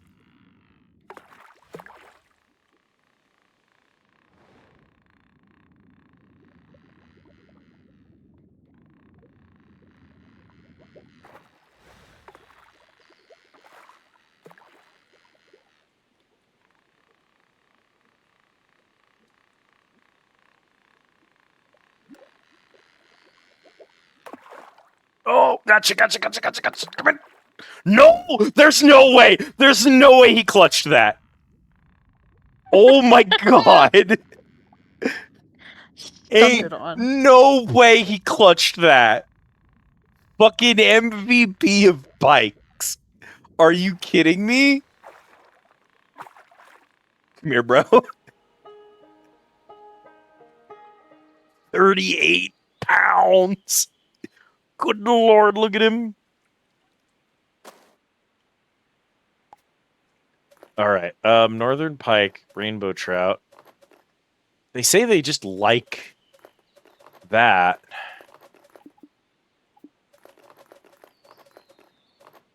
Let's try a medium blade bait on a maple scout.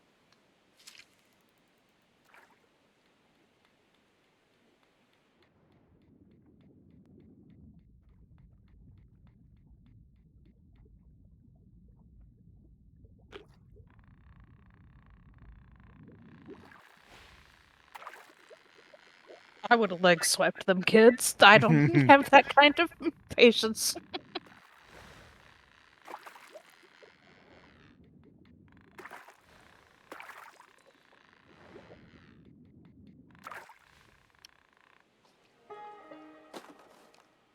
Got the shit lord. Okay. Let's go back to the timberjack and see if we can't catch a large.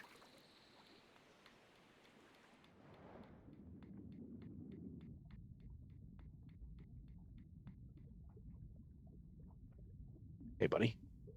Come on, then.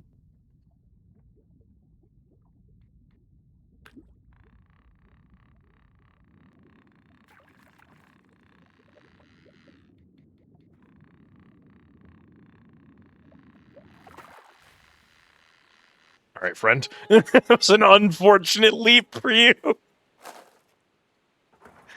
One of each size of pike is mine.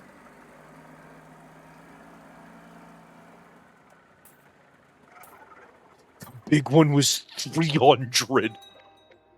All right, boss, what you got for me? Thanks a heap. Getting sweet on them trout, are you? Once you hook one, it's like trying to eat just one chip in the bag. Good luck. Plenty more where that came from. They're biting easy over at Picnic Point. Thanks, bud.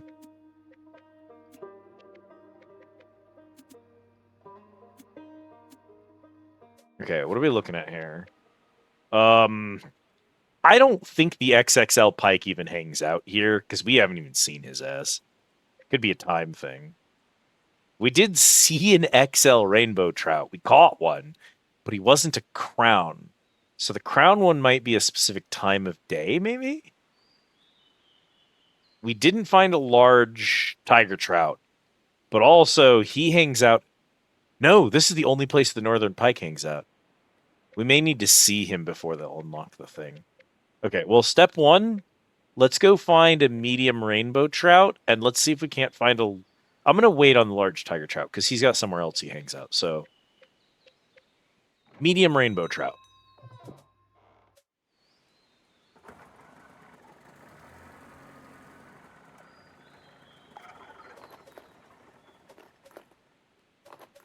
Medium blade, and if we just run the little guppy, it can only give us a medium.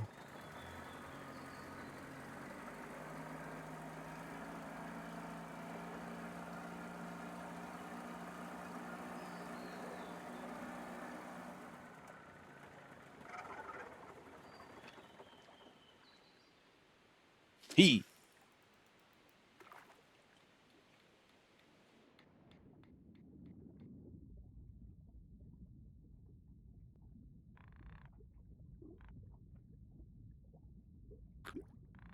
You fool. All right, man.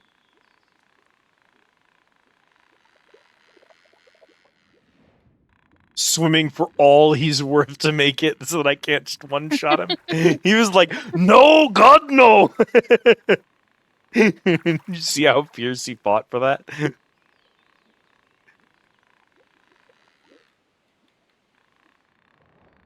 He left the water, saw me, and was like, the face of God. I must resist the call. And went just the hardest any one fish has straight down.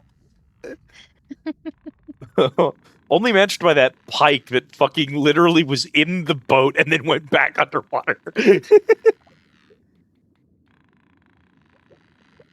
Bro, I know I'm using the small rod, but you have to have less stamina than this. Chill, bruh. You weigh like a pound. Come here. 3 at most. I'm guessing like he's gonna be like 3.2. That's his size. Bro weighs less than the average bag of Funyuns I eat.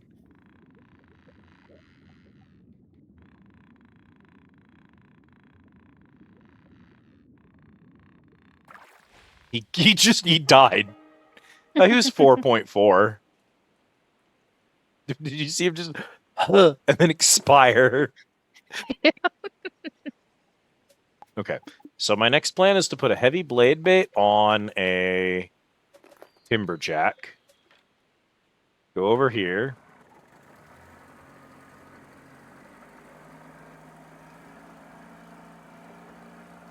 So past Mr. Titfuck. And then I'm gonna move time.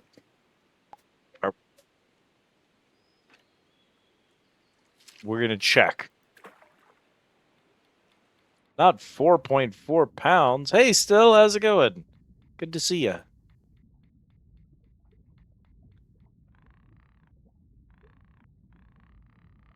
1 ounce is 1/16 of a pound.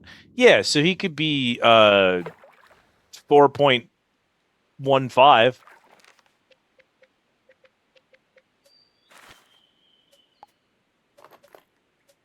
I'm not picky.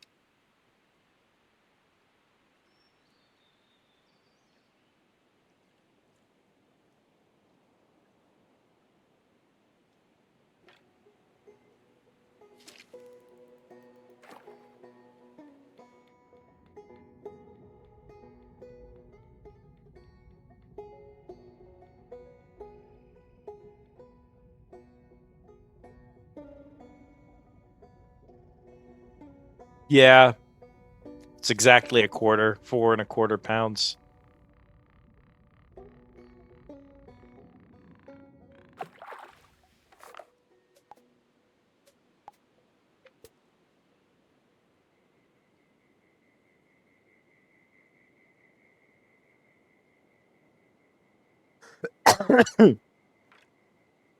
My dog, who is more than happy to take a nap in the morning, take a nap in the afternoon, take a nap in the evening, and then take a nap at night.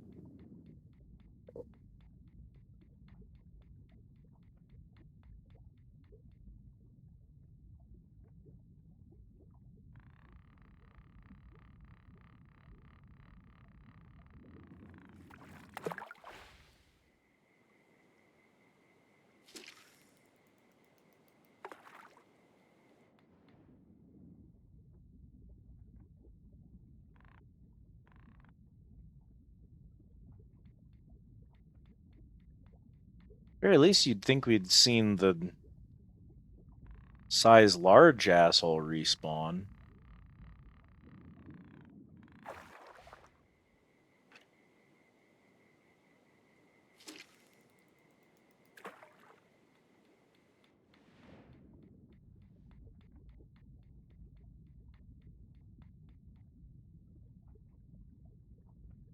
Huh.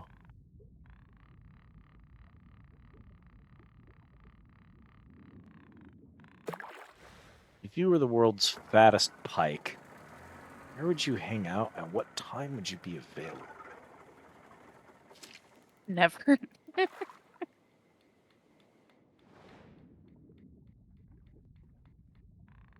Bonger? Liz Dweem. Hello, Shale. How's it going?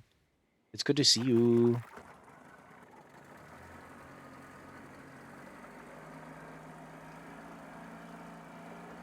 I'm very eepy. Many such cases.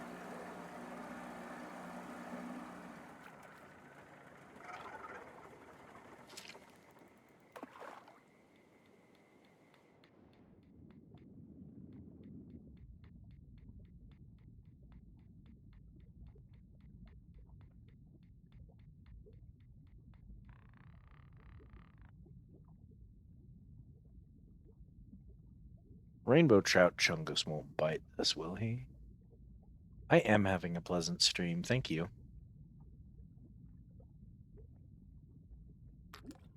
Whoa! He was just swimming normally and he stuck it in his mouth. Oh. He just, oh.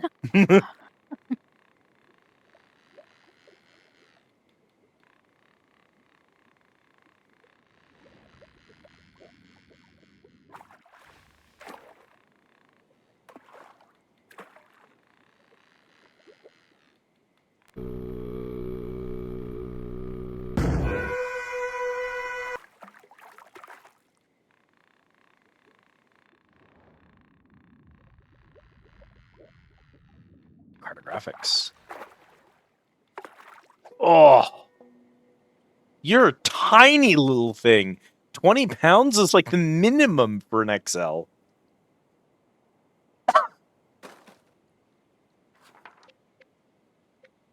Okay. It is. That is the smallest he could have been and still been a fucking XL. What a cunt.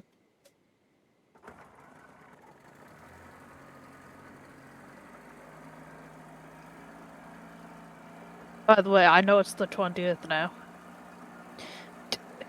But I just want you to know that as of yesterday, June 19th, coincidentally Juneteenth, also marked the 14th anniversary of Mandor Handhook Car Door.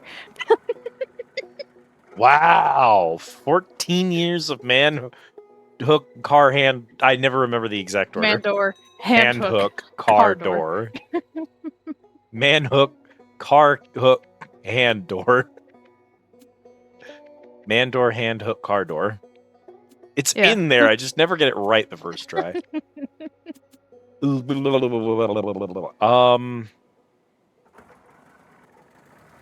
Well, Poot. I thought for sure we could get him to spawn, but maybe he has other requirements. He has weather requirements. It's Final Fantasy 14 again. Mandark. Ah ah ah. I don't know why that's even still in my brain case at this point.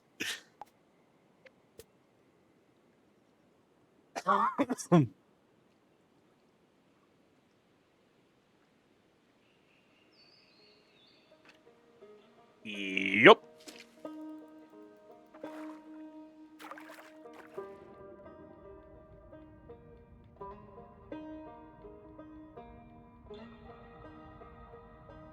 There's the large again. Guess we could rehook him for another 300 fucking smackaroonies. Come here, dip.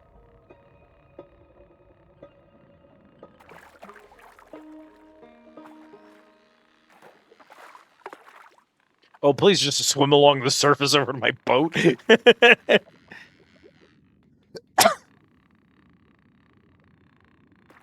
So the large spawns in the morning at the very least.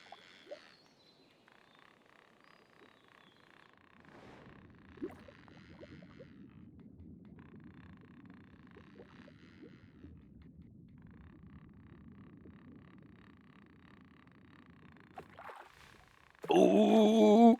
Ooh, ooh, ooh, ooh, ooh.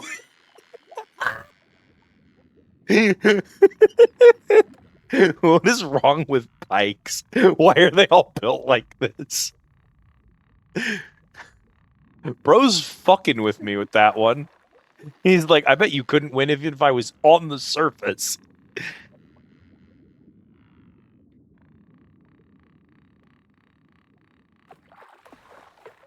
Oh, he ran out of steam.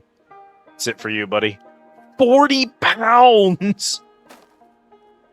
Good lord! Fish unit.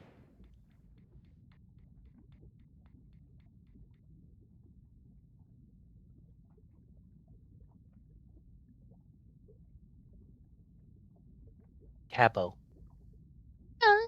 You want to see a really cool feature this game has?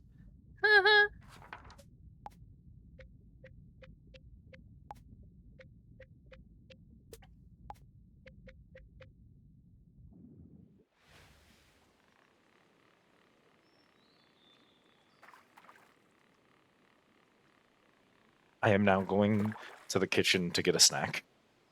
Oh, hell yeah. My boat is leaving, and I don't know why. You got a fish.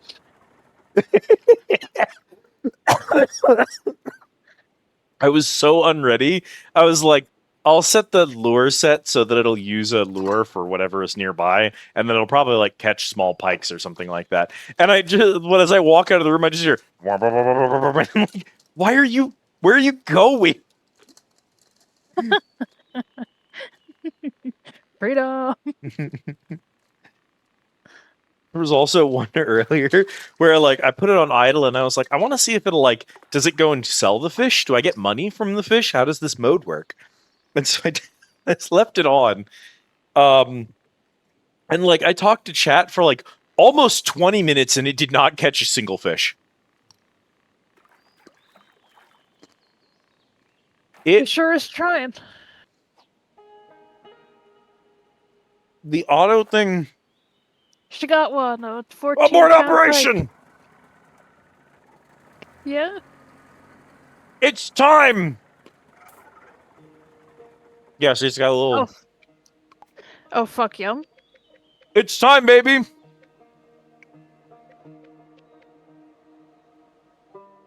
I don't see a save option. I'm gonna assume it's saved.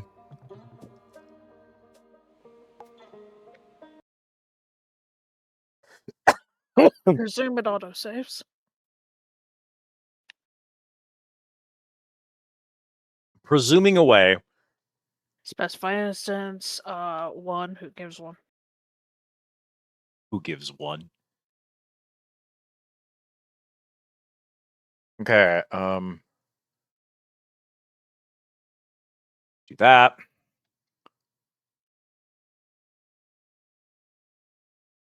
And then game audio over to fantasy. I do see it, Autumn. Thank you. Ba-da-da, ba-da-da, ba. Anyone looking away from a stream who doesn't know what's happening, just like, what the fuck?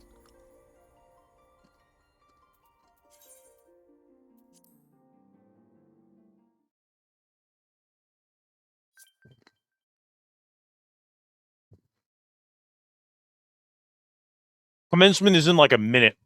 My phone notif came in late. I have to get in. Peeing has to wait. I don't have time. Where's the location? Bruh? It is kind of off the map. Okay.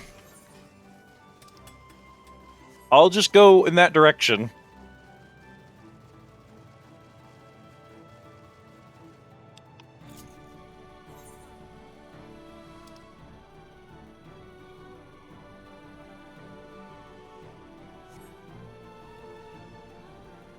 We had to upgrade our mechs in order to enable this one. So I'm assuming we'll be flying mechs out there.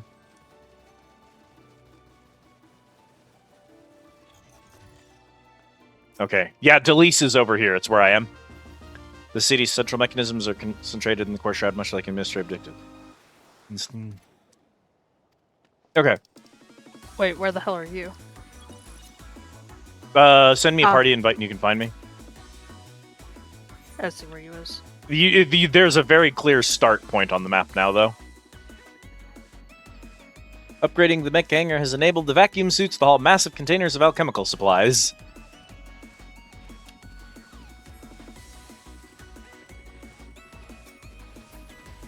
Whee!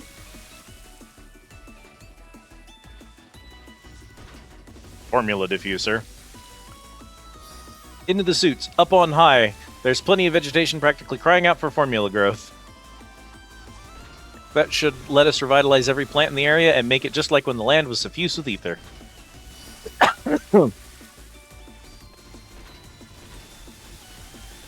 Spray that vegetation. Spray that vegetable. Bow, bow, bow, bow.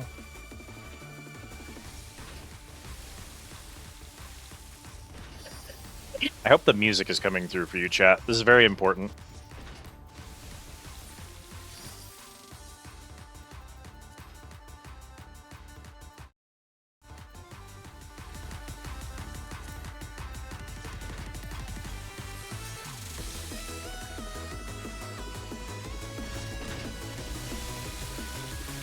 The plants crave Rondo.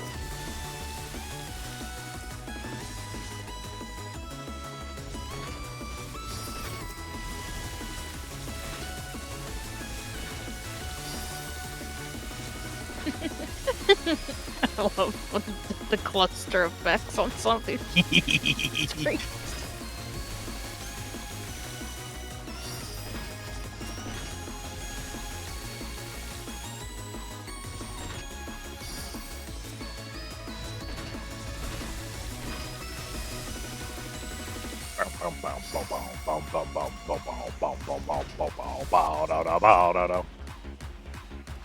Thank God I set my phone to do an alarm for this. I would not have known.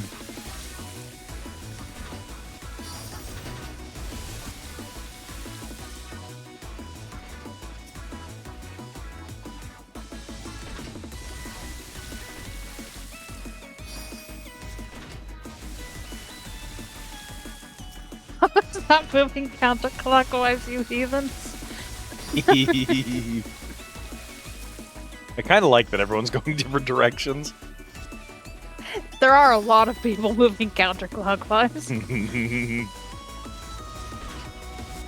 I think it's because when you land, there's vegetation visible to the left, but there isn't one visible to the right. Though on the right's a little bit further away.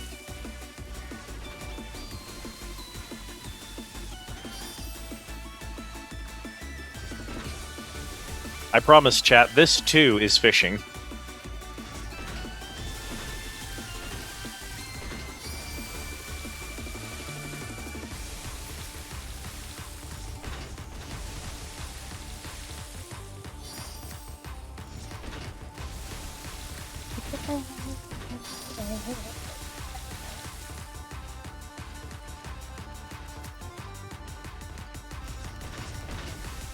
Anyway, we can never tell Kit this happened, because if we tell Kit that she missed the fucking mech fate, she will never forgive us.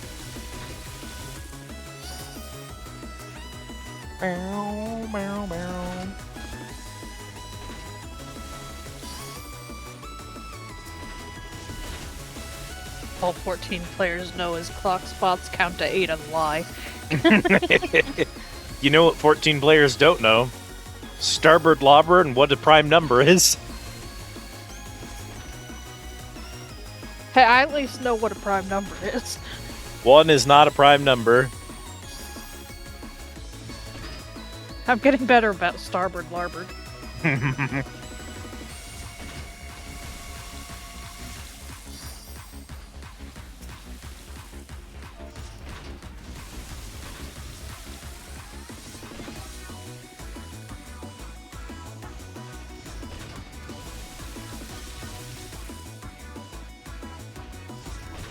They do not know that 1 is not a prime. Remembering why I never bought crafted weapons in Destiny 2? I couldn't possibly be asked.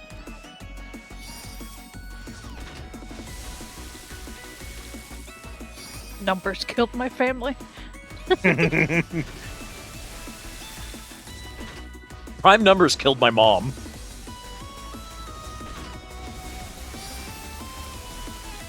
I'm like, I will never get over how funny that stupid ass fucking movie is. I didn't mean to be.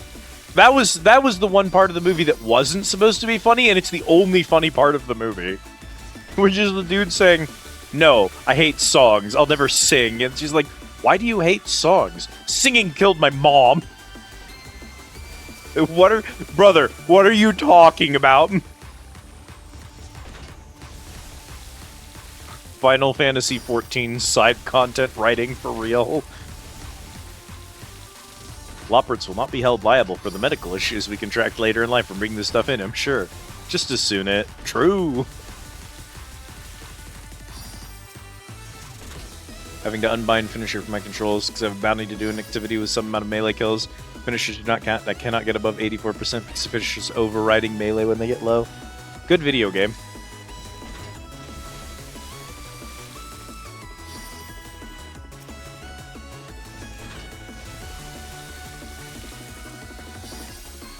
Feel trapped in a circle.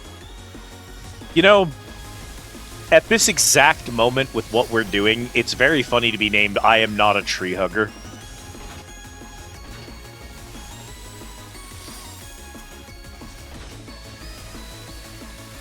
I didn't get it. Like, no hate to the people who did get it, but I played both Destinies at a couple of different points in their life cycle, and at no point did I think that that game or the team that made it had any sauce whatsoever. It was just like, the kindest thing I can say about Destiny is, yeah, it's kind of an average shooter that has some really bad MMO mechanics taped on top of it.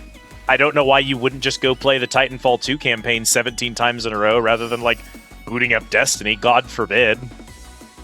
I don't know why you wouldn't just download the Master Chief Collection and play the Halo trilogy again. It doesn't even compare to the previous projects from this team.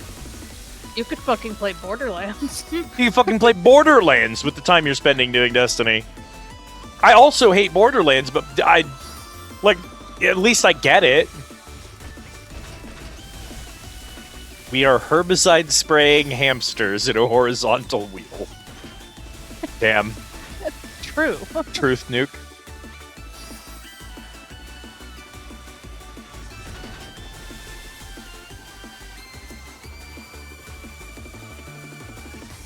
I would much rather not play Borderlands.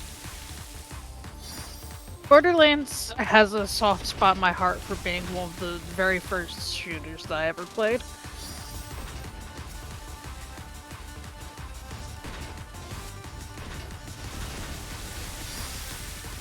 That also let me do wacky woohoo shit with skills.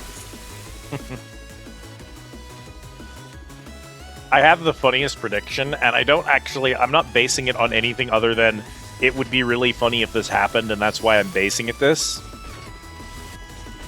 But here's my prediction. We will, in the next couple of years, get an announcement for a Destiny 3.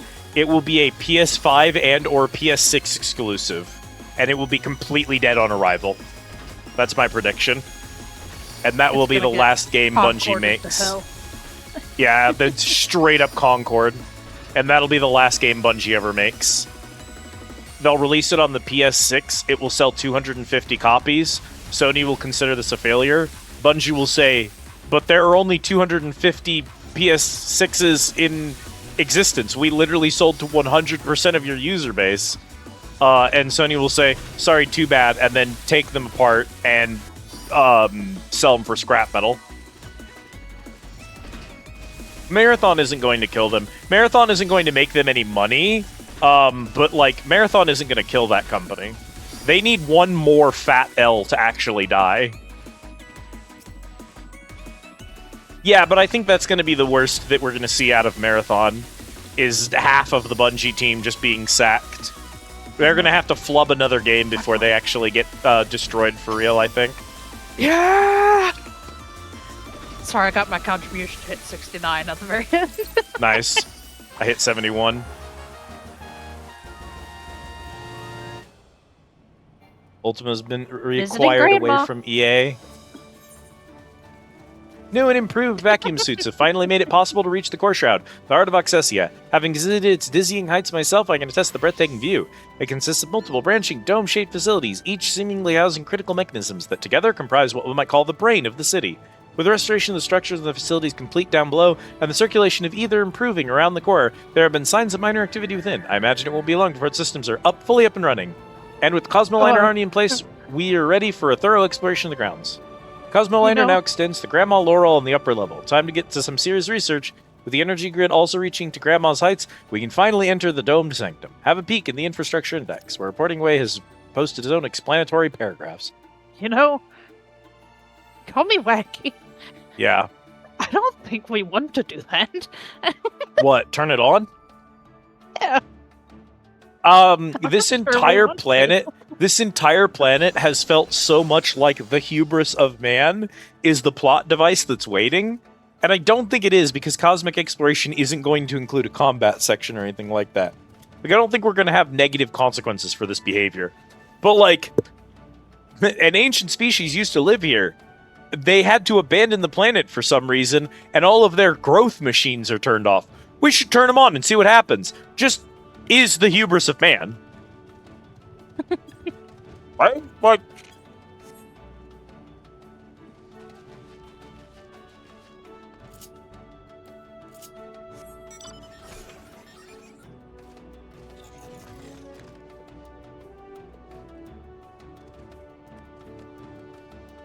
Oh, while I'm here, I suppose I should finally go attune to those other two Aetherites.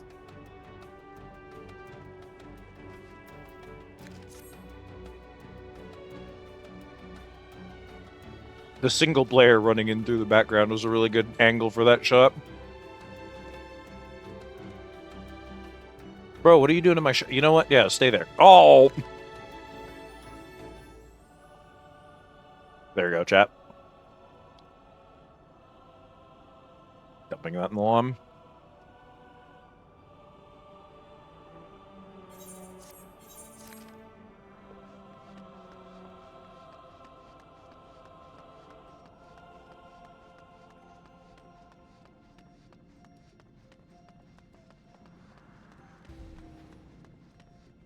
This place haunted as shit. What the fuck? Look, again, are you seeing what we're fucking turning on in here? I told you I don't think we want to do that. Finally, reached the central mechanism, Grandma Laurel. Now that she's getting the energy she needs, we can examine the core systems.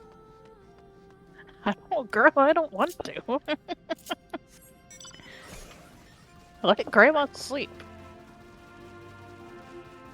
Let Grandma sleep. Mechanisms.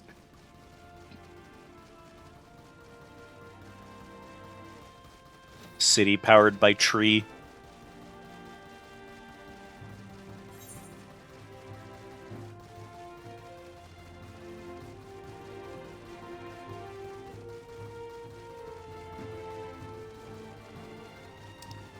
Alright, it's time to take the rat down.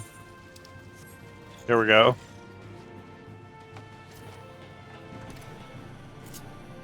Pew!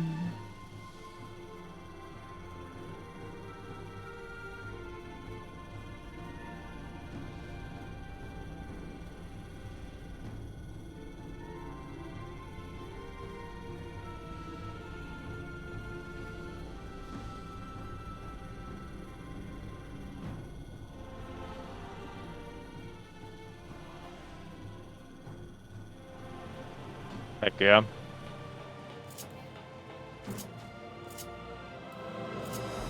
Oh, Cap. I don't know if you saw my new mount. Boom. Oh, nice. It cost literally all of my gil. It is 7.5 million gil to buy this mount.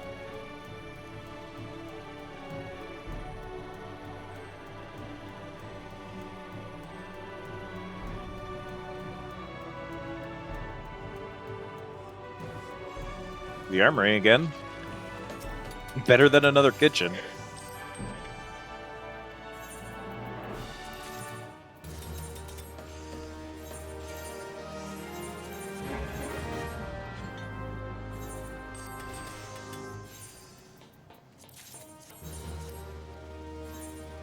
Brother, what did you just bring home? Apparel showcase. Some people like others to see their items of finery, even when they are not being worn. Well, it doesn't sell for anything, so I guess I can go throw it in my house or something.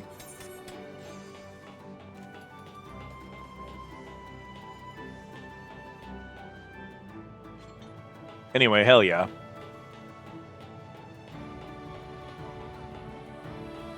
I wonder what we'll learn from the core once it's restored.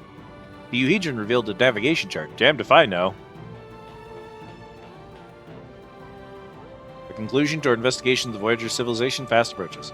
Assuming the core can be restored without issue, of course. Nothing beats a hot meal. How many times must I tell you to slow down?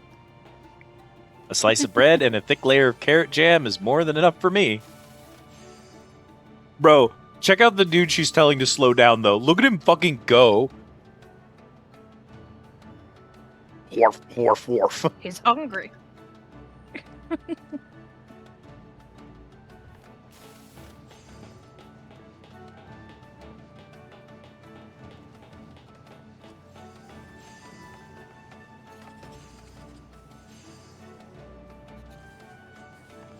Cleaning is one of my specialties.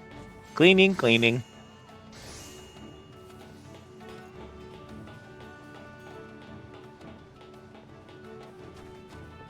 Someone took the mammoths that they designed to help with the initiative, and they programmed them on purpose to have echolalia. Yeah. They were like, yeah, just give the little robot dudes echolalia. That'll fix the problem. Alert, you have far exceeded working hour projections.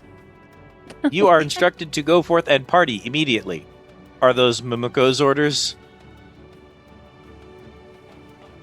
Please appreciate this Fem Roth kneeling down to talk to the party boys.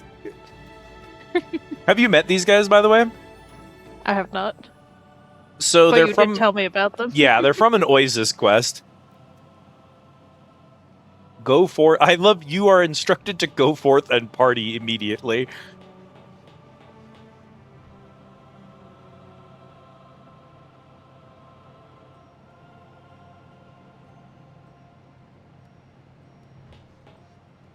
Bruh. Now hold up. You see that Lalafell? That Lalafell is smitten. Look at her. Oh yeah. That's a lesbian.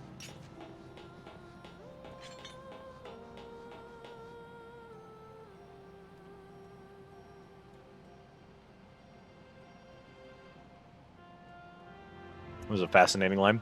You've researched the gravitational anomalies on Oasis, haven't you? Odds, who hasn't? Bro, who hasn't studied the gravitational anomalies? For the last time, you cannot ride the Dalmel. I'm sorry, I just felt so alive on it, you know? So free. If you truly feel that way, we can register you for pilot training. What? I can do that? Really? It's no easy feat, mind, but if you're that determined... I can be Huzzah! a pilot. I'll do it. I'll be the best pilot ever.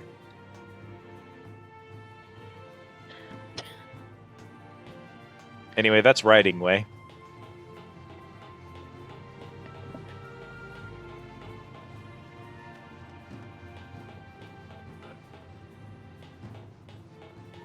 Chat, you may be wondering, hey, Liz, when are we going back to the fishing game? 30 minutes after the previous event ends, the next one gets a timer. I want to make sure that it doesn't trigger immediately, because sometimes they do.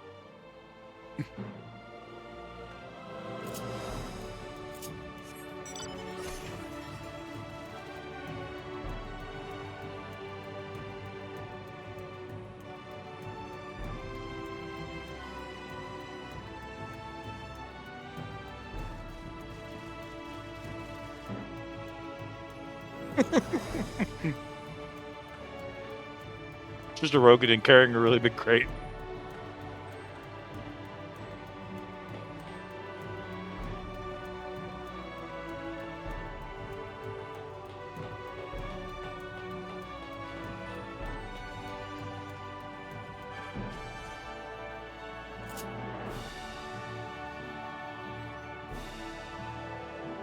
They better be sending us tasty treats. These are the people who invented Archon Loaf. Don't get your hopes up. But Okay, we're searching trying to around. improve Archon Loaf actively. If you've done the cooking quest at level 90 by this point, canonically, you've fixed Archon Loaf. And I do know that that is canon, because some of the people out here mention Panaloaf by name, and Panaloaf was the alternative to the item you do end up making in that quest. So the fact that the name Panaloaf is used out here means that that is canon. This So glad dance that we could is a celebration of free them. interstellar discovery. We could free them from the horrors of the Archon Loaf. Someone earlier, one of the people was saying that the carrot jam is actually based on the Archon Loaf recipe. It has the Archon Loaf recipe in the carrot jam. Carrots were the solution, as it turns out. Oh, I forgot that I was queued for MSQ. It's fine. It's Ultima. I've lucked out.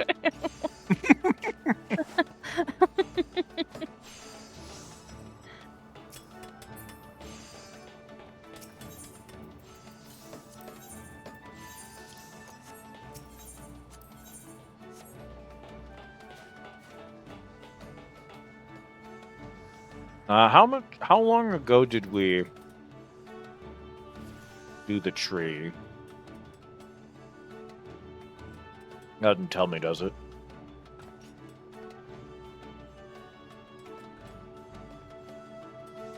Oh my course stupid! not. None of my Imagine chat having logs have information. fucking whatever. I've joined the fellowship. I collect cat girls.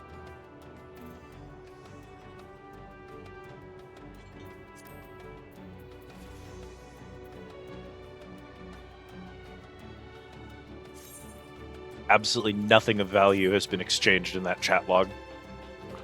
Of course not. What the fuck did you think was going to happen? I don't know what I thought would happen if you put 200 cat girls in a room together. But I should have expected what I got, which is mostly just a lot of meowing.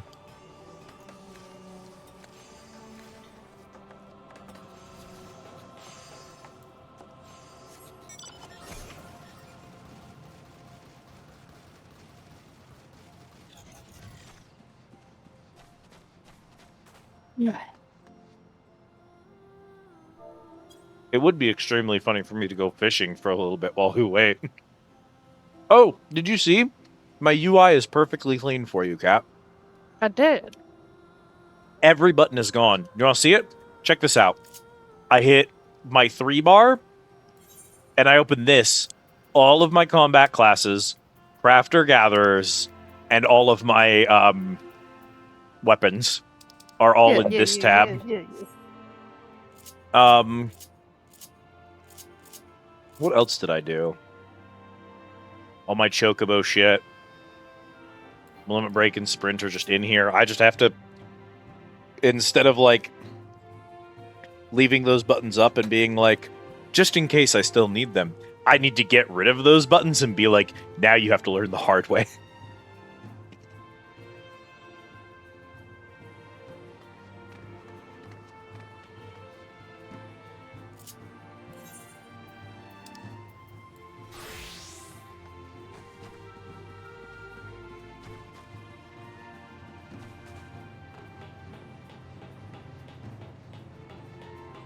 They choco on they bow till I quark.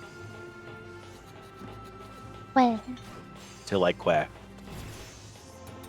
Till I work.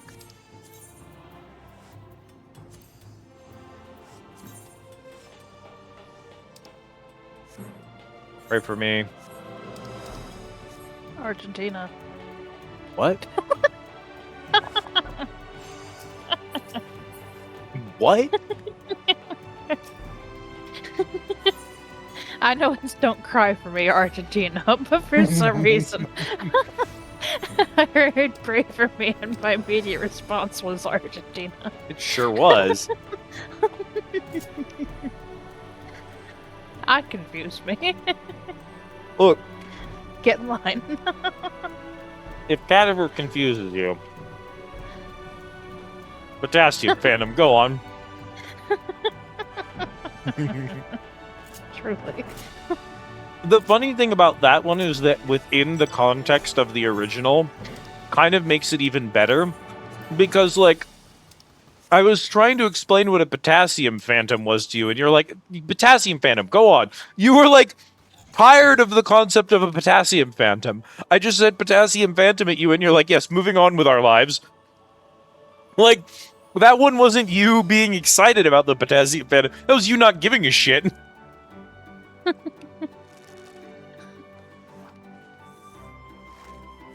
If you swing a putter wrong enough, anything is possible. Me, when I'm desperately trying to convince you in Yakuza many fucking golf games. Slice it, trust me. Slice it. Trust me. Iconic, thanks. And it worked. Me. Cat, you don't even know what a slice is. If you swing a putter wrong enough, anything is possible. No, that was my response to you actually getting the ball in the hole. After me telling you like 5 times, slice it.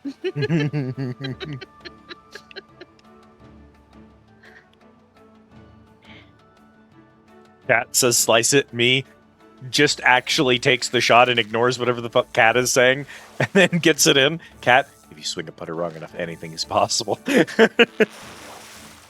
Slicing it was what worked. That was not I was slicing right. it. You were was. not, in fact, right. That's not what slicing it is. It's There was his mind by right. Shut the fuck up. Time's out. So if there's a shift in the wind, or a golf ball hits like a pocket of air, it'll drop more suddenly. And this is what's called biting. It's the ball biting when it does a sudden drop like that. Yeah. What's important about this specifically is the absolute quantitative joy of having someone hit a ball and you can kind of tell it's going too high and too far, and you just hear a bunch of people in the audience going, "Bite! Bite! Bite, ball! Bite!" It's so good every time.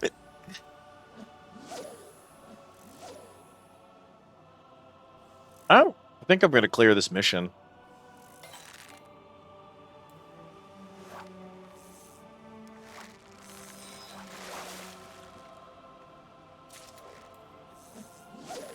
Perch Explorer, by the way. Yeah. A Perch Explorer. A Perch Explorer. I made a tactical error early in the mission. I've made a couple of tactical errors at this point. What I need to do is this. Are you a high? You're high.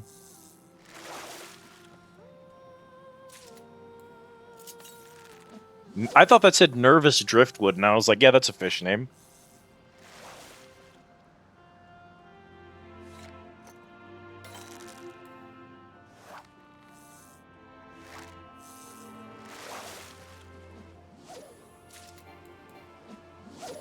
I need 5 fish. Come on. Come on, baby.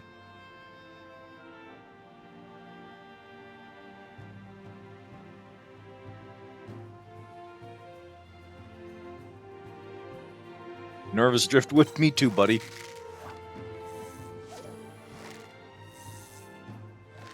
Picture of Morgan Freeman? True.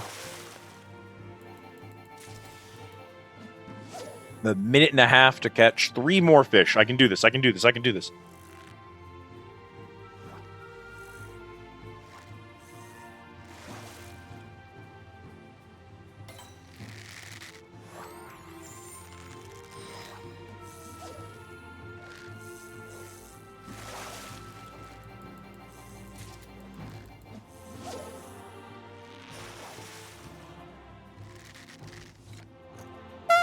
I made 3 tactical mistakes. And I'm brute forcing the gap that I left behind.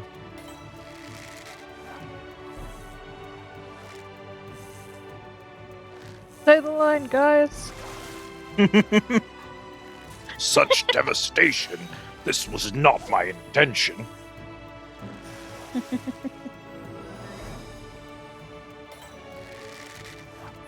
It was actually almost lined up with him, too. Come on, come on, come on. Gold star, baby. I'm the best to ever do it. Quit opening my chakras. They're getting chilly.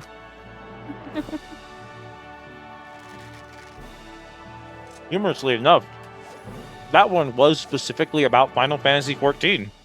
It was. Keep opening my fucking chakras.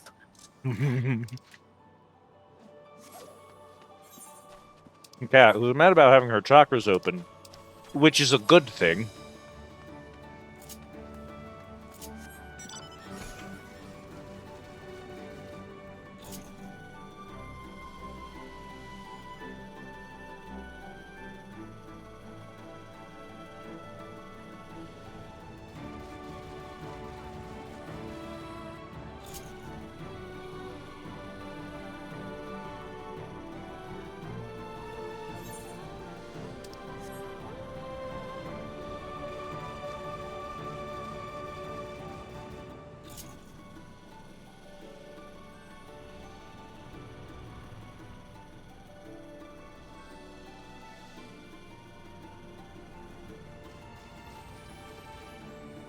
All right.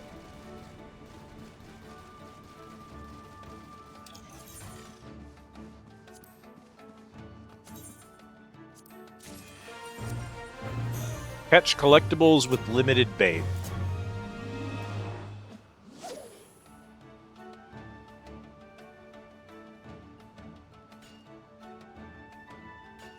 I don't...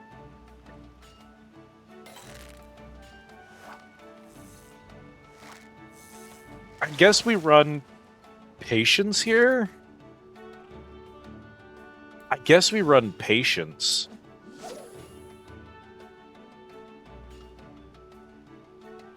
There's one hell of a mount that you got there.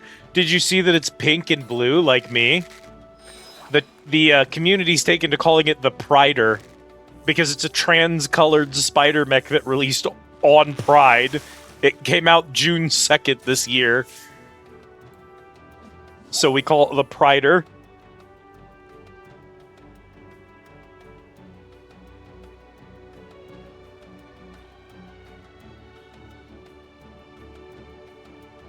Obviously, because God has a sense of humor, I won one of them almost immediately from the gacha.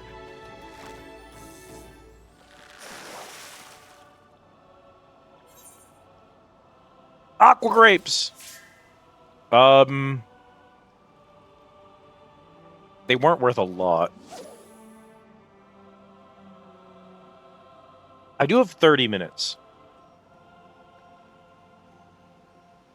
Well, you don't want to know its actual name, Steel. You see, its actual name is Cosmic Armored Weapon Beta,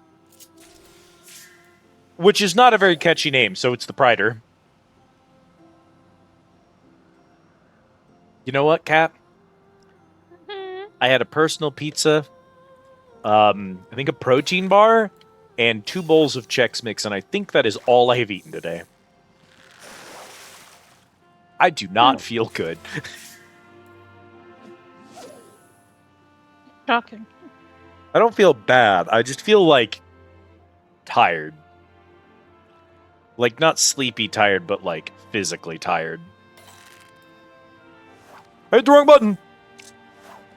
That's okay. That's okay. That buffs out. Its real name is the Prider. I need an exclamation mark Sun Tzu command in this chat.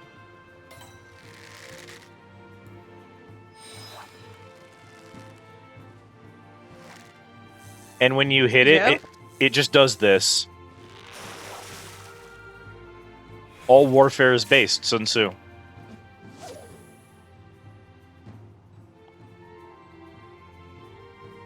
Would you I can explain that one if you want, Kat. Oh, no, I got it. Okay. I'm aware. I'm aware.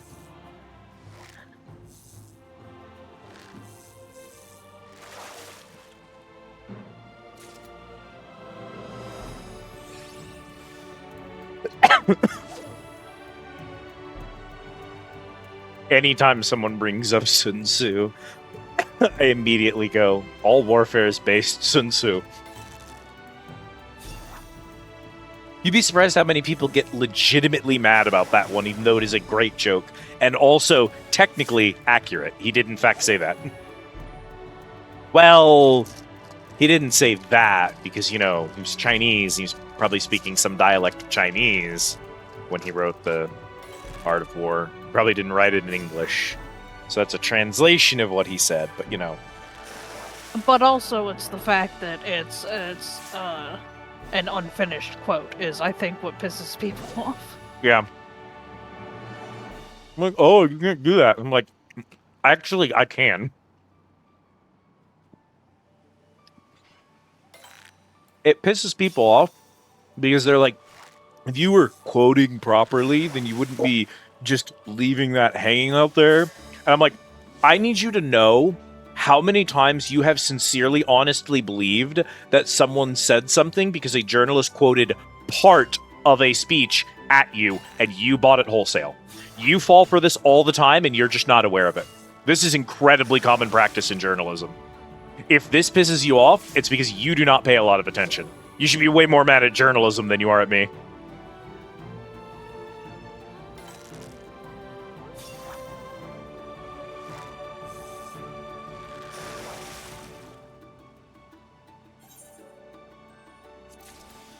Bruh.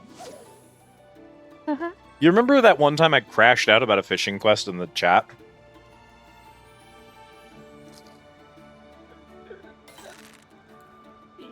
I feel like I do, but I couldn't actually say yes. I spent a half hour in the game hall ranting about a quest where you had to catch a bunch of collectibles. And unfortunately... Oh, right, because it's a fucking random number generator. Yeah. There is nothing I can do right now. With all the skills on my toolbar, there's nothing I can do to make this quest go faster. It's pure luck. There are all kinds of things I can do to make all kinds of other quests more successful. This is not one of them. And I was just angry about that, which I think is a fair thing to be angry about, you know? Yeah. Anyway,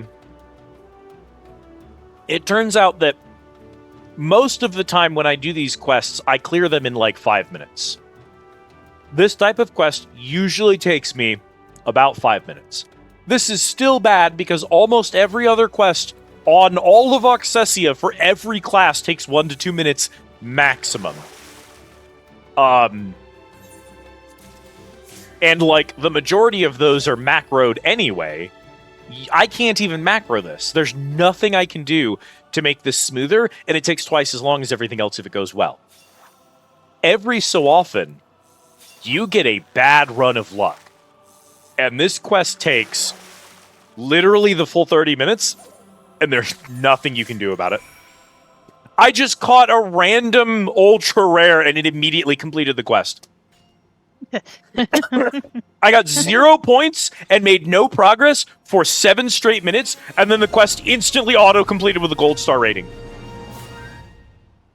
I spent 2,300 GP on that quest. Prepare for Grandma Laurel activation! Oh my god! I don't want to. This is it, folks. We're poised to restore the star-spanning family netroot and reboot the core system inside Grandma Laurel. The ethereal stagnation we've seen caused by unchecked overgrowth and wilting greenery has disrupted the vegetal circuitry even here.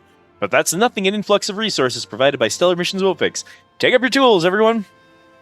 I don't Hello, Rig. How is it going this evening? I hope you're having a good Friday, my friend. Also, have you done any Cosmic, Rig? I'm hopelessly addicted. It's my new favorite content. I'm so sad it's almost over.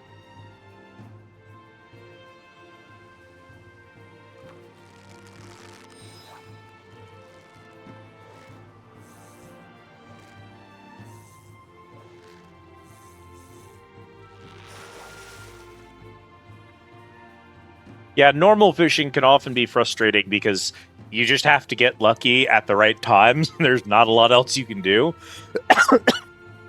There are tricks to help improve your odds, but at the end of the day, you have to pray. So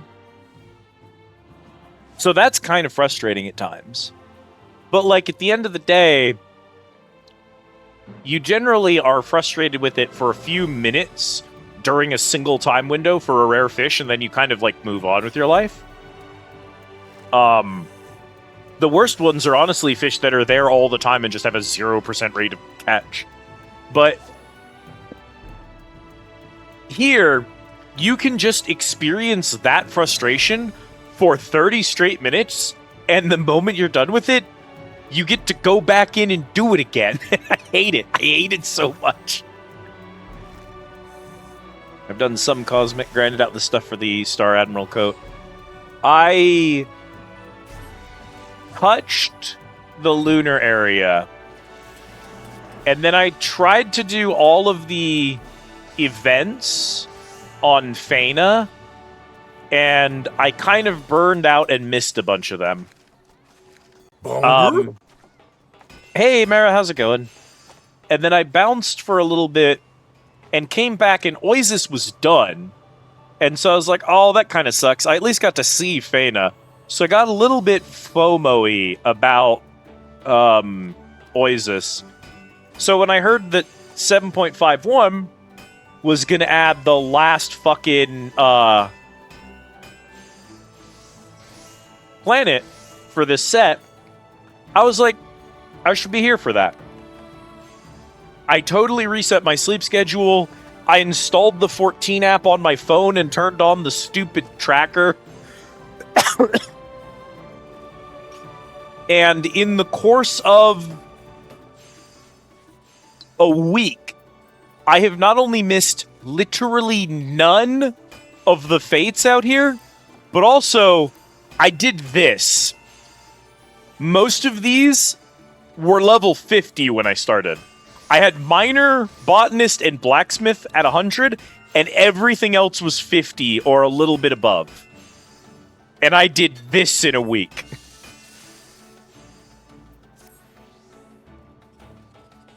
I've also... I do not have as much cosmic research as I should. I've gotten everything to the second tier, but, like, I'm still 2 planets behind on that shit, because I missed the first 3 planets, so... and then there's this shit. I have all of these sets. I have every one of these items. All the, like, collectibles, none of the furniture, of course. And I have everything that Orbiting Way offers. On specifically Oxessia, the artifact searches are the only standard success I don't have. I have every other success complete. I went apeshit on this planet. I'm down bad. I have not been doing any other good content. Right now I'm soloing the level 100 8-man treasure dungeons from some of my map backlog. I wish you luck. Rig. Oh! If we're on a different server... Mm-hmm. Well, okay, so question 1. Can we do treasure maps with people on other servers? Yes. If they can transfer here and they can still load into a treasure map, I think. Yes. Okay. There would be no way for Rig to sell me something if he found it in a treasure map. Not if it's one of the things that's marked as untradeable. So yes, if it's tradable, but no if it's only marketable. Because we can't access each other's market boards. Okay, worth noting. I have to farm... I don't even know if they're the 8-man maps. It's whatever the Broskins are.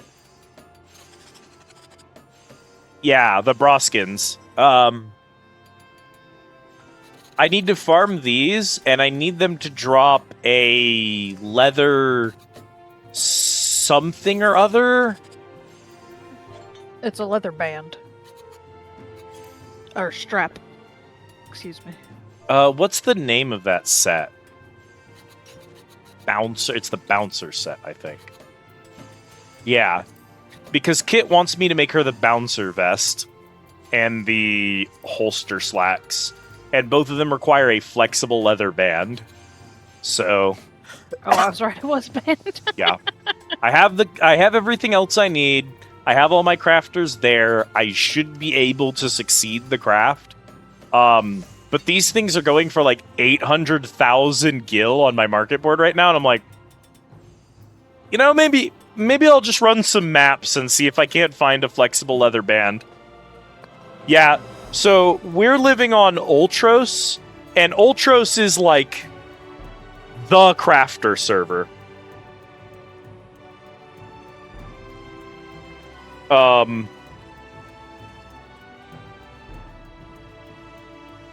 So all of our crafting materials are, like, way overpriced here.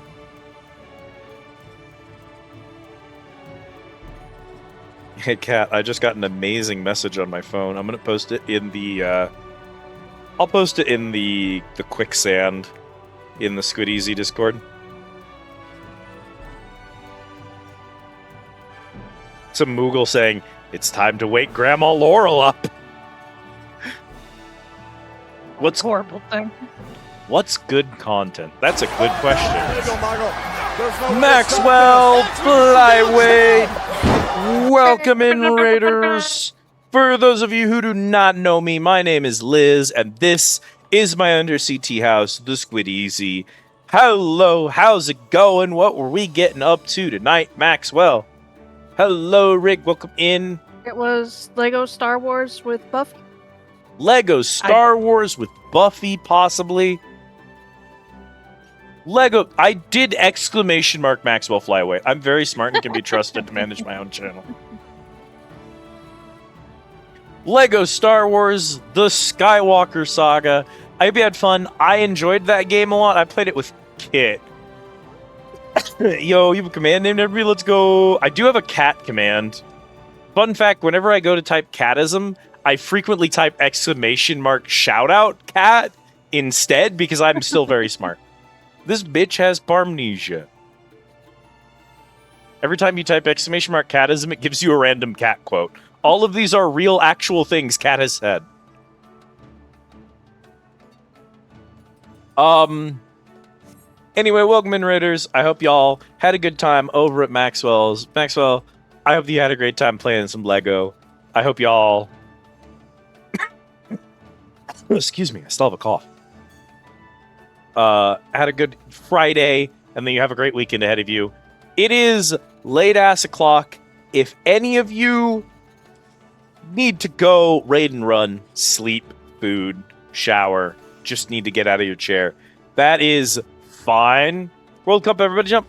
Boop. You go take care of what you got to take care of. We are going to be vibing out. I'm technically playing Cast and Chill. I will explain in a second. I think we're going back to that because Grandma Laurel isn't going to pop, and I don't want to do 14 right now. So I was going to say, the other stuff that I've been doing, chat, grinding out relics, specifically a Realm Reborn and Eureka relics, two of the worst ones. All of the crafter quests for level 80 and 90 are done. I haven't done the ones for level 100. Those are like over here in my bar right now, so I need to work on those. What relics are. You are a better person for it, Maxwell. Trust me on this. Oh, my controller died 1 sec. Rest in shit. So I've got to, I got to go do the level 100 ones now. But on Maxwell, I don't know if you saw this. Check this out. Oh, boom! All 100s, baby. We out this bitch. Rig, I'm gonna be so real. We spent like 2 hours trying to prep Pazuzu, and before it even managed to trigger properly, Kat and I ended up with so many points that we just fucking bought the feathers and left. Because we missed like 3 windows because he just wouldn't pop. So I think I've fought Pazuzu once. I think we have killed him once, but like, We did. oh my god. Hey, what does it mean when you go to get a sippy from your water bottle and the water tastes the way a public pool smells? Don't drink that water. What the fuck did you put in it? Nothing, it's just tap water. Well, it's tap water, so it is in fact public pool water.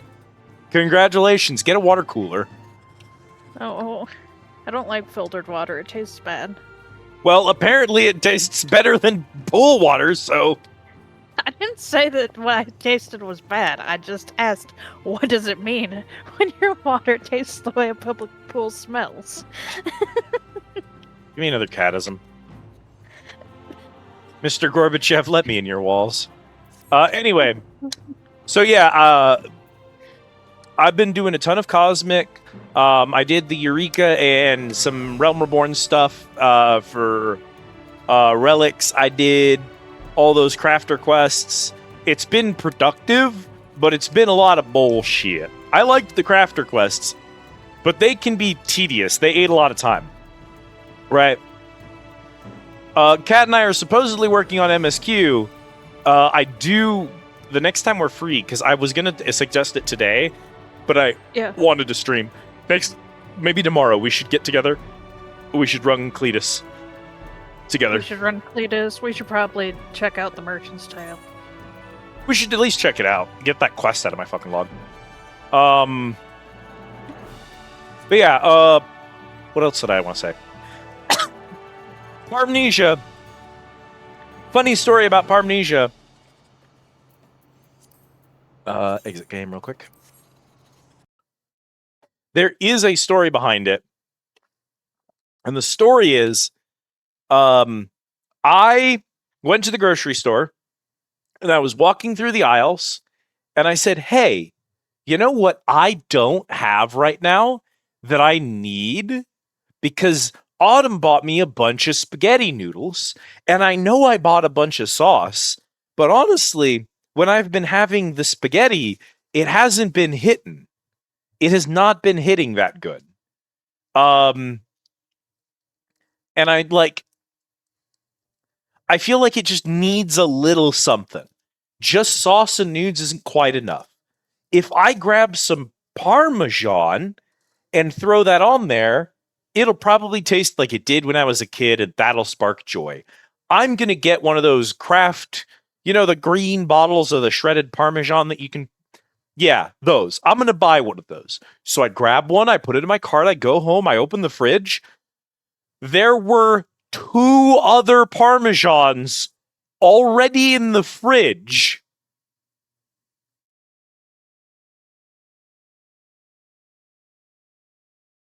I had this thought twice, bought it twice, and both times I had forgotten about it.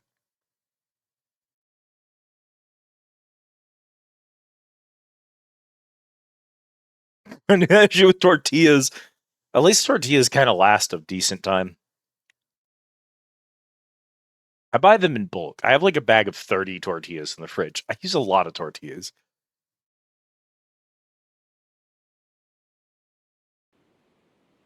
I'm trying to use up all the Parmesan before it goes bad. We'll see what happens. So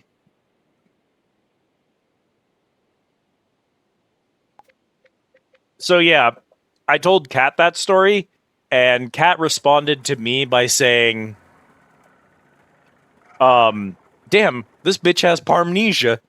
So that's where that one came from. You were telling it on stream specifically. I was saying it on I just stream. put that in chat. Kat was just in the chat and said, this bitch has Parmnesia. That was one of the funniest things Kat's ever said to me. You heard a story about Parmesan cheese and manufactured the word Parmnesia on the spot, which was honestly incredible. I have the unique talent of being able to just say things. You do have the ability to say things. Yeah, dog. Tortillas are weird, right? Because bread, I have to toss moldy bread so often. It does not matter how hard I try to have 3 sandwiches a day. Bread sometimes it just decides to go bad as fast as it possibly can. I'm already kind of bad about eating food. I will buy food and then it will sit on a shelf for 2 weeks, or it'll sit in the fridge for 2 weeks before I'm like, oh, I should do something about that. I'm really bad about this. I cannot buy beef unless I'm cooking it that night. I have to go out and get it right before I start cooking. If I buy it in advance, it's going to sit in the fridge for too long. And I can't throw out beef. It's too expensive to be doing that shit. Right? I have a bag of salad in the fridge that I don't think that's been in there for a week. I got to use that. Salad doesn't last that long. But there is something about tortillas that they're okay months after you buy them. They're so durable. I also keep mine in the fridge. So, because pretty much everything I do with a tortilla is either reheating something in the microwave, or I'm doing it on the stove with a cast iron skillet. So, cold tortillas is not an issue. They are always going to be nice and warm and fresh when I'm eating them, because I'm always putting them on a skillet or microwaving. So that's no doubt a factor.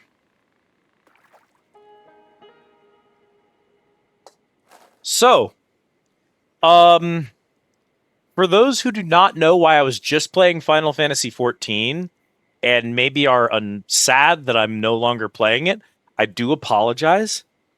Hello, Emily. Welcome in. It's good to see you. I will explain. There is actually a reason for it. You're just catching the worst fish you possibly can. What's wrong with you? Just catch nice fish. It's good to see you. I hope you've been well. Happy Friday.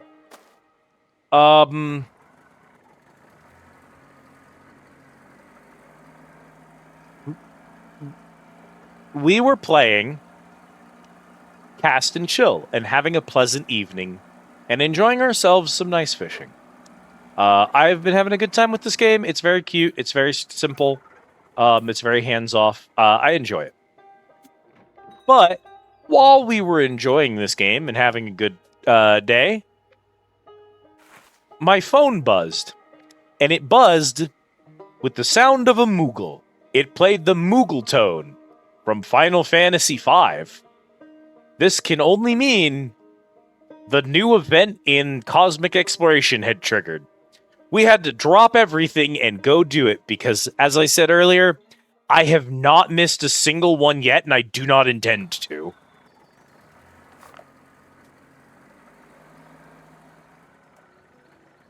I've just been too on top of it, you know what I mean?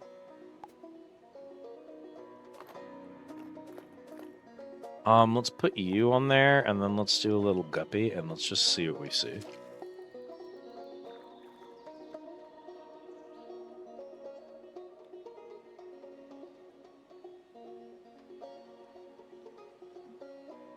The answer is we don't see shit.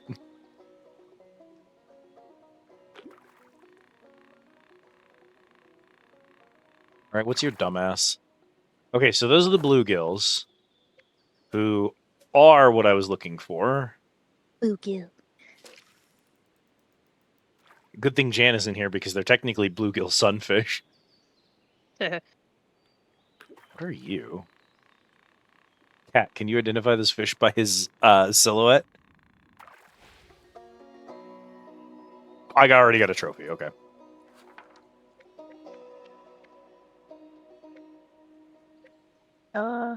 That What one am in I the looking middle? at the silhouette of? The one in the middle with the exclamation mark next to it? That is a carp? A whitefish, so it's pretty similar. Huh. He likes wacky worms. I think a carp would probably have a smaller dorsal fin on it. Yeah. I also told you that we found two of the worst named fish ever. So, of course, the crappie. The crappie, yes. But also, shout out to the long-nosed sucker. Don't do that. This sucker, I hardly know her. So let's do a wacky worm. Let's do a wacky worm is a sentence I got to say today, so I'm having a great one, thanks. New dance move, the wacky worm. The wacky worm.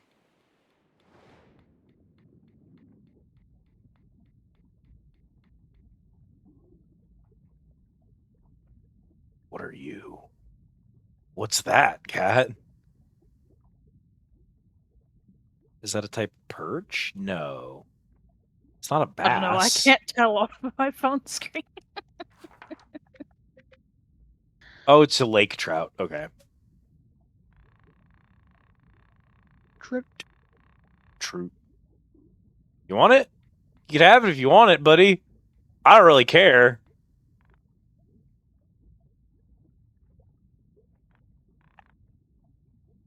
I don't think... I mean, if they did bite, it wouldn't...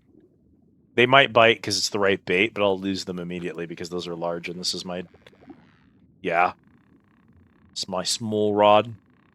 Don't bite it again, you little cunt. I already know they ain't gonna let me maintain World of Darkness, but it'd be cool if they did. We need to Just queue so into... I can say that I've maintained World of Darkness. We need queue into World of Darkness with 3 tanks so that you're guaranteed to tank it.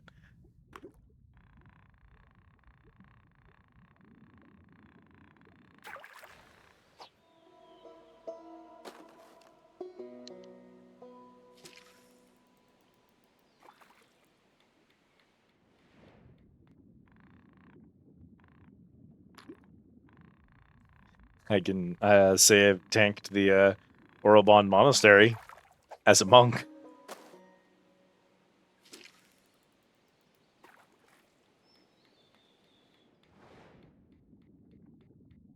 I know you can because I had to heal that shit. I'm the best to ever do it.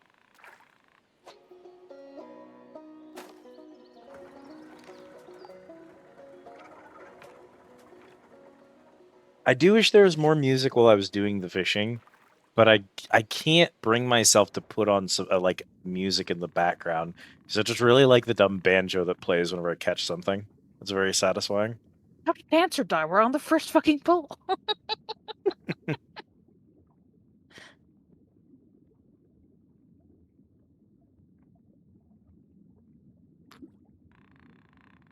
here then.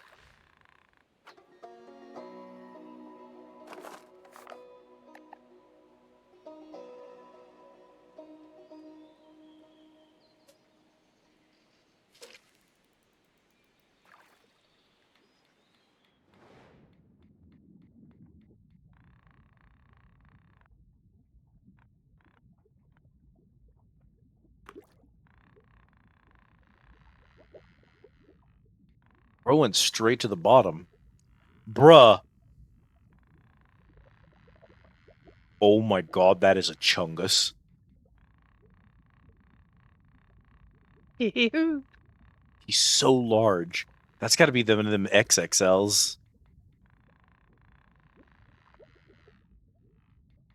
I'm installing a mod into this game that changes XXL to just say chungus. It's a C for chungus. Oh, did the baby get tired? Oh, it was a trophy catch, though. Now let's go see what we got here.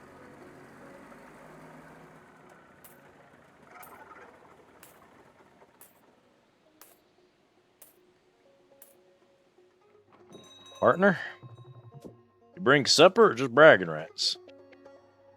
Deep crankbait! Crank, crank, crank, crank. Earlier, I think it was Steele asked, why are there so many innuendos and euphemisms in fishing?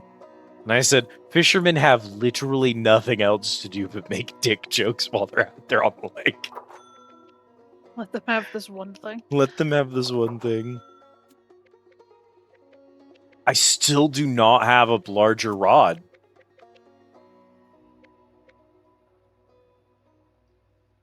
I want to go try and hook the big guy.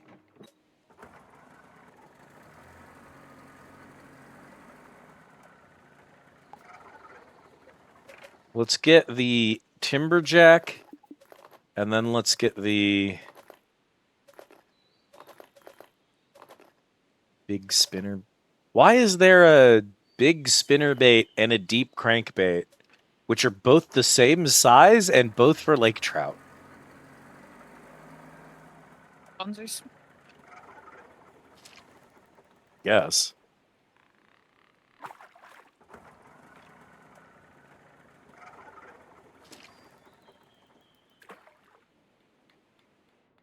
Just be lurking while I paint a Lord Cacophonist? Bruh. He straight up tackled that thing. He wants it bad. Come here then, asshole.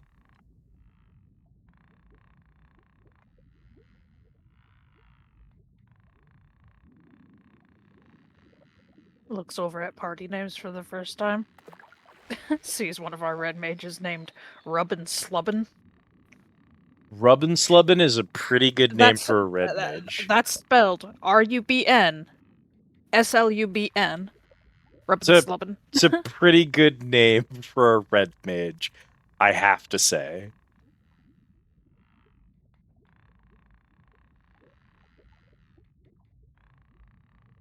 Lord Kako to lead my noisy boys. You'd love the noise boys, Cat. Oh yeah? Yeah, it's a team of Space Marines. They like really loud sounds. Why would I like this? They're very goofy. You wouldn't I hate like them. accents. You wouldn't like them in person. You'd like their lore, dingus.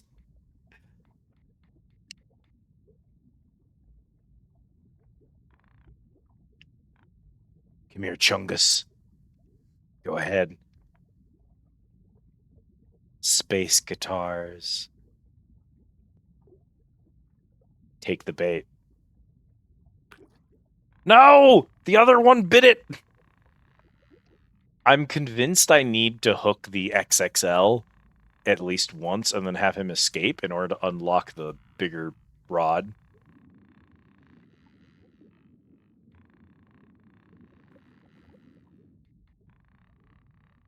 They're Slanesh boys, yeah?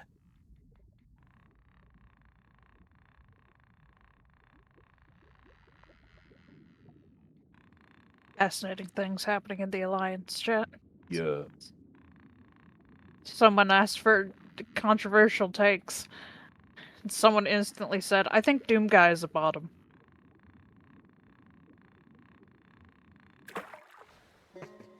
Well, at least you're having fun. Bulger put the whole Slanussy out. True. We have determined the two factions that Cat would most align with on the tabletop would be number one, top Cat pick, Adeptus Mechanicus. Obviously. She just likes little guys. Her entire army would consist of basically nothing but servo skulls. The second one, Grandpa Nurgle. I do love Grandpa Nurgle. Who does not love Grandpa Nurgle? Hello, Alucard. Welcome in. Good to see you. He immediately bit it, but then nothing happened. Where the points match the amount paid.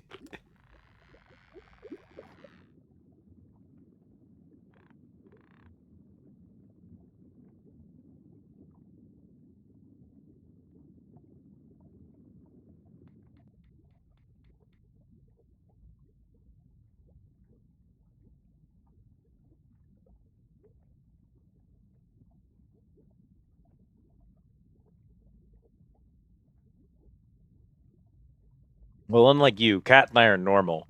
And if we were going to do the tabletop, we would not buy the figures. We would play on fucking Tabletop Simulator.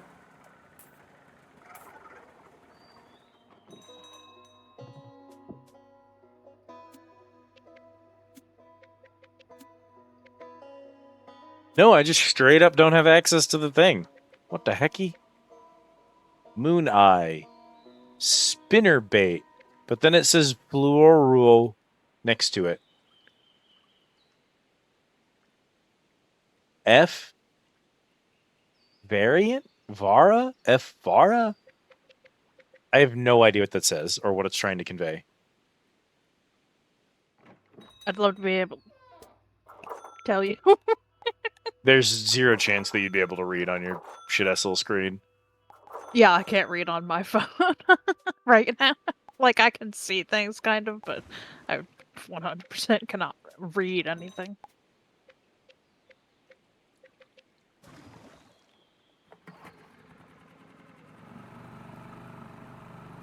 Oh, she's so clean. Mr. Clean. Tell me why your flow's so mean. Tiger trout, which are rare here, and moon eyes, which are rare here. Loon chaser. That's what they called you in high school. Oh no. Have Mortarion on my dresser, primed in gray. One day I'll get to painting him, and then Angron and Magnus and Fulgrim. Jesus. I tried to warn you. I tried to get you out. I told you not to follow me. I told you it was a dark path you would not recover from, but you didn't listen. I can't save you anymore. It's too late. Do I not have the bait for them? I don't understand. Spinner bait. This is spinner bait.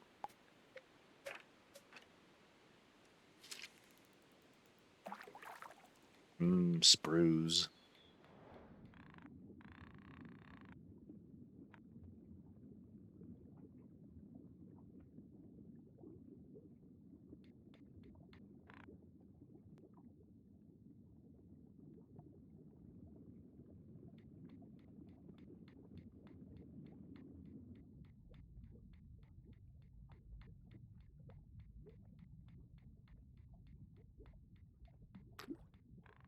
Who are you? Who are you? Random lake trout. Ew.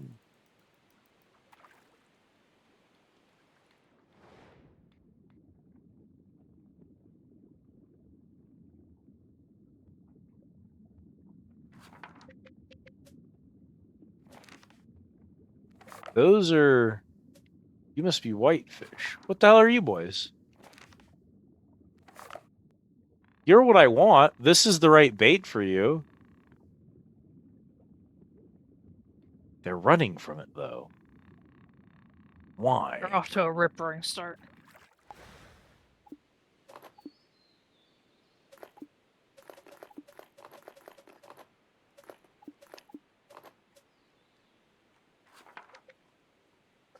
Something's being weird in this place. I may need to move forward. Let's try... Explore the nearby lake. Then come see me when you're looking to set up your own cozy cabin.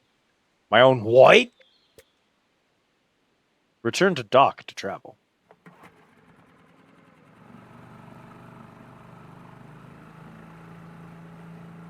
No. Who the fuck do you think you are? Who the fuck do you think you are? I am. Okay, I need you suspended, to it's understand fine. that somebody from not sea, I would know because I'm on sea, grabbed one of the fetters for Cerberus. Can't you let us have our one job, you dickhead? No.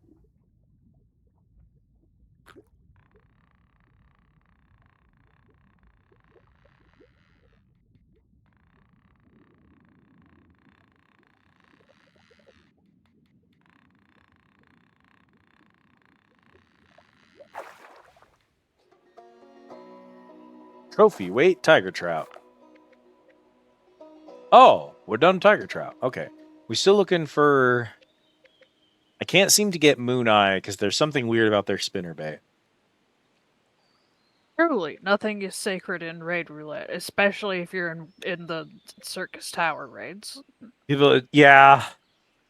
I mean, especially any of the 24 mans, they're... This is the reason why we don't have A, B, and C type bullshit anymore. Where it was like, oh, in Cerberus, someone has to do chains and someone has to go into the thing and someone we don't design them that way because in 24-man groups, nobody's going to do that. If they want to do a split in a 24-man, they do like the near raid does, where it just literally takes you to a different It room based on physically your alliance. separates you. It physically separates you because otherwise players just won't do it. Which is great, because I want you to know that the first instance of Cerberus eating people, because, you know, the bee's supposed to be in there, all of 2 people out of the 24 were eaten. Yeah. A, all in belly. B in belly. C, can't believe we are all in belly. That's the opposite God, of the I run wish that were the case. I was gonna say that was the opposite of the run Cat had the other day, where 2 people went in there. 2 in the whole alliance. Just now 2 also went in, except, you know, it took a few instances of him eating people for us to actually get him out in there. Oh, there's just food. Yeah. You might as well have not gone in. I don't even know if the belly mechanic even matters because I've never seen us wipe to it before. What is I don't even know what it does. I know what you're supposed to do when you're in there, but I don't know how it affects the outside fight, and I don't know what happens if you don't do it because I've just never seen it punish anyone. I'll watch like 1 or 2 people go in there, and the mechanic will just resolve, and it's like, okay. I don't know if they did it or what, but like, goddamn. Okay, medium and large lake trout. Let's do...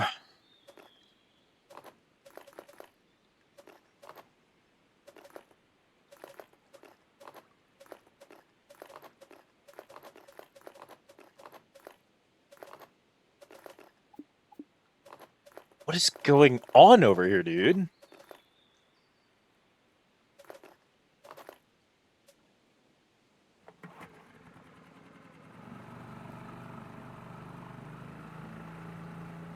Is that a bug, or am I insane?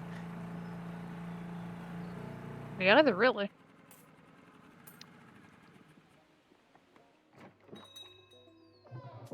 There you are. Place ain't the same without your boots on the floor. Tip for you, tip for me. Thanks, Heat. Catch a lake trout's a little piece of heaven.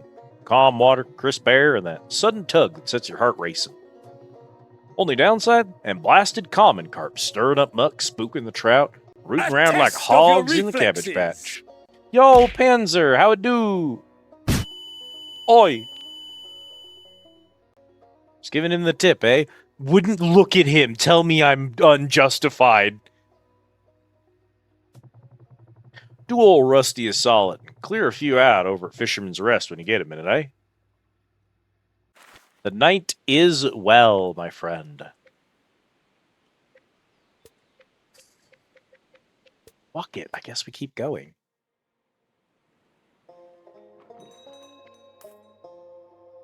How are you doing this evening, Panzer? Some fish spook faster than a deer on opening day, especially if you're using regular line. Grab yourself a rod strung with fluoro. It's near invisible.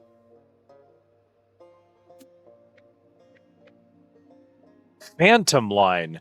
Sports an invisible line the fish can't see coming.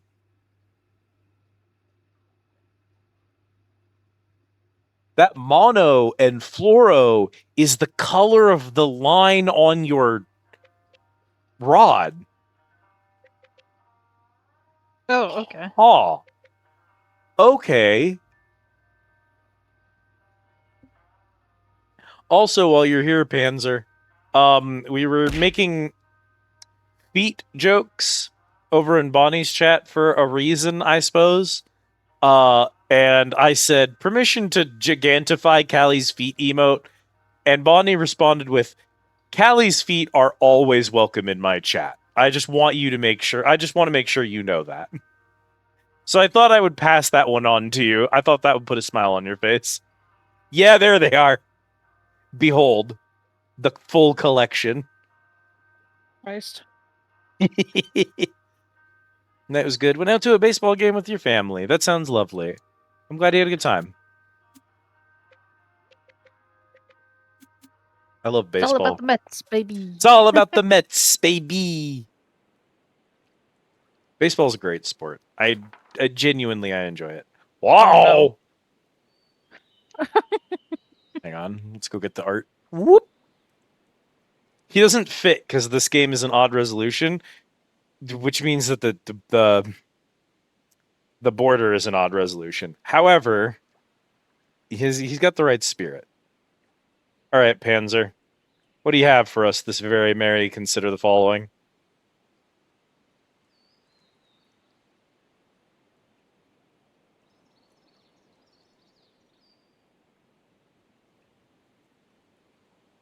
Warhammer 40k Shoota's Blood and Teeth?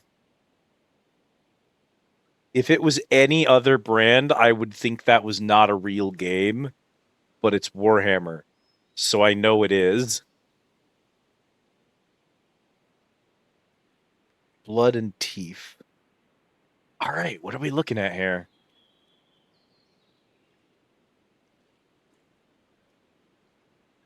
That must be new, because I don't recognize the name. Oh, it's not super new, actually. It's a couple of years old. From the developers of the Guns, Gore, and Cannoli franchise comes a new 2D run-and-gun platformer, Warhammer 40k Shoota's Blood and Teeth. Spearhead an orc invasion, destroy the Hive City, and kill your war boss. Here we go. Is it 2-player also, like Guns, Gore, and Cannolis? Oh, please. Cat It has online co-op. Yes. It is not on sale, and it is a measly $20. Yes. Good news for you, Panzer. 2-for-1 special. Kat will also be joining me for it. I heard this from the makers of Guns, Gore, and Cannoli. I was like, oh, it's gotta be. Oh, yeah. God, I haven't played a Metal Slug since Metal Slug was on an arcade machine at my Roll Arena.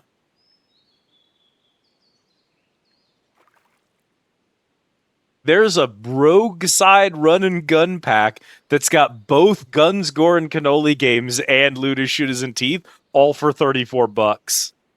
It's pretty good, actually.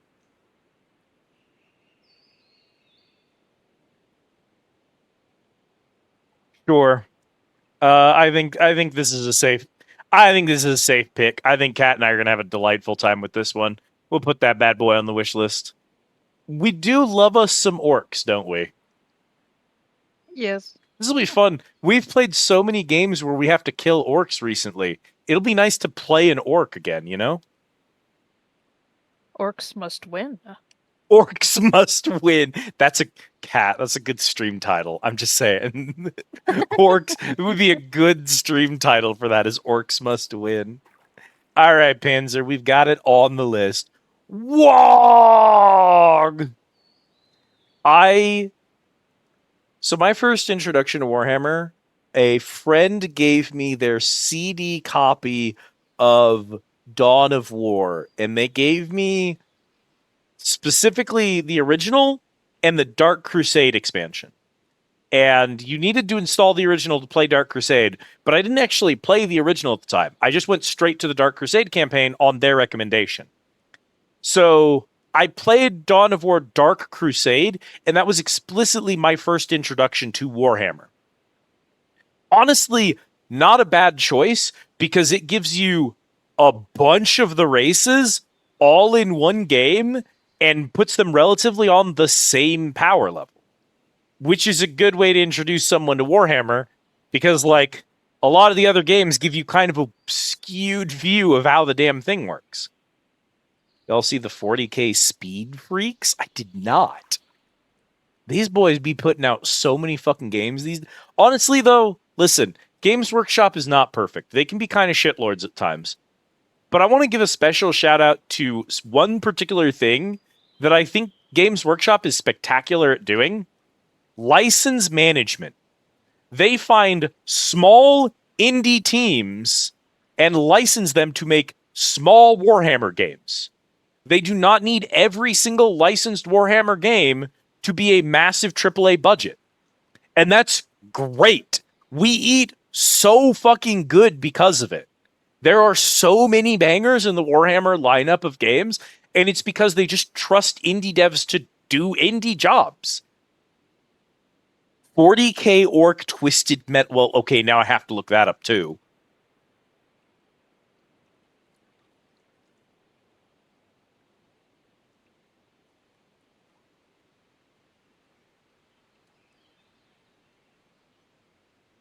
Definitely, Panzer.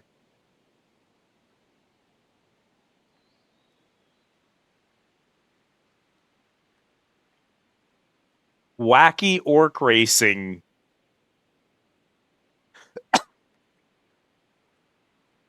Oh my god, how is this real? How is this real, and how have I never been told about this before? What is going on in the Warhammer brand? Everything. Everything. Okay, well, I'm going to put that on the wish list. It's 20% off, and it's only $15. It's really tempting, I'm not going to lie. Hello, Aries. We are, in fact, talking about 40K somehow. Ooh, yes. Thank you for that, Panzer. I will watch the shit out of that later. I love me video essays about dumb horse shit. Please make me a 2-hour-long video essay about a single ride at Disney World that was only in operation for 6 months. Thank you. I will watch it twice. Sorry, what's the video? It appears to be a video essay entitled "The Warhammer 40K License: A Total Change of Strategy" by Extra Credits, if you know them. I do not. So I suppose it's going to just be a breakdown of the way that they approached licensing more recently. It's been so good, chat. This is how it should be. This is the thing. I don't know if y'all are aware, there's been a couple of stinkers in the Lord of the Rings lineup lately. Of note, the Gollum game. Kind of dog water. Don't know what we were doing there.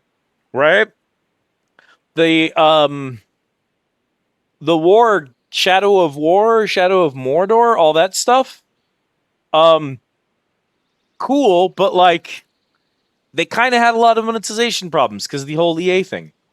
However, even if you didn't like the new Hobbit game, it was cute and simple and low budget, and a lot of people did like it. I say so good they did it twice. That's how you know it's good. Even though Return to Moria is kind of a buggy disaster piece, Kat and I had an absolute blast playing it. For the most part. I think we had fun. We enjoyed it. Yeah. And it was not because they were large AAA EA budgeted titles with all the bugs ironed out. It's because they were tiny, sloppy indie titles that were produced by a team that is still cutting their teeth and doesn't really know what they're getting themselves into and still learning the ropes and made a bunch of mistakes. But they're just charming and they're just... It had heart to it and was not disgustingly overpriced. Had heart to it. And that's so important. We need to see that with more brands. We need to see more IPs who own a franchise that people care about, just letting other people make games for it. The opposite approach to this is Star Wars. The Star Wars brand, partly because of Lucas's behavior, but also partly because of who's owned it over the years, the Star Wars brand has been so allergic to any kind of small budget game, to any kind of simple, approachable title. They don't want small, simple Star Wars games. They want everything to be a 200+ hour, story-driven, canon-abiding slogfest, frankly. And it's been bad for it's been bad for the brand.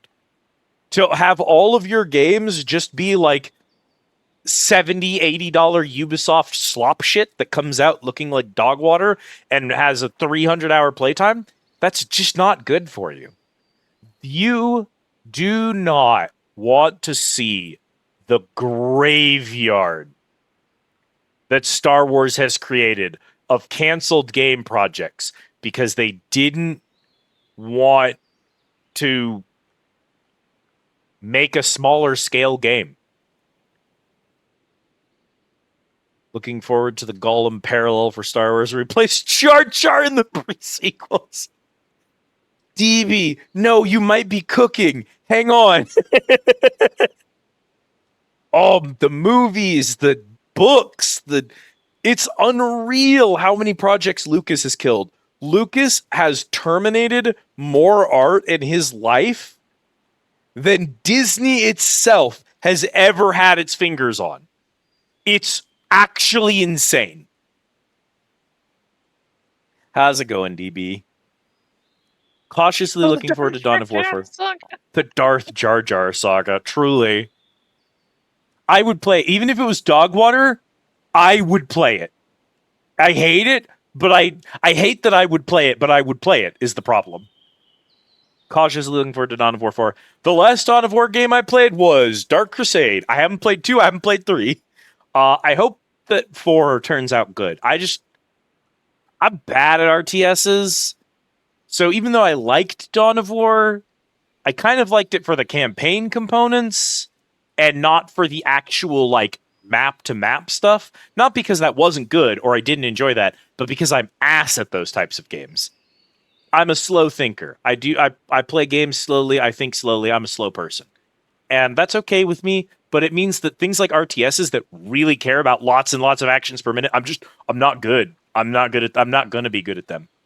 If the difficulty curve is low, I can still have fun. But I'm not gonna be good at them. But yeah, so I played Dark Crusade. I fell in love with the Tau. I fell in love with the Necrons. I wanted to love the Orcs because their lore is so fucking cool. But they didn't click with me in Dawn of War. I just didn't enjoy playing as them. And ever since then, I've been like, I really wish that I could play a game with the Orcs as a playable faction so that I could have a chance to mess around with them and enjoy it. Also, ever since Dark Crusade, I have wanted the Necrons to at least show up in a game. I don't even necessarily need them to be playable, but can they make an appearance, please? We almost get that in Space Marine 2. But I at the end of the day, I got cucked out of it. That was Tyranids and Chaos, and I did not get the Necrons. And I kept thinking maybe we were going to get a DLC with a level or two of them, or they'd at least show up in the like multiplayer like co-op survive mode. It was not fated to be. I was never going to get my Necrons in that game, and I'm heartbroken. But at least they were acknowledged. I just love them so much. I also don't know that I've ever seen Tau outside of Dark Crusade, or at least the Dawn of Wars in general. I know they're not popular for a lot of reasons right now. God forbid, you don't even get to see the dwarves on the table because they don't have any fucking figures. Have you ever played the game Click Holding? I watched Callie play it. Yeah, I watched Callie play Click Holding. He was like banished in Phantom Menace. I want to see his gritty and fucked up backstory. What god awful things did Jar Jar do to be banished from the Gungan Kingdom? How had Fire Warrior? I think I've heard of Fire Warrior. I don't know that I've ever seen it though. I haven't seen anyone playing it. Is it Primordial? Ah, that's why it's Primordial. Did it have a remaster? Because the only thing that's on Steam is Fire Warrior Classic. I honestly, at $10, I may still pick it up and play it regardless. Just to get to be a Tau for a bit. Old FPS, yeah. Like Dawn of War 2, but 3, yeah, it didn't do it for me. I don't know that I've heard much about 2 and 3, actually. I know people were excited for 2, and I know people were excited for 3, but I didn't hear either person playing them, is the thing. No, it's so bad. What's so bad, Emily? Double dipping chips? God, I hope not. My dad was so angry. The first time I had even heard the term double dipping, I put a fry that I had already bit into back into a ketchup thing. One of those, little white paper cups that you fill ketchup with at a McDonald's. We're at a McDonald's, and I dipped a bitten fry into one of the ketchup things. And my dad is like, why would you double dip like that? Why would you do that to me? And I was like, why would I what? It was like maybe 12, and I'd never even considered the idea of like dipping twice as some kind of sin. No one had ever explained it to me. I didn't have a concept of it. I don't think so. Steam doesn't put out all those ports of the old games. I mean, God bless Steam for like making them semi-playable. There have been some games on Steam that are like 30 years old that fucking run. And honestly, I've been ecstatic about it. You all know some things I got in this library of mine, chat? All of the original XCOMs. The OG XCOM games. The fucking UFO defense ones. I've got... What was that text-based one? Was it Zork? It's something like Zork or something. Check if Metal Fatigue works on the more recent Windows. Uplink? Not familiar with Uplink. Zork. I have Zork on here. Which was part of a project. My friend and I attempted to find what game on Steam has the earliest original release date. And I think the game we came to is Zork. Zork, of all the games that are available to purchase on Steam, Zork is the one with the oldest original release date of all of them. So there's Zork. I have what was that? I think it's just called Aliens versus Predator or something. Aliens versus Predator. There is a game called Aliens versus Predator. It is from like the early 2000s or something.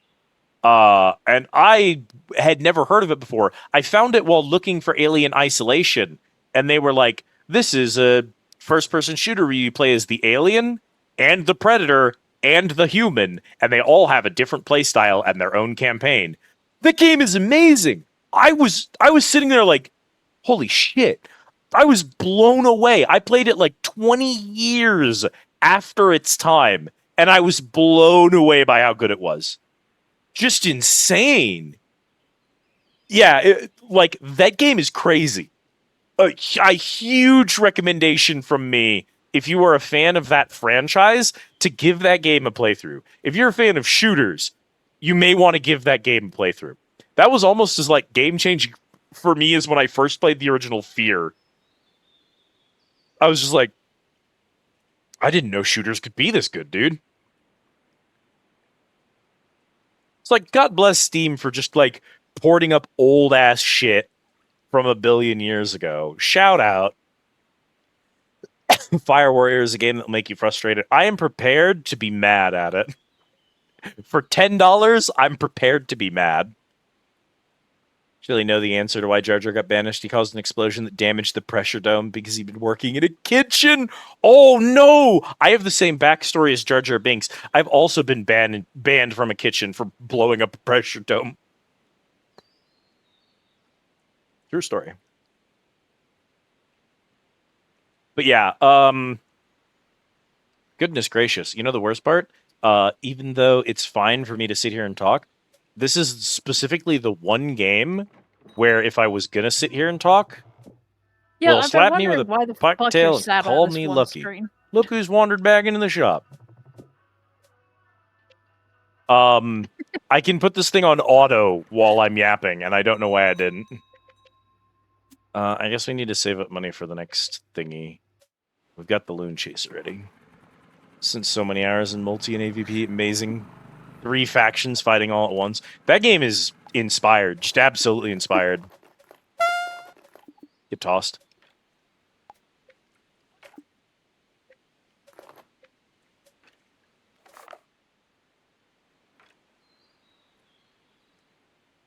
Meow.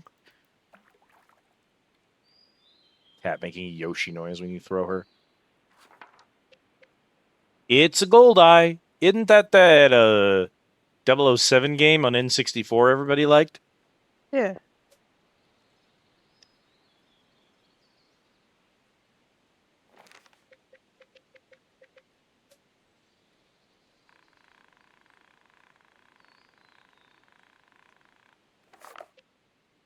Common carp.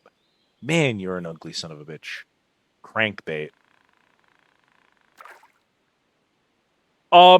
So my fun story about 007 is that sometimes I get bored and I say, hey, what's a movie I've never seen that people talk about? What's a book people talk about I've never read? What's a video game people like that I've never even seen? And I go out and I check out media that people like. Because I don't know, there's joy in that.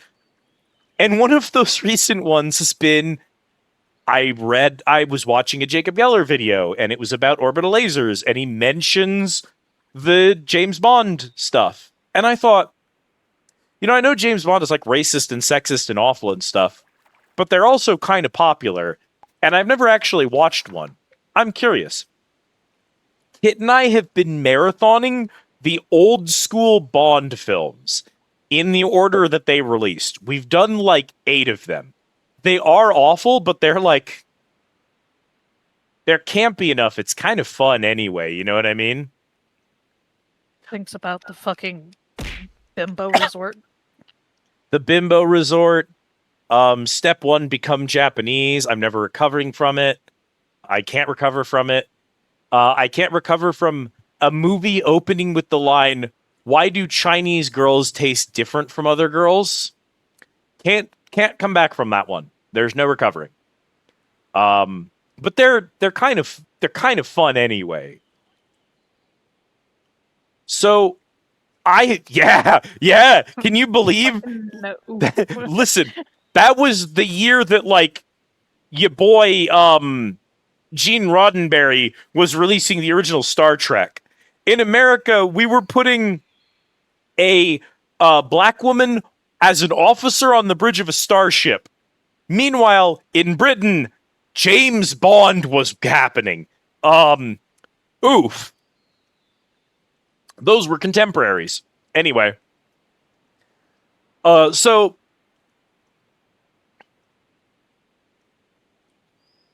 excuse me, sorry. I have been enjoying them regardless. I've been enjoying them for what they are and not hating them for what they're not. Having said that, I've seen some bits from the new 007 game, and I kind of want it bad, dude. I kind of really want to play it. It looks good. The clips are hilarious. I didn't expect to be excited about a fucking James Bond game in the year 2026, but like, I don't know. It kind of looks good. And I think it would be really funny to stream it with Kit, since Kit and I have been watching all the James Bonds. So what I might do is I might watch and see if I can catch a sale on it while Kit and I keep marathoning the James Bonds. And if we're lucky, we can get through all of the Bonds, catch the, what is it, new light, last light, first light? It's something light. Catch that game. Dawn of the Final Day. Dawn of the Final Day, 24 hours remaining, 007. And catch it on a nice sale. And then Kit and I, after having watched all of the movies, can stream the new 007. It'll be old by the time we get there. But we can stream the old new 007 and point and laugh at all of our favorite references. I think that would be cute. Oh, you know the other thing that always made me want to look at James Bond? There's a fucking James Bond level in Viscera cleanup detail for no goddamn reason. And it's filled to the brim with fucking references. And I was like, I wonder what literally any of the shit means.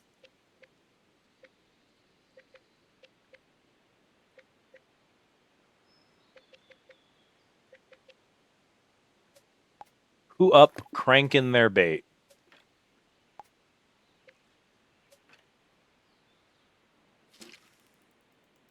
See, I don't know. I honestly, I kind of fuck with it.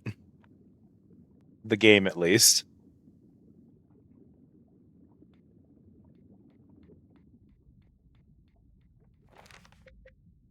Round whitefish. Brother, he's not any more round than any other fish. Also, he's blue. Not long ways. Have you seen him from the front? No, you got me there. White sucker. Hey, that's me. Someone that loves James Bond. I really hated the Daniel Craig James Bond movies. I thought he was a terrible Bond. I mean, at the end of the day, you can't do what Bond used to do anymore for pretty decisively obvious reasons. He was kind of a shitlord.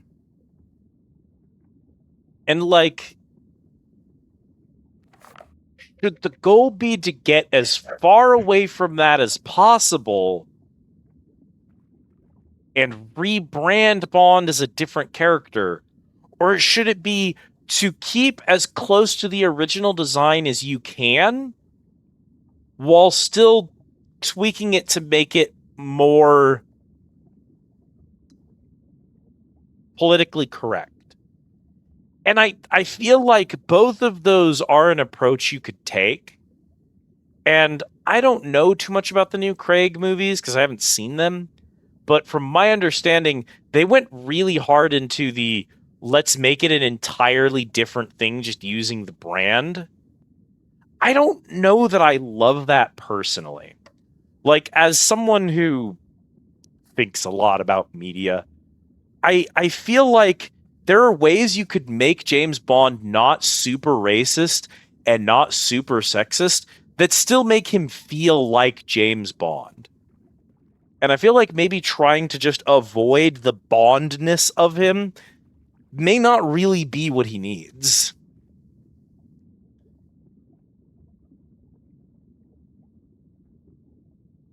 Yeah, the Bourne movies changed the game entirely. Can I just go to the Timberjack and take out the big crankbait?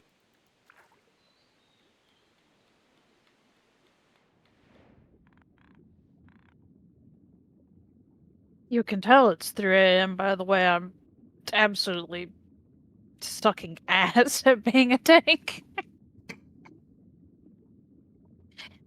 Oh, jeez, I gotta wrap up we're in soon the here. dark hold. I got overconfident. I got the party wiped. No. I was straight up wasn't paying attention. I didn't notice there was an enemy attacking our healer. They died. Pierce Brosnan's great Bond while not being as hands-on as Conroy or Moore, who's still a ladies' man and had cool gadgets. It's so funny, right? Because I didn't think when we first set out, I get hit with what's the first Bond? Sean Connery. I get hit with Connery, and I think to myself, oh, the way that Connery is, I can't wait to get our next Bond. We've now seen, like, I think 2 Bonds, maybe technically 3 Bonds, since the last Connery movie, and I just keep saying to Kid, I'm like, I miss Sean Connery. Nobody does it like Connery does. I miss my wife, Tails.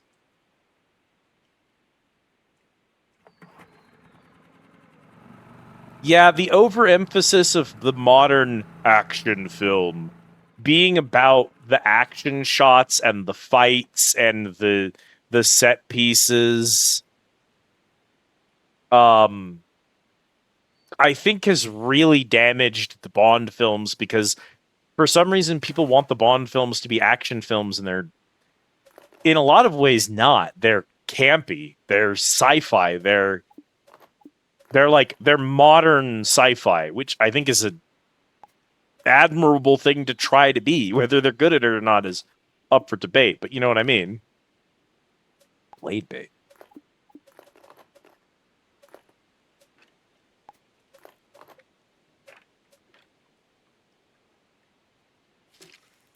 They're adapted 60s sci-fi too. I think moving away from that and trying to make them action films is honestly a mistake. Lazenby, I hate to say it, I definitely think Lazenby is my least favorite Bond. I did not like Lazenby. It might not even be Lazenby's fault. His movie was really weird, even by Bond standards. That was an odd one, but I did not like Lazenby. I was like, you're too bookish and intolerable. I just don't believe you as a ladies' man. You literally do not possess charisma.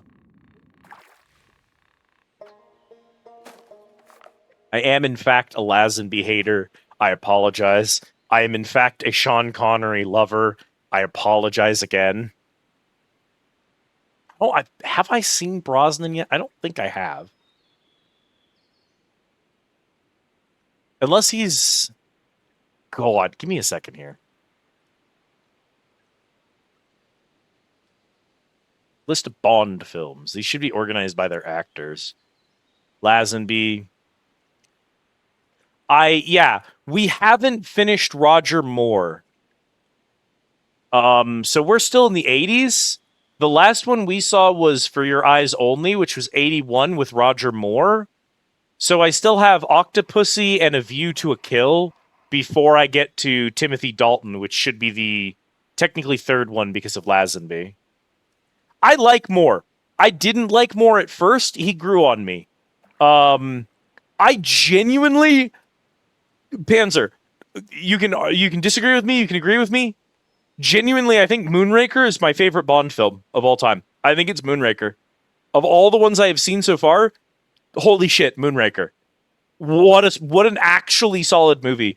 For a bit, I was just purely like, wait, is this movie good? What's his name? Was it Jaws? I think his name was Jaws. He's been my favorite side character of the whole franchise.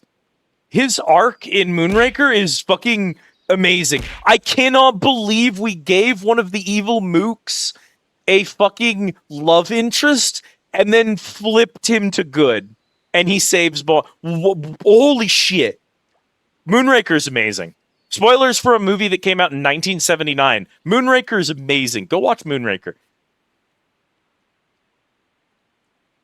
We love franchise, but in space. So we put it in space, which was the, what was it? What's the Simpsons line? So he put the film in space, which was in fashion at the time. Something like that. Casino Royale came out in 07. Brosnan started with GoldenEye. So we had Dalton for 2 movies. Brosnan starts in 95 with GoldenEye. Then we have Brosnan in 97, Tomorrow Never Dies. 99, World Is Not Enough. 2002, Die Another Day. And then Casino Royale is 2006 with Daniel Craig. So How only the fuck 4 did years I get later all we the do Craig. recommendations? Because you tried, and that's what counts. Which was the style at the time.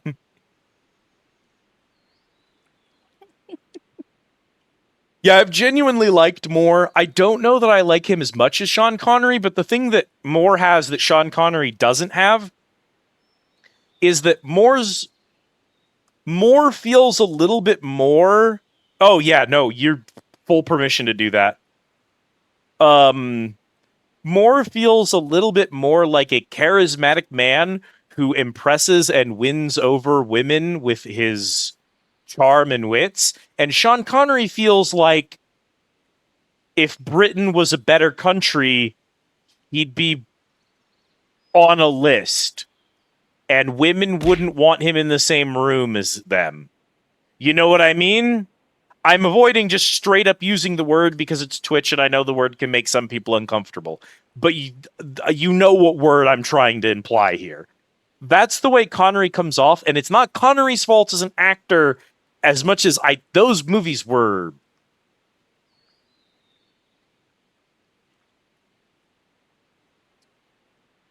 less concerned with women's rights. The Connery movies, from a writing perspective. They were much less concerned about women's rights. And also people who weren't British, but yeah. They are indeed very much movies of their time. And I feel like the Moore movies, while they certainly have a lot of that in them still, whatever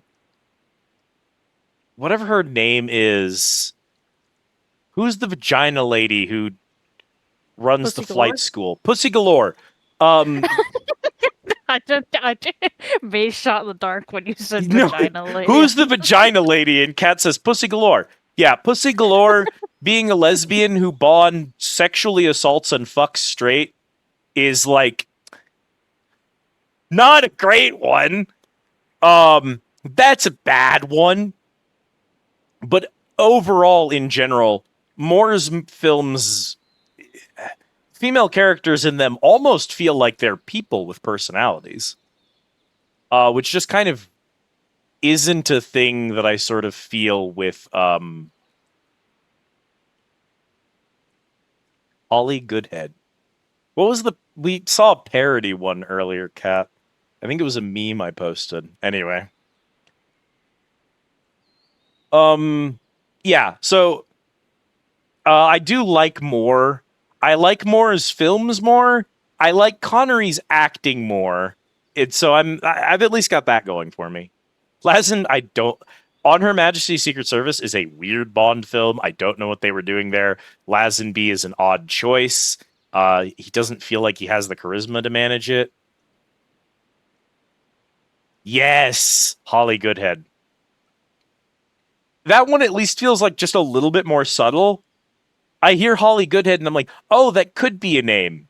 If it wasn't James Bond, I'd believe that to be a real name. Pussy Galore? Pussy Galore. Be so real with me right now. You You're not are escaping you this one. you are your own parody. I hope you understand that. I think sometimes the movies know that, sometimes they don't. And I know for a fact that the novelist that these are all based on, he does not know that he's his own parody. He's not aware. It's her drag name. Honestly, she is a lesbian that runs a flight school specifically to train other lesbian women how to dogfight in in fighter jets. So, yeah, that seems like drag activity to me. I think that's drag culture. I'm pretty sure. That's slay. That's slay. It's giving fighter pilot. I loved Pussy Galore. She's one of my favorite characters, which is why it stands out to me and makes me so mad that they do her the way they do her in that film. And I do mean do. Dooby-doo. Zinnia on a top? You can almost get away with that one. It's almost subtle enough, right? It kind of depends on how you pronounce it. If you pronounce it really obviously, you kind of give out the ghost. But you could pronounce it in a way that kind of sells it, right?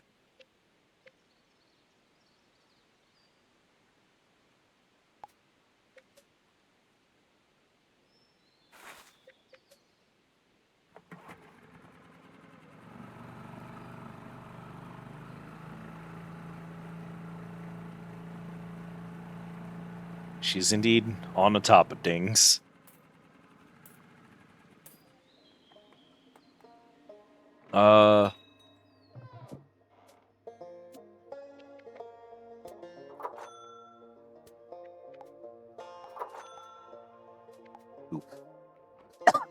Well, good enough for now. Probably gonna wrap up soon here anyway. I will eventually need to sleep. I would like... Oh, cat, check this location out.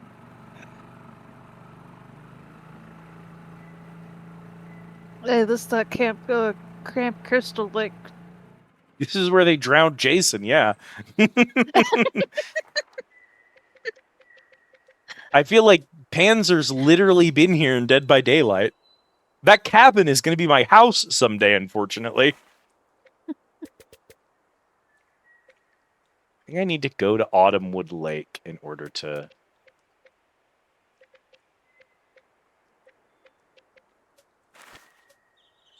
He has no map. How crazy. Oh, Panzer. We're sitting in a friend's stream. I'm in the chat. I'm vibing with my homies, right? Having a great time, laughing, all that good stuff. While the streamer is streaming, one of his homies is in the VC. For those who know, Chance Nezumi is the streamer, and our good friend Maxwell Flyweight is the homie in the VC. Maxwell is watching the Dead by Daylight big 10th anniversary doohickey.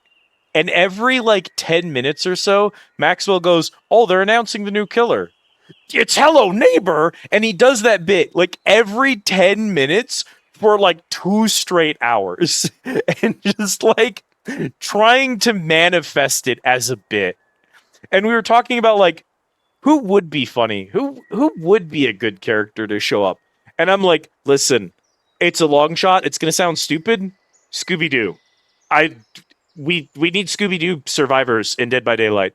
It just makes sense to me. I think Scooby-Doo's the right pick. And an hour later, I am vindicated because I'm a genius. And I'm so fucking happy about it. I almost reinstalled when I heard that. You guessed Art the Clown, which was somehow also correct. We were on some shit.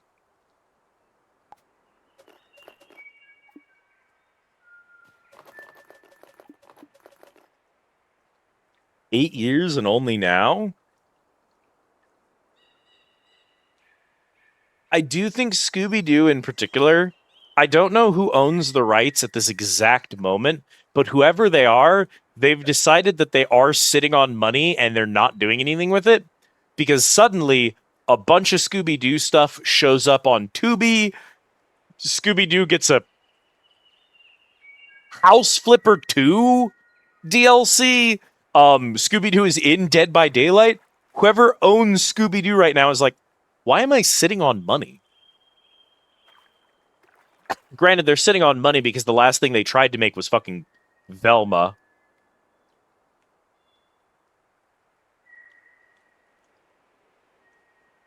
Is it Warner Brothers? It's kind of weird for Warner Brothers to be out here actually doing something with a fucking brand.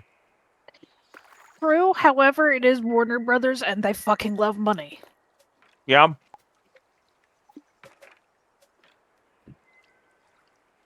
They kind of are the Mr. Krabs of, like, brand ownership. Money. Spinnerbait. Oh, no. Hmm. I said, oh no, as I loaded into the vault and one person is in cutscene. Oh no! It's time for no. my favorite meme again! Oh no. Creek Chub is what they called me in high school. Hang on. Oh, I guess we are in a river. I was going to say, if we're still at the lake, why is there a Creek Chub here? That's not correct. Oh, you know. Is named for a creek. Lives in a fucking lake. Well, I hope they enjoy the cutscene. Rick, have you seen my favorite meme for it? It's just, it's like a 10-second long YouTube video that's called, when you run Vault with a Sprout or something like that. And it's the veteran player walking past the Sprout, and it plays the "Oh, who is she" song as they walk past. I go back and watch that meme every single time I run Vault. It's so funny to me.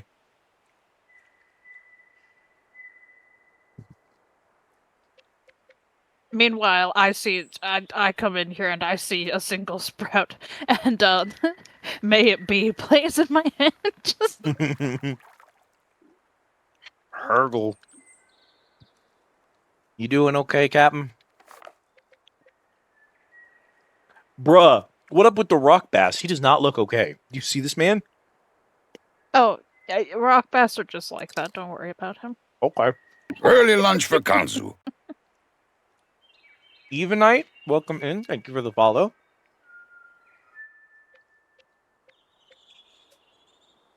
Okay, so drop shot. What was the... You need spinnerbait. Let's do that first.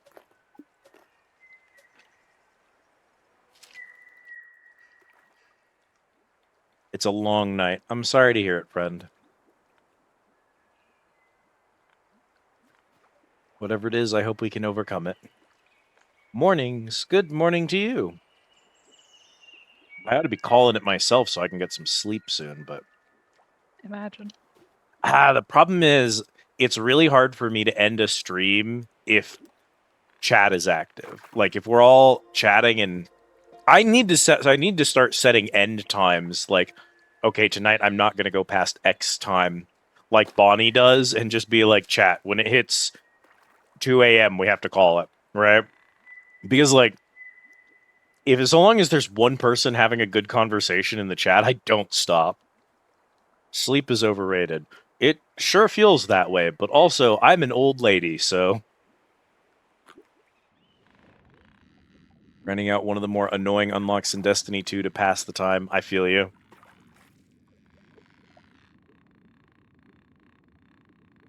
I've been on that fucking 14 train for a hot minute now. Can't stop, won't stop.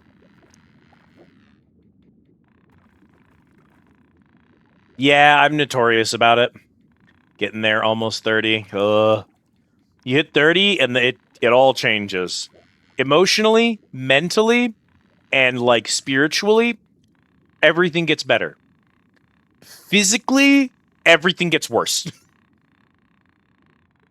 30 is when your body is done doing whatever you wanted it to do, and you have to play by its rules. But your brain unlocks like 30 new superpowers, so like it kind of evens out.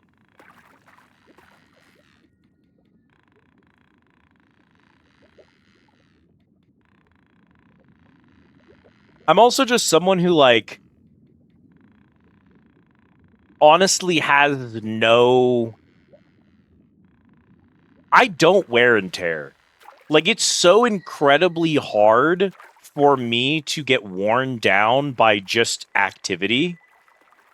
I have an incredible stamina for...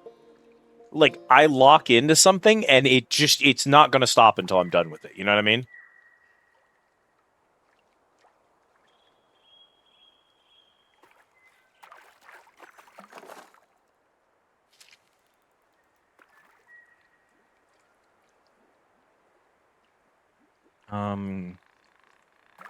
What we'll do is I'll do Maple Scout.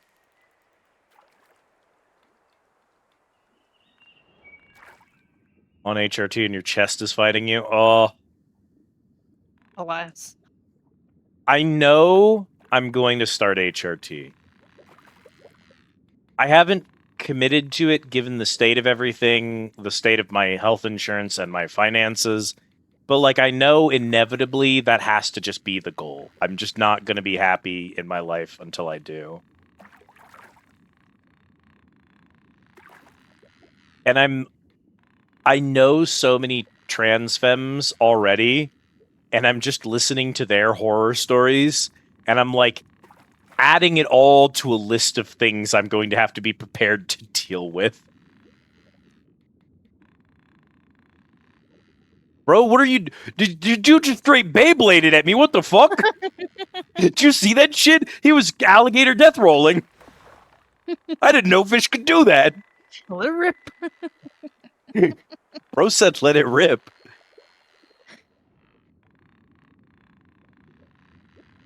Some days it's fine, some days it hurts.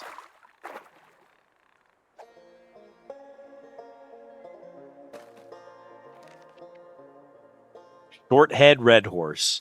Chat! We said earlier today fish is horses, and here's proof. It's a short-head red horse. Fish is horses. I told you.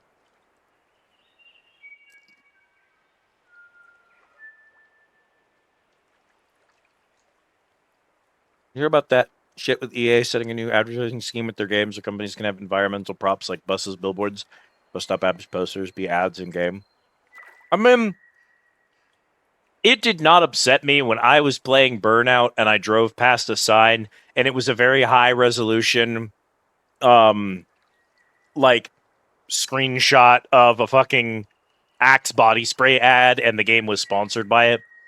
That didn't really bug me. I think there's something almost kind of charming about it. In the same way that, like, if a Saints Row game has, like, on its radio, it has just, like, real, actual artists' music. You know, they paid artists to put their money, to put their music in the game and have the licensed tracks and all that.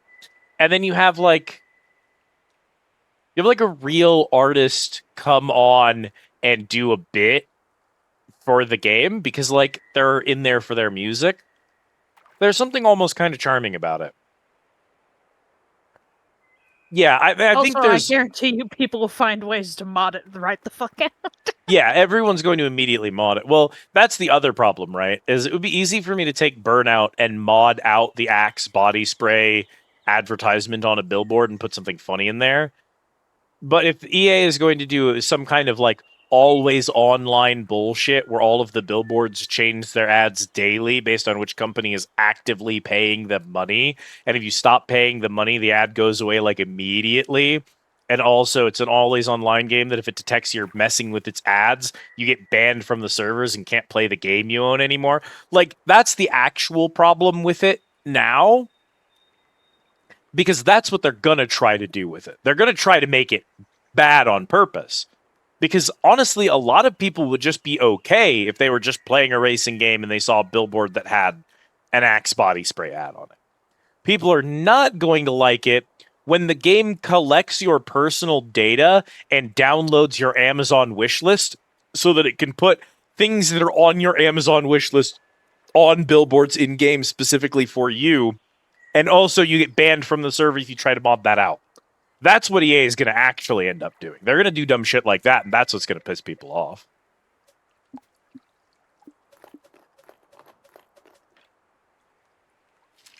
Because we can't have nice things.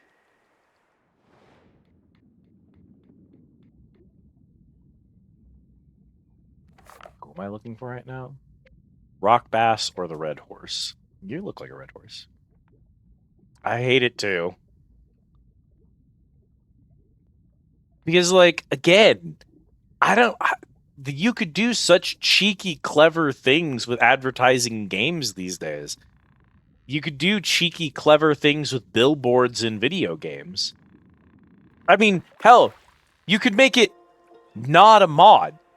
You could literally make it a feature so that people who stream your game can design their own personal billboards and put them on the community workshop and just have a built-in tool in your game to just run ads for VTubers that stream your fucking game directly onto your billboards.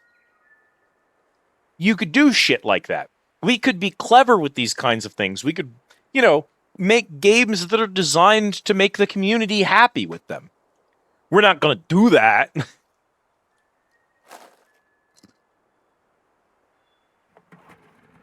We're going to ask Peter Thiel's sex cult to spy on your mom and try and sell you items from her Amazon wish list for your fucking billboards in our game.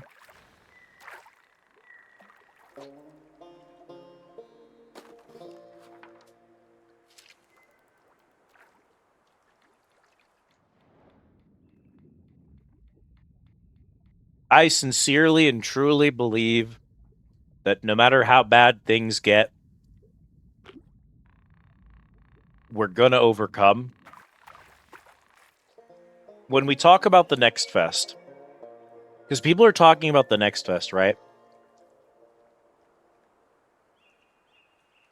And people are saying 1/3 of the games on Next Fest have AI in them.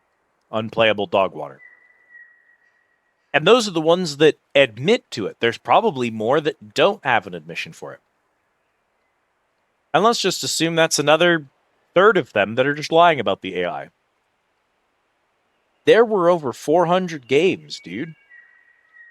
That means there are more than 100 game demos you could be playing right now that do not have AI, that show charming, passionate, hardworking indie devs doing their best to make great games just to entertain people.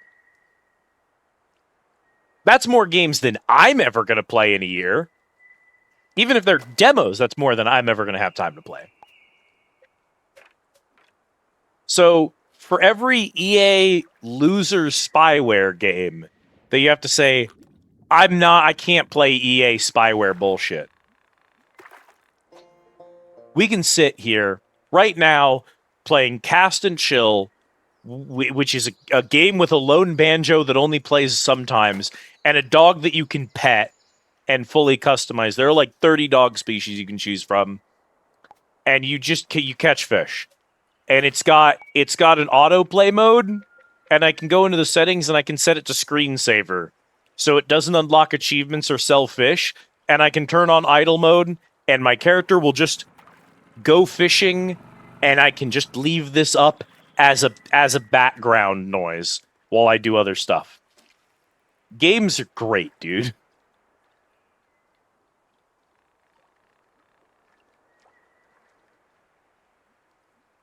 I'll be playing Deep Dish Dungeon right now. I just started playing Aloft earlier, I can't wait for that game to come out of early access in 7 years. We're only a few months away from Valheim 1.0, and that's all anyone's going to be doing. Valheim sells 2 trillion copies the day of its launch, and literally no one ever plays. GTA and Rockstar immediately goes bankrupt and the world begins to heal. It can't happen, it won't happen. But just pretending that it could happen, fills me with joy. It feels like Aloft is missing a component of the gameplay loop right now. And I don't know what that component actually is.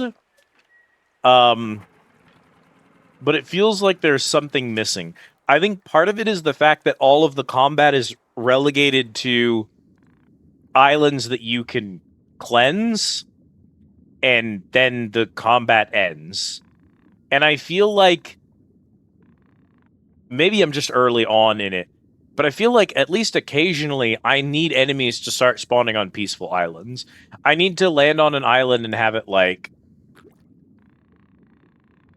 have environmental problems that I need to resolve other than just the Wasteland Islands. I have, in fact, played Reft. I have never finished it, and that is partly a consequence of the last time I attempted to do a playthrough of it. The controller support was utterly and completely borked, which was heartbreaking, because I quite enjoy Raft, and would love to go back to it and see if I could get controllers working. Yeah, I don't know why controllers were so fucked when I tried it that one time. I should go back and see if I can't get them working this time. I don't know why they were behaving that way. Oh, the other thing, I was trying to play with my friend Prim, and the game literally would not connect us. I actually just don't actually even know why it wouldn't connect. It just refused. But I would like to go back and finish Raft, because I quite enjoyed it. EVE Online, just a game you have on your background to grind? No. EVE, you actually turn the game off and leave it, because all of your, like, science and research and unlocks run in the background when you're not even playing the game, because they run in real time. So you set your character up to study a book that will take 13 days to read, and then you turn the game off for literally 13 days.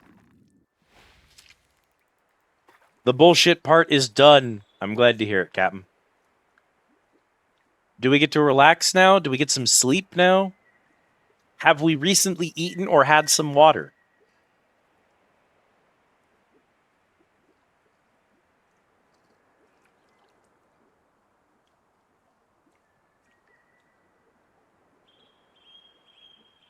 Even just standing up, taking a sip of water, and sitting back down can be really good in the middle of a gaming session.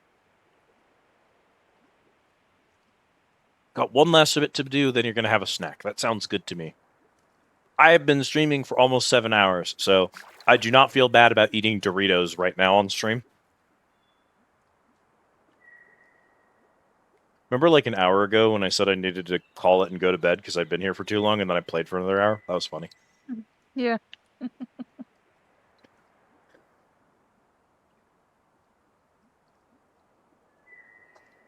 That fish right there likes this bait and should bite, and he just doesn't want to. The smaller version keeps biting.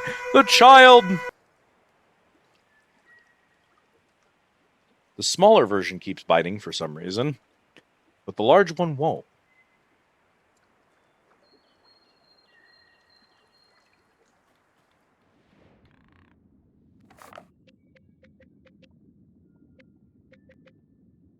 I have everything in the fork. I have everything at Beaver Dam. We made progress in Mistwood. I'm stuck on Fawn Mirror Lake because all of them have at least one XXL fish, and I do not have the right rod for that. So I presume I have to either progress the story or there's some kind of unlock requirement I haven't found. Because he's just straight up not selling me the XXL rod. We did just unlock the ghost rod, so obviously there was something I needed to do. And now the final curtain. I know what boss you're doing.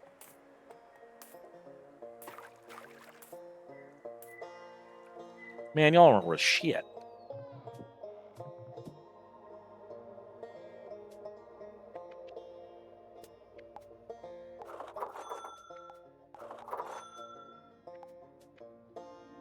Okay. Got at least a few upgrades on the Phantom line. Soon.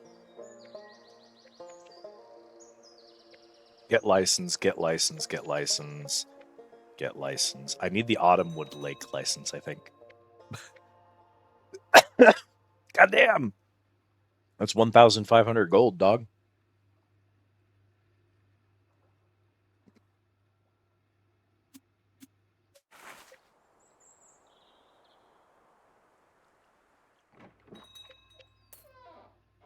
Tip for you, tip for me. Thanks, bud. Hauled in a big steelhead, did you? Thing must have fought like a wolverine on a bad day. Got this new rod in, too. Good for hauling more like it. Freshwater kind, anyway. Or chucking bait way out deep. Bruh. I got excited because he told me he had a new rod. It is not an XXL. I had to catch a steelhead to unlock this. It's called Old Blue Bait Caster. Tough as a dock post, built for mid-sized mayhem and casts like a dream. It's a medium large, so it's the same as the Maple Scout. But the Maple Scout caps at 18 pounds and 72 feet, as well as being a mono line. The Blue Baitcaster is a braid line and starts at 54 and 16 pounds. So it's presumably a straight upgrade to the Maple Scout, unless there are some fish that don't like braided lines. I don't know what a braided line is going to be good for. But okay.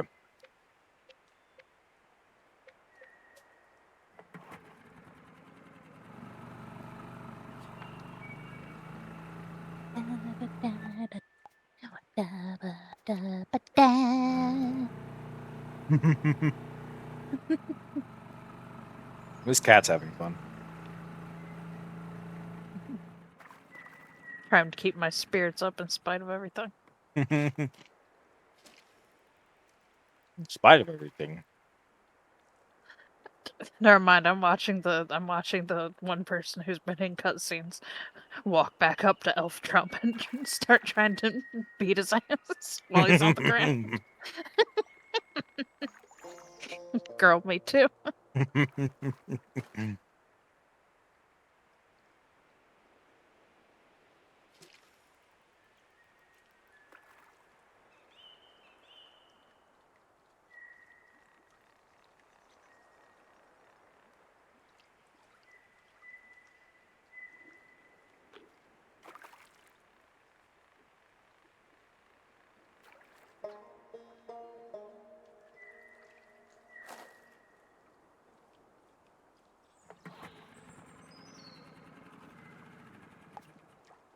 Moving like 3 feet and changing bait. Why? Why are we doing this?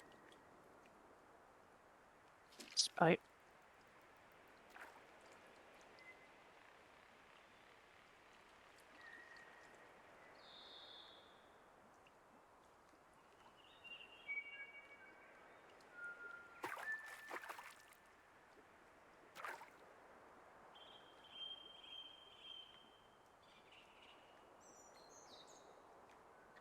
Well,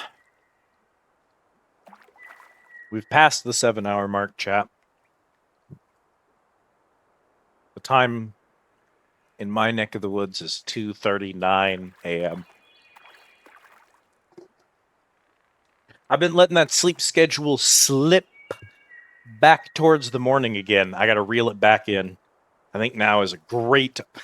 got to reel it back in. I'm very funny. I think now is a great time to call it. Start winding myself down for bed. If I'm in bed within the next hour, you know, that'll be a solid W from me. What did I just get pelted by? Oh, that's a dihydrate. Yeah, that makes sense.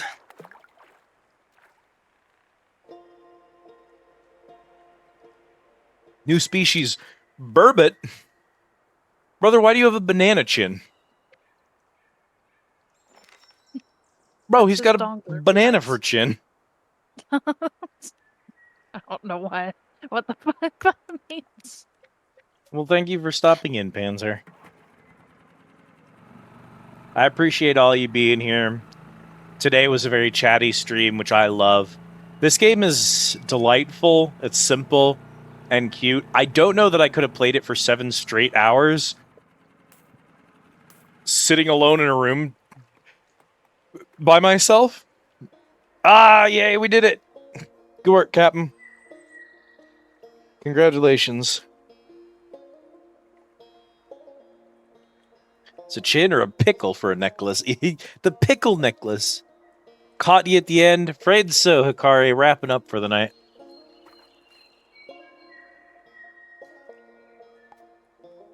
I probably could not have played this game for 7 straight hours in the dark by myself.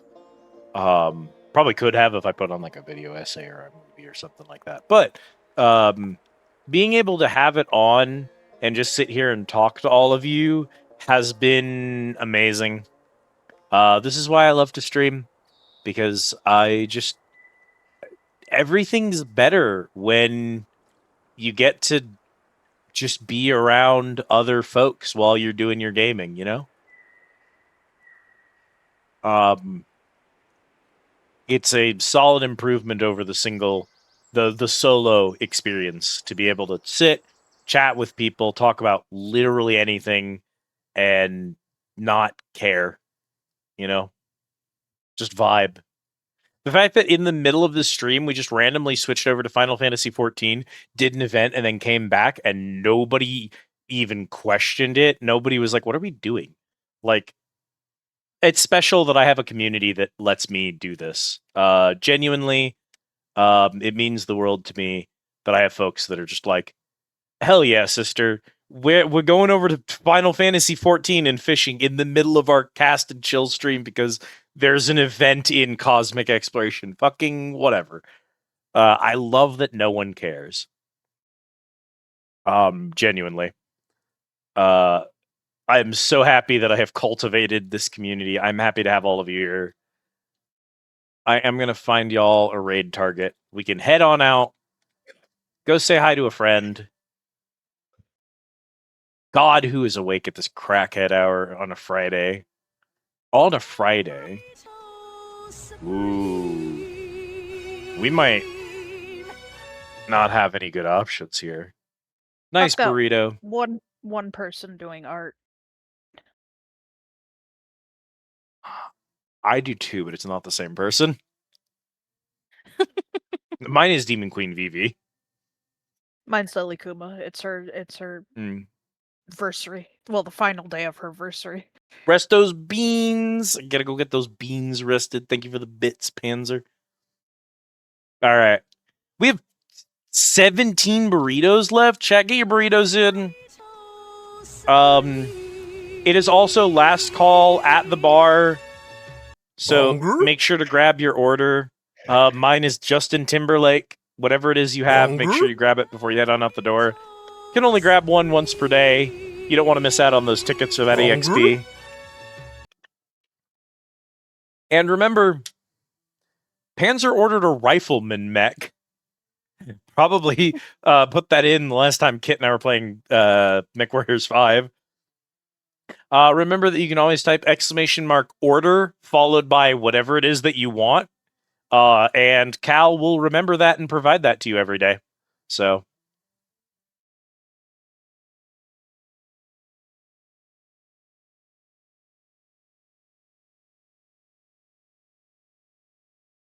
Oh, you know what? This person's eating good, and I do try to find people who are on the lower side for total viewership, but they are super cool. I believe she, her pronouns, yes. She is a violinist. You can request pretty much any song by plugging in the YouTube URL, and then she performs her violin alongside the music from the video as it plays. And that's what her streams are. At least I don't know if she does other kinds of streams, but specifically these. She is incredibly talented, very pleasant to chat with. We are going to a face tuber who is playing a violin live to music, which I know is not our typical thing, but she's awesome. So I think y'all will have a good time over there. Good night, Rig. Thank you for hanging out. Revelin can be Mech or Robotech. One of the mechs they had legal issues with. Yeah. We specifically played MechWarrior 5 on here, which is, I assume, where it came out. Or where it came up while we were chatting. Kit and I have like 4 of them in our squad. We bulk purchased them to give to our mooks. Let's get us a Discord link. If you're not in the Discord, you can join it, and baby, you can get go live notifications, and you can find out when the fuck Liz is going to be back on this channel again. God only knows, so make sure that you stop into the Discord and get those go live notifications, and listen into the general channel when I pop in and randomly say at 4 o'clock in the morning, hey, are y'all interested in a Spyro the Dragon playthrough at 4 a.m.? Who fucking knows? I'm weird. This is a raid message. We are going to grab raid messages. We are going to grab the bottom one if you're not subscribed to the channel. Top one if you are subscribed to the channel. And we are going to go drop those in Bagel Rabbit's chat. Put a smile on her face. Put a smile on my face. What more could you want? Wouldn't be the first or last time for Spyro at 4 a.m. What's better at 4 a.m. than Spyro the Dragon and like a cream cheese bagel? That's 4 a.m. content. Am I right or am I right? Thank you all so much for watching, hanging out, lurking, catching us later on down the line as VOD. Every single one of you means the world to me. I hope to see you all again soon. You have to put in the raid command. I'm aware. It's been buggy recently, and they keep going out like early. They just raids without the bar finishing, so I'm kind of nervous about starting them until I'm like during my wrap up. You know what I mean? But anyway, head on out the door. It's closing time at the Squid Easy. You don't have to go home, but baby, you can't stay here. Thanks for watching.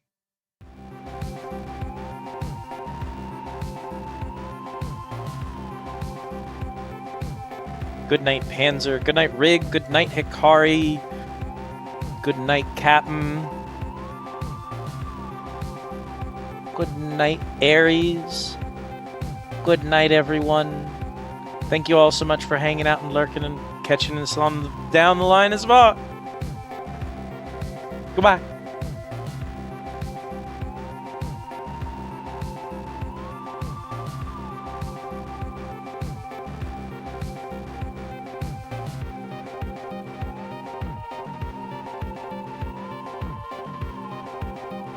All goodbye, net.